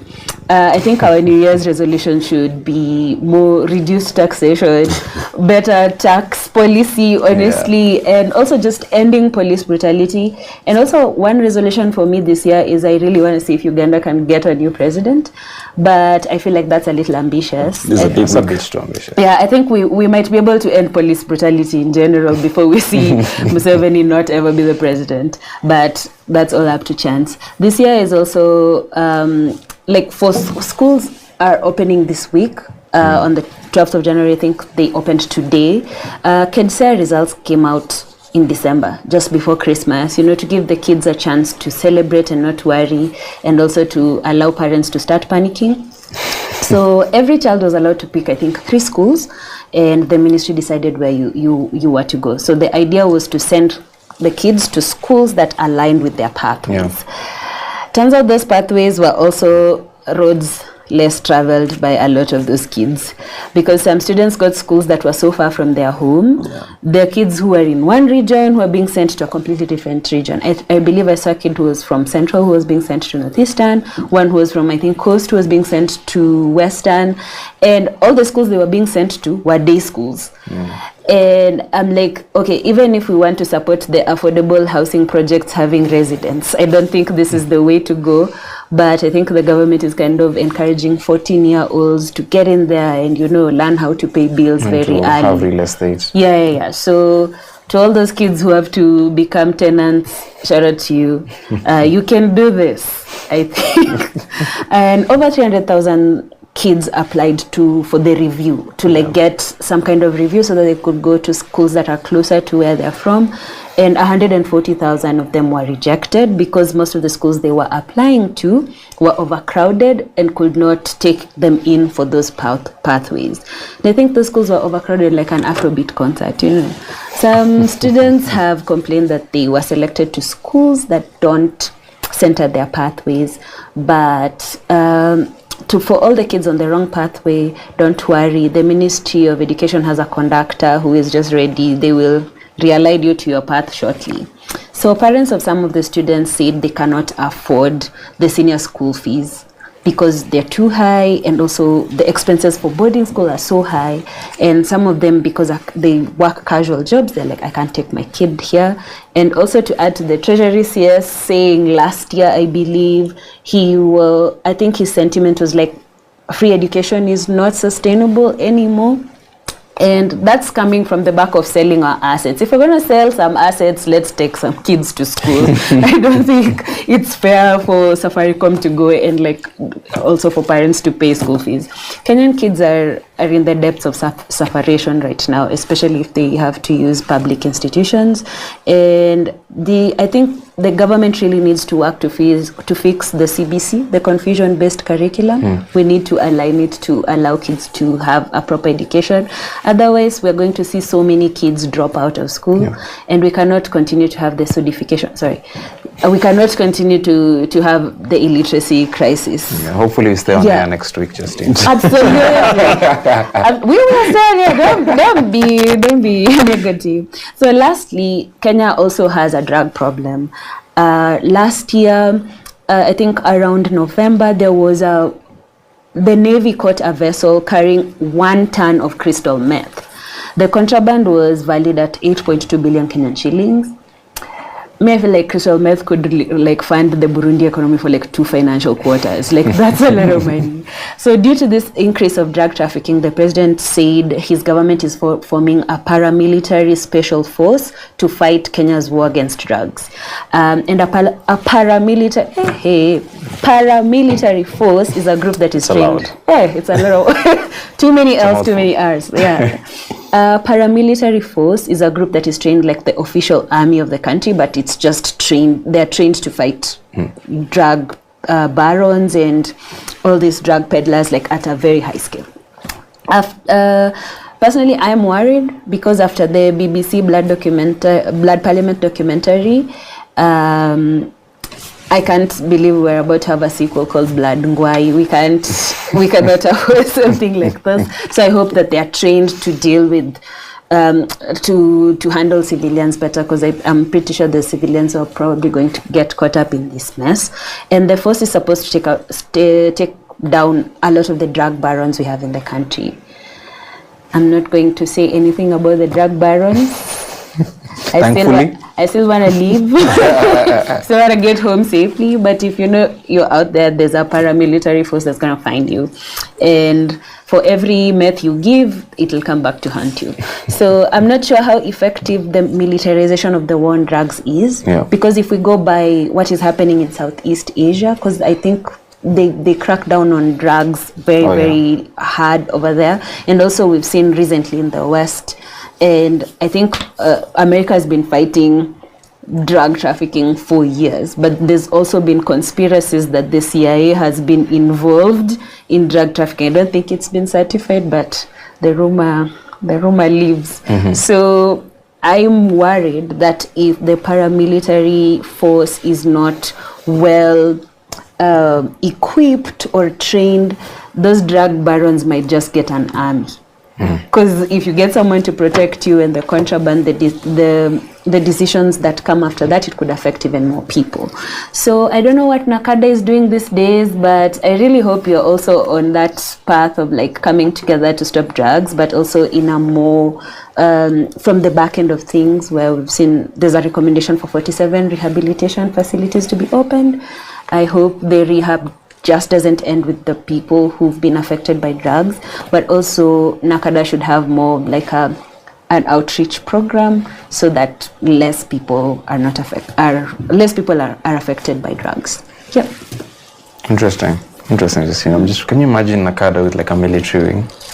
That would be crazy. Yeah. Like at least the bites would go from tank to yenye illicit alcohol to. I'm actually worried. Like, will you be allowed to drink if you are in the NACADA paramilitary task force? No, that's a conflict of interest. I was about to say this. Yes. Thanks, Justine. I didn't know half of those things you said, so I feel informed at the moment. Julians, to wrap it up, we really want to get your predictions of 2026. What's the finance bill going to look like? Because the difference between finance bill 2025 and 2024 was night and day. Yeah. We don't know what to expect in 2026. A lot of suggestions and speculations of lower taxation because 2027 is around the corner. Yeah, that has some legs, I believe. But also, what do we expect from them? Do we expect more taxation, less taxation? What's going to be the biggest economic news for 2026? What should we expect? I see.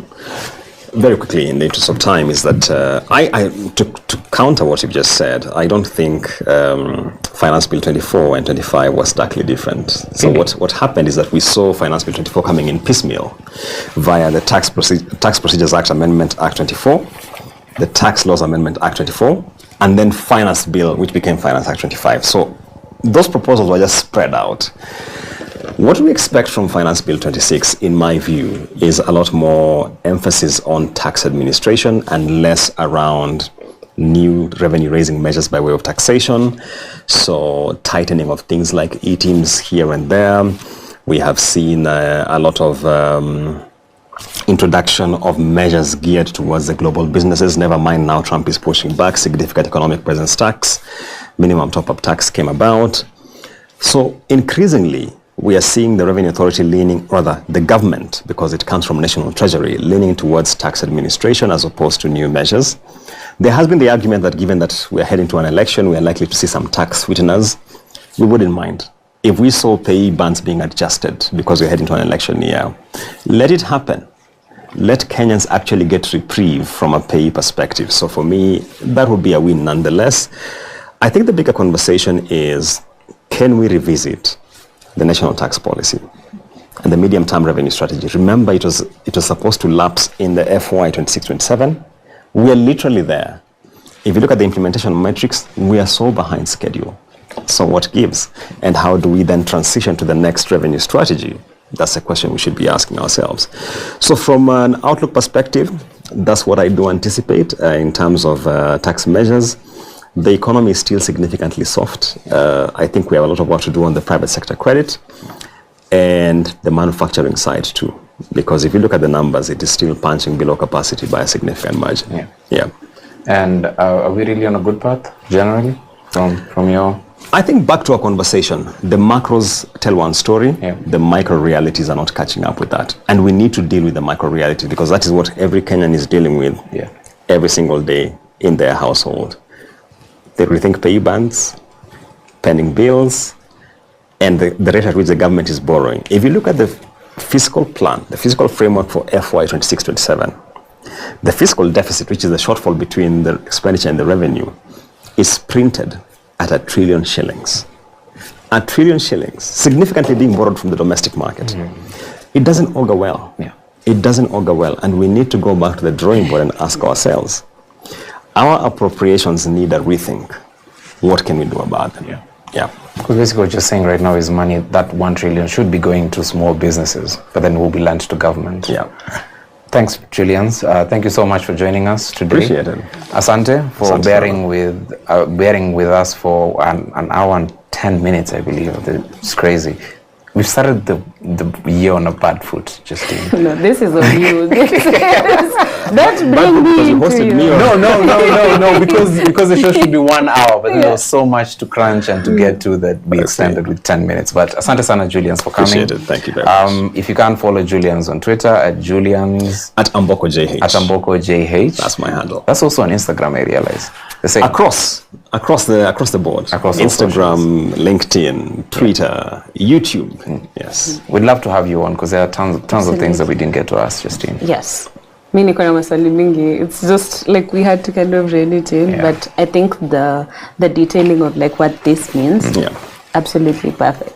Thank you very much. Yeah. Santa Julians, would love to have you again. I'm sure we will call on you again when April, June, you know that time. Yes, that season. That season. Public finance peak season. Exactly, because every Kenyan will be watching for your input. But thank you so much, Julians, for coming. Good luck in everything you're doing and keep doing what you're doing. We love it. Asante. From us here at The Big Picture, see you next week. Have a good night and catch you on the next one. Cheers.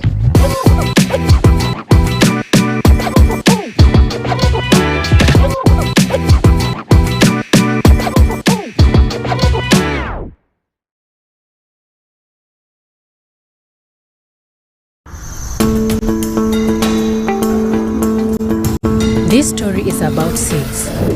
Seed means life. Seed means livelihood. Seed means our culture.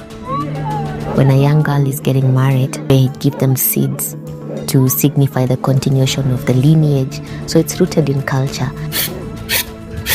Tuke harusi, tunachaga mtama, ile mingi tunapika ugali. But it's different from what's been told before.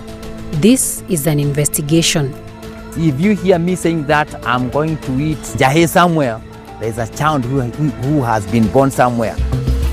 A report by Greenpeace International says 80% of Kenya's agriculture is supported by the informal seed sector. Lakini mimi mkulima niko na hizo zote na serikali imenifunga mikono. But this is rapidly changing thanks to a law that was quietly and hastily passed by the 10th Parliament, prioritizing profit over seed sovereignty. That's why you have hybrids, that's why you have all these new genetically modified things that are coming in. You have to borrow a loan so that you can plant maize because it's very expensive because of inputs. In this story, we investigate Kenya's controversial seed law, uncovering the powerful interests behind it and the hidden motives driving its enforcement. From the 9th Parliament, they started showing signs that they were interested in the seeds. So when it was revised in 2012, it included certain punitive aspects to punish anybody who is found trading seed and is not registered as a seed merchant. We expose how corporate interests have reshaped the seed industry through legislative means at the expense of small-scale farmers.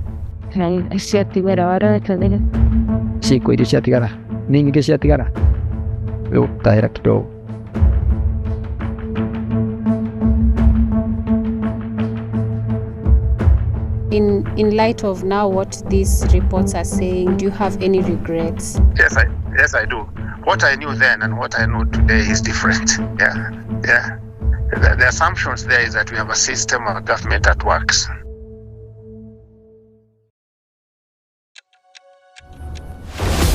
My name is Cynthia Gishiri. For almost a year, I have traversed hundreds of kilometers from Machakos to the highlands of Mount Narok and the plains of Turkana. I've spoken to tens of farmers. I have been looking into the interconnectedness of corporate interests and political power in agriculture, and my focus is on seeds. A seed, so small yet so important. It's an apt metaphor for growth and continuity. It's no wonder that many religious texts use seeds as a powerful symbol of new beginnings and the tenacity and promise of life. But what happens when this natural resource is commodified and access is restricted because of commercial interests? This story begins at the High Court in Machakos. We will be relying on our replying affidavit dated 23rd October 2024.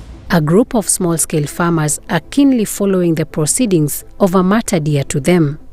My lady, the petitioners before you are local farmers from various parts of the country, are against the provisions of the Seed and Plant Varieties Act. This case has been before the courts since September 2022 when it was first filed. And it's been a long, arduous journey. Just even to get a mention in court took us quite a while. Farmers, flanked by civil society organizations such as Greenpeace International, Biodiversity and Biosafety Association Kenya, Seed Savers Network and the Law Society of Kenya, argue that these provisions curtail their right to seed sovereignty, increasing dependence on commercialized seeds. I'm more concerned with the protections aspect of the act. We submit that a sword hanging on a ceiling is no less dangerous because it has not fallen. My Lord, for that we pray that you uphold the petitioner's case. Thank you. Haki yetu, uhai wetu, haki yetu. Na tuna imani kubwa hii kesi lazima tutashinda, kwa sababu hakuna mtu ana ruhusa ya kuimiliki mbegu, kwa sababu hata huyo mtu ni mbegu.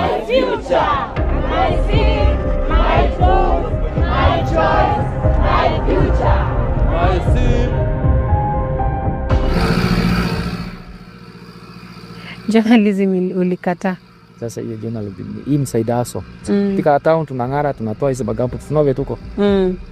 But you see the advantage of this. This one is our one-time thing. At Kabazi Ward in Nakuru County, Onesmus Njuguna is trying his hand at farming.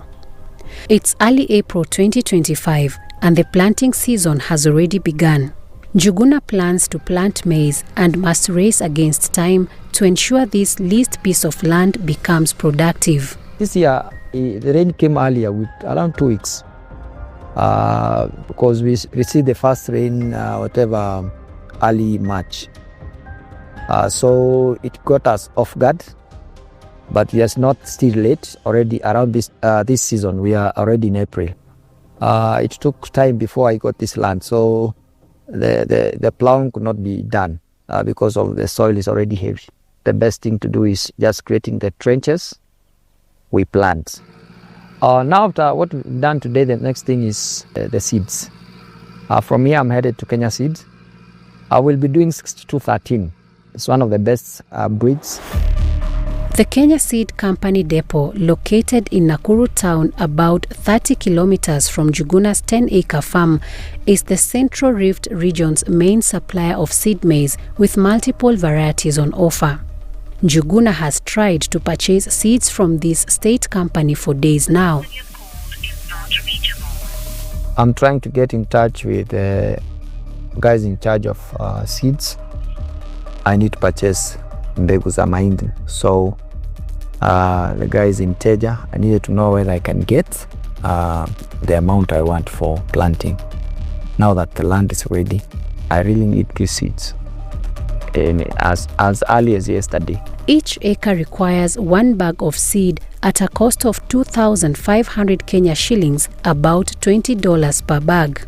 It's a busy day at the depot, with workers loading and offloading hundreds of bags of seeds. Njuguna has to queue alongside hundreds of farmers, and it takes him 2 days to get the seeds. Yes, there's a big difference between the prices between last year and this year. Reasons being, we had a shortage of seeds last year. And you see, when there's that shortage, that tells you the guys who are selling the seeds, even from the agrovetes, they would tend to increase the price.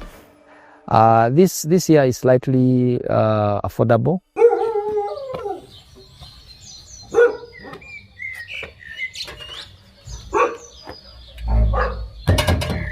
The planting day is finally here.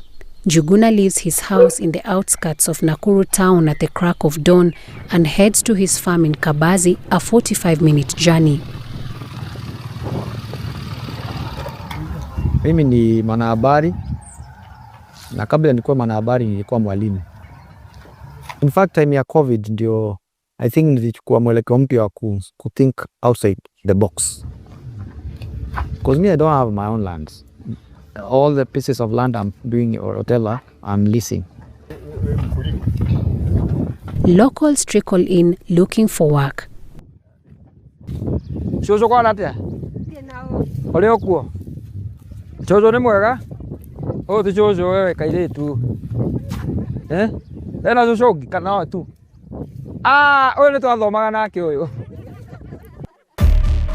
They come equipped with hose and containers, men and women, young and old. Nataka tuelewane wote pamoja, sawa sawa? Kwanza nataka kujua tuko watu wangapi, ni nani yako kazi, nani hayuko kazi, si ndio? They are 63 in number, and after a short prayer, their coordinator Lucy Wanjiru portions out planting seed to each of them. Nani wanaweka fertilizer? Mmejua nani wanaweka fertilizer? Outcome, I'm expecting 30 bags per acre. 30 bags per acre. 30 bags is when you do the right management. This means after we plant, the seeds grow, you come do the necessary for controlling the worms, the cutworms and whatever. Most of these laborers are also farmers, but at a much smaller scale than Njuguna. A few hours later, the work is done and it's time to collect their dues. As is the custom here, Lucy says another prayer, this time a thanksgiving for the work and their employer. They earn 300 shillings, about $2.30 each, for a day's work.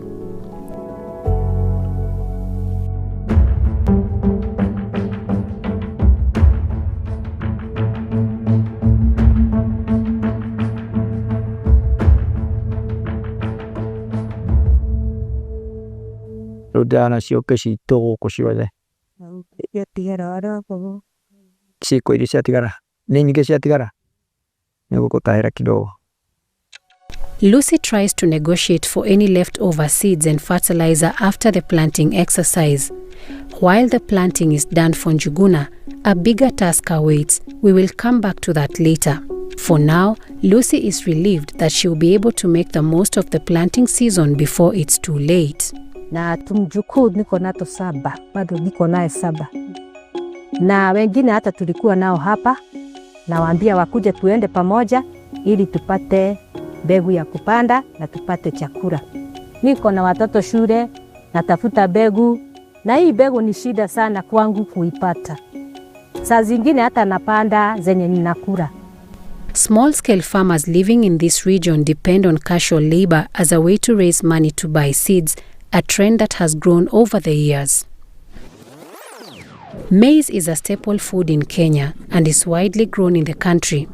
Kenyans consume an estimated 98 kg of maize every year on average. This year, the National Crop Variety Release Committee, which is convened by the Kenya Plant Health Inspectorate Services KEFIS, approved a total of 421 seed maize varieties and 3 genetically modified varieties to the Kenyan market for planting. Both Njuguna and Lucy prefer the 6213, a certified hybrid variety owned and produced by the Kenya Seed Company since 2002 and listed on the 2025 National Crop Variety List. The 6213 is described as a high-yielding and drought-resistant variety, which takes about 6 to 8 months to mature. Sasa nimepata 300. Na hii 300 haiwezi tosha deni. Sasa nilikuwa nategemea nipate 1,000 kwa sababu saa hii tunanunua 500 na 30 ama 50. Hiyo ni mbegu ya 6213 pati ya kilo 2. Sasa hata nikitoa hiyo 300 yes jaza na napanda 4. While its qualities sound appealing, these and other hybrid maize varieties are a stark symbol of the commercialization of Kenya's seed sector over 3 decades ago, a cycle that has trapped both Njuguna and Lucy despite their different economic circumstances. It's interesting that 80% of the seeds that we used we use in crop production in Kenya today are from the farmer-managed seed systems. Only about 20% is from certified seeds. And this 20% you can see it's from like maize seeds, wheat seeds, but 80% comes from the farmers. So since the 80s, when you had the structural adjustment programs, you forced the government through the IMF and all these to withdraw their support for this unmentionable 80% base, and in fact allow and open your doors for some bit of commercial farming. And a few people are making a lot of money out of it. So in commercial farming, you concentrate wealth and capital in a few. 2 days later, we visit Lucy at her home at Kihoto village in Kabazi, about 10 kilometers from Njuguna's farm. She has lived in this rented home since 1991 after she fled tribal clashes in Molo. Maisha hapa si nzuri, sababu ukiwa na watoto hao wote itaweza aje kupanuka. Haya, hapa ni kwa wenyewe, si kwangu. Itaweza aje hata tuweka kabizi. Lucy has a busy day ahead. After working at Njuguna's farm, she has enough money to buy seeds to plant on a leased plot of land a short distance from her home. However, she must first prepare breakfast for her family. It's a 20-minute walk from Lucy's home to an agrovet shop at Kabazi Shopping Center. The privately owned outlet supplies essential products such as seeds, fertilizer, animal feeds, and pesticides. She manages to buy 2 kg packets of seed maize, with each packet going for 550 shillings, about $4. This is not enough for her half-acre plot of land, however. Miaka ya hapo mbele ilikuwa rahisi kwa sababu per packet haikuwa bei kali. Lakini sasa unakuta hata 800 kwa kilo mbili ama 1,200. Nataka kupanda hapa. Hii shamba yote.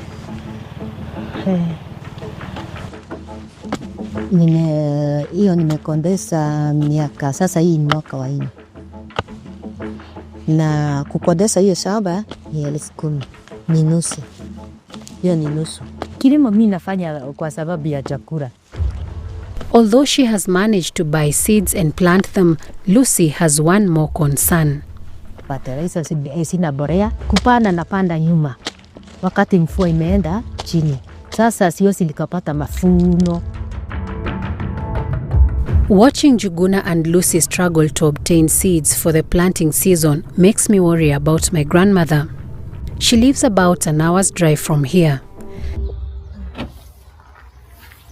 She is 86 years old and started subsistence farming full-time in the early 1990s after retiring from her teaching career. I catch up with Shosh, as we call her, just as she prepares to plant the Mexican black bean. Tulinunua Nairobi na familia nyingine iko hapa. We are only 2 families that have this kind of bean. Like Njuguna and Lucy, Grandma also plans to plant the 6213 maize variety, but as she waits to get the seed, she chooses to start with the Mexican black bean, which she saved from her own farm after the previous harvest. By the way, mimi niliona kama nimechelewa sana kulima. Na nilikuwa nimechelewa. Mimi huwa kila wakati ninalima kabla ya mvua. Agriculture, according to her, has become overly complicated, and she recalls when seed could easily be obtained from other farmers. Siwezi kumbuka kama tulinunua mbegu kwa watu, kwa any shop, kama KFW vile tunanunua siku hizi. Walikuwa watu wana mbegu. Wengine walikuwa na maharagwe ile nyekundu, ile nyingine iko na madoadoa. Tuliendelea vizuri, hatukukosa chakula.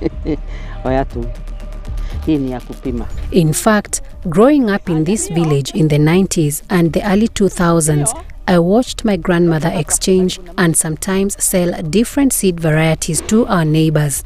Farmers would also replant selected seeds from previous harvests but that practice seems to have stopped. Growing potatoes for sale. Where does it grow them? Maunaro. Dr. Daniel Mainge is a leading agroecology advocate and a bioscience policy practitioner. He explains the changes that have occurred in the seed sector are a result of a concerted shift to more heavily regulated and commercialized farming. So in commercial farming, you concentrate wealth and capital in a few. But in the other one, the wealth is already there, and it's what we sustains us all. That's why you have hybrids, that's why you have all these new genetically modified things that are coming in. Those are the new plant varieties. The term new plant varieties features widely in the Seeds and Plant Varieties Amendment Act of 2012, infamously known by critics as the Seed Law. This law is the result of years of calculated efforts involving a complicated cast of characters, businesses, scientists, transnational bodies, philanthropic organizations, and agrochemical companies like Monsanto, Syngenta, BASF, and Bayer. So how and why did we get to the seed laws of 2012? What do these regulations mean for thousands of smallholder farmers who meet the bulk of Kenya's food needs? It all began in 1961 with the establishment of the International Union for the Protection of New Varieties of Plants, UPOV, an intergovernmental body headquartered in Geneva. The UPOV Treaty provides a unique form of intellectual property protection for plants, and its stated goal is to encourage the development of new plant varieties for the benefit of society. While the Union has a lofty mission, it cannot be ignored that during this period, major European agrochemical companies began playing a key role in plant breeding and sought a system that would acknowledge and protect their inventions even after harvest. Discovering new varieties in crops is also a misnomer because those genes have existed from the very beginning. And so definitely that's where the mistake comes in. The UPOV Convention was amended thrice. Its 1978 Act, among other things, limited the period of protection of plant breeder rights to not less than 15 years and 18 years for trees and vines. The Third Amendment, made in 1991, was more stringent. It neither acknowledged nor protected farmer varieties. It also increased the period of breeder rights protection to 20 years for crops and 25 years for trees and vines. And so that is now where the acrimony is. That when farmers are planting the maize that they've grown for the last tens and tens of years, they find another type of maize and they are supposed to treat that maize differently from their own. So probably there's the use of chemical pesticides, there's the use of chemical fertilizers. So all this goes down to contamination of the soil, contamination of the water bodies, the underground water bodies. But the most important thing is that the farmer is a slave. They can no longer control what they grow. In addition, the UPOV 91 Act introduced DUS criteria referring to distinct, uniform and stable characteristics of a plant variety after repeated propagation. While these characteristics form the basis of what is now sold to farmers as certified seeds, they are a major point of contention for the critics of the seed law. Kuwekea watu sheria wakati wananunua mbegu si vizuri. If an old grandmother from Mashinani wants to access these services, like the Kenya seeds. You remember when we went for seeds, you would see the guys who are lining up, guys who are getting these seeds, you would imagine a shosho would not really access where these stores are. And again, if you'd access them from the agrovets, the prices are high. So if we have laws that protect the plant breeders' rights, then it makes it difficult for farmers to get these seeds without having to pay for them. It's never distinct. Otherwise, if it were distinct, a maize variety coming from company A or company B would not be looking like the other maize. So what makes it distinct when it's still the same maize and you can clearly, even a child will tell it's maize. Then in terms of uniformity, yes, it might look uniform for a while, but that's because you're using the parent of your material. You're keeping it as a business secret. If you were to allow nature to do it, in fact, it would be making new varieties every single day, telling you that distinct uniform and stability is another business term, not scientific. Kenya joined UPOV on May 13, 1999, acceding to the 1978 Act and became a party to the UPOV 91 Act more than a decade later in May 2016. Naweka mbili mbili.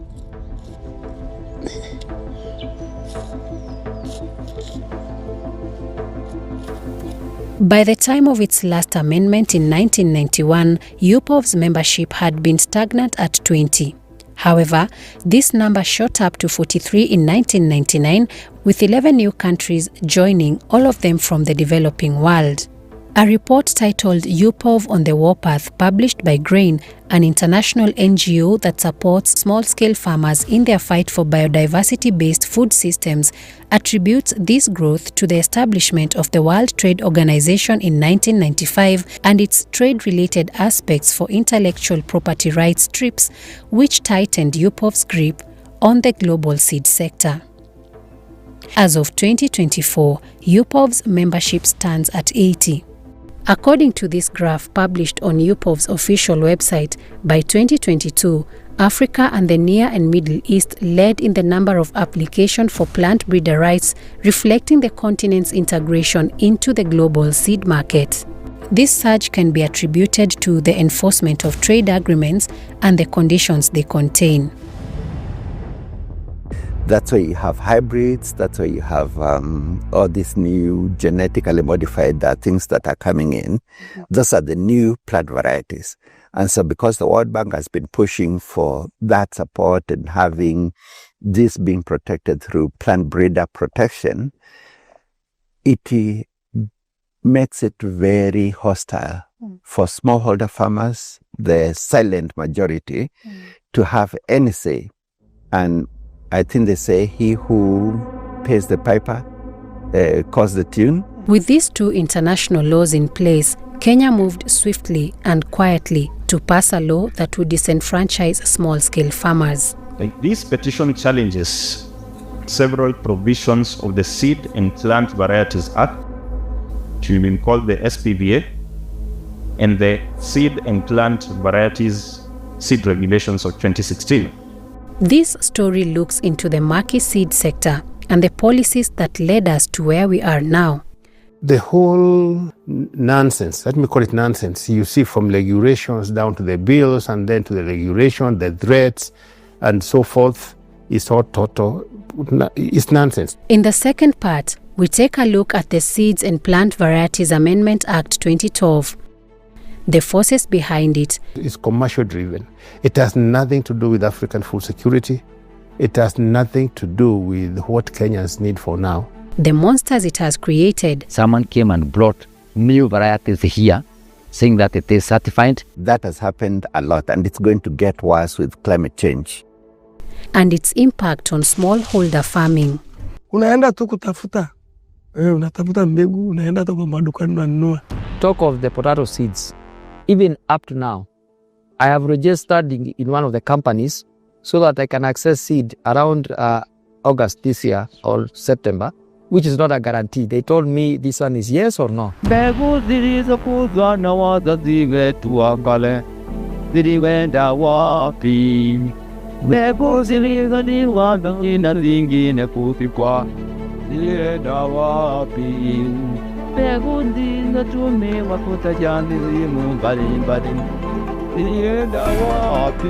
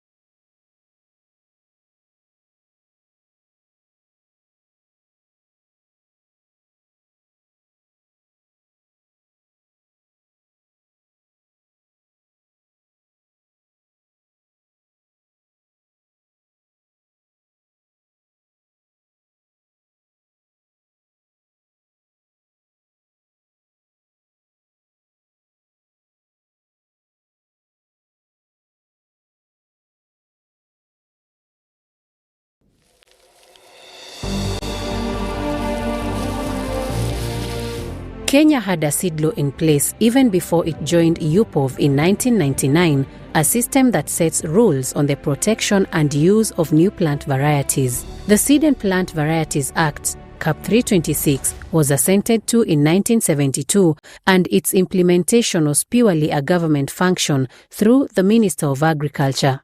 It was amended several times, but the 2012 amendment hit the hardest, as Claire Nasike, an agroecologist from the Hummingbird Foundation, explains. So when it was revised in 2012, it included certain punitive aspects.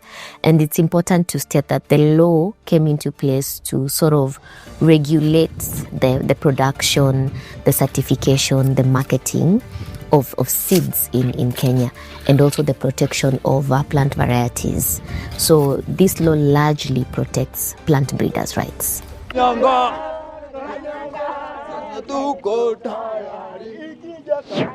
In addition, it ceded control of the seed industry to the Kenya Plant Health Inspectorate Services, allowing it to partner with the private sector on matters concerning seeds, such as testing. It also expanded the scope of protection to all plant genera and species. Previously, the Minister of Agriculture determined which plant varieties needed protection. The removal of Article 17, Part 4 of the Principal Law meant the minister could no longer consult with other stakeholders, including farmers, on matters related to seeds. It also criminalizes the sale of unindexed plant varieties, which in this case are farmer-managed or indigenous seed systems, an offense that attracts a fine not exceeding 1 million shillings or a jail term of not more than 2 years or both.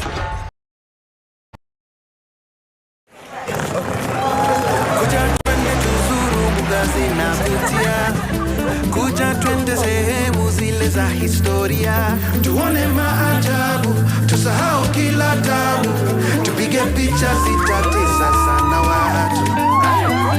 Kenya ni raha tupu, mimi ninakwambia, kila kona ni maarufu, utapafurahia.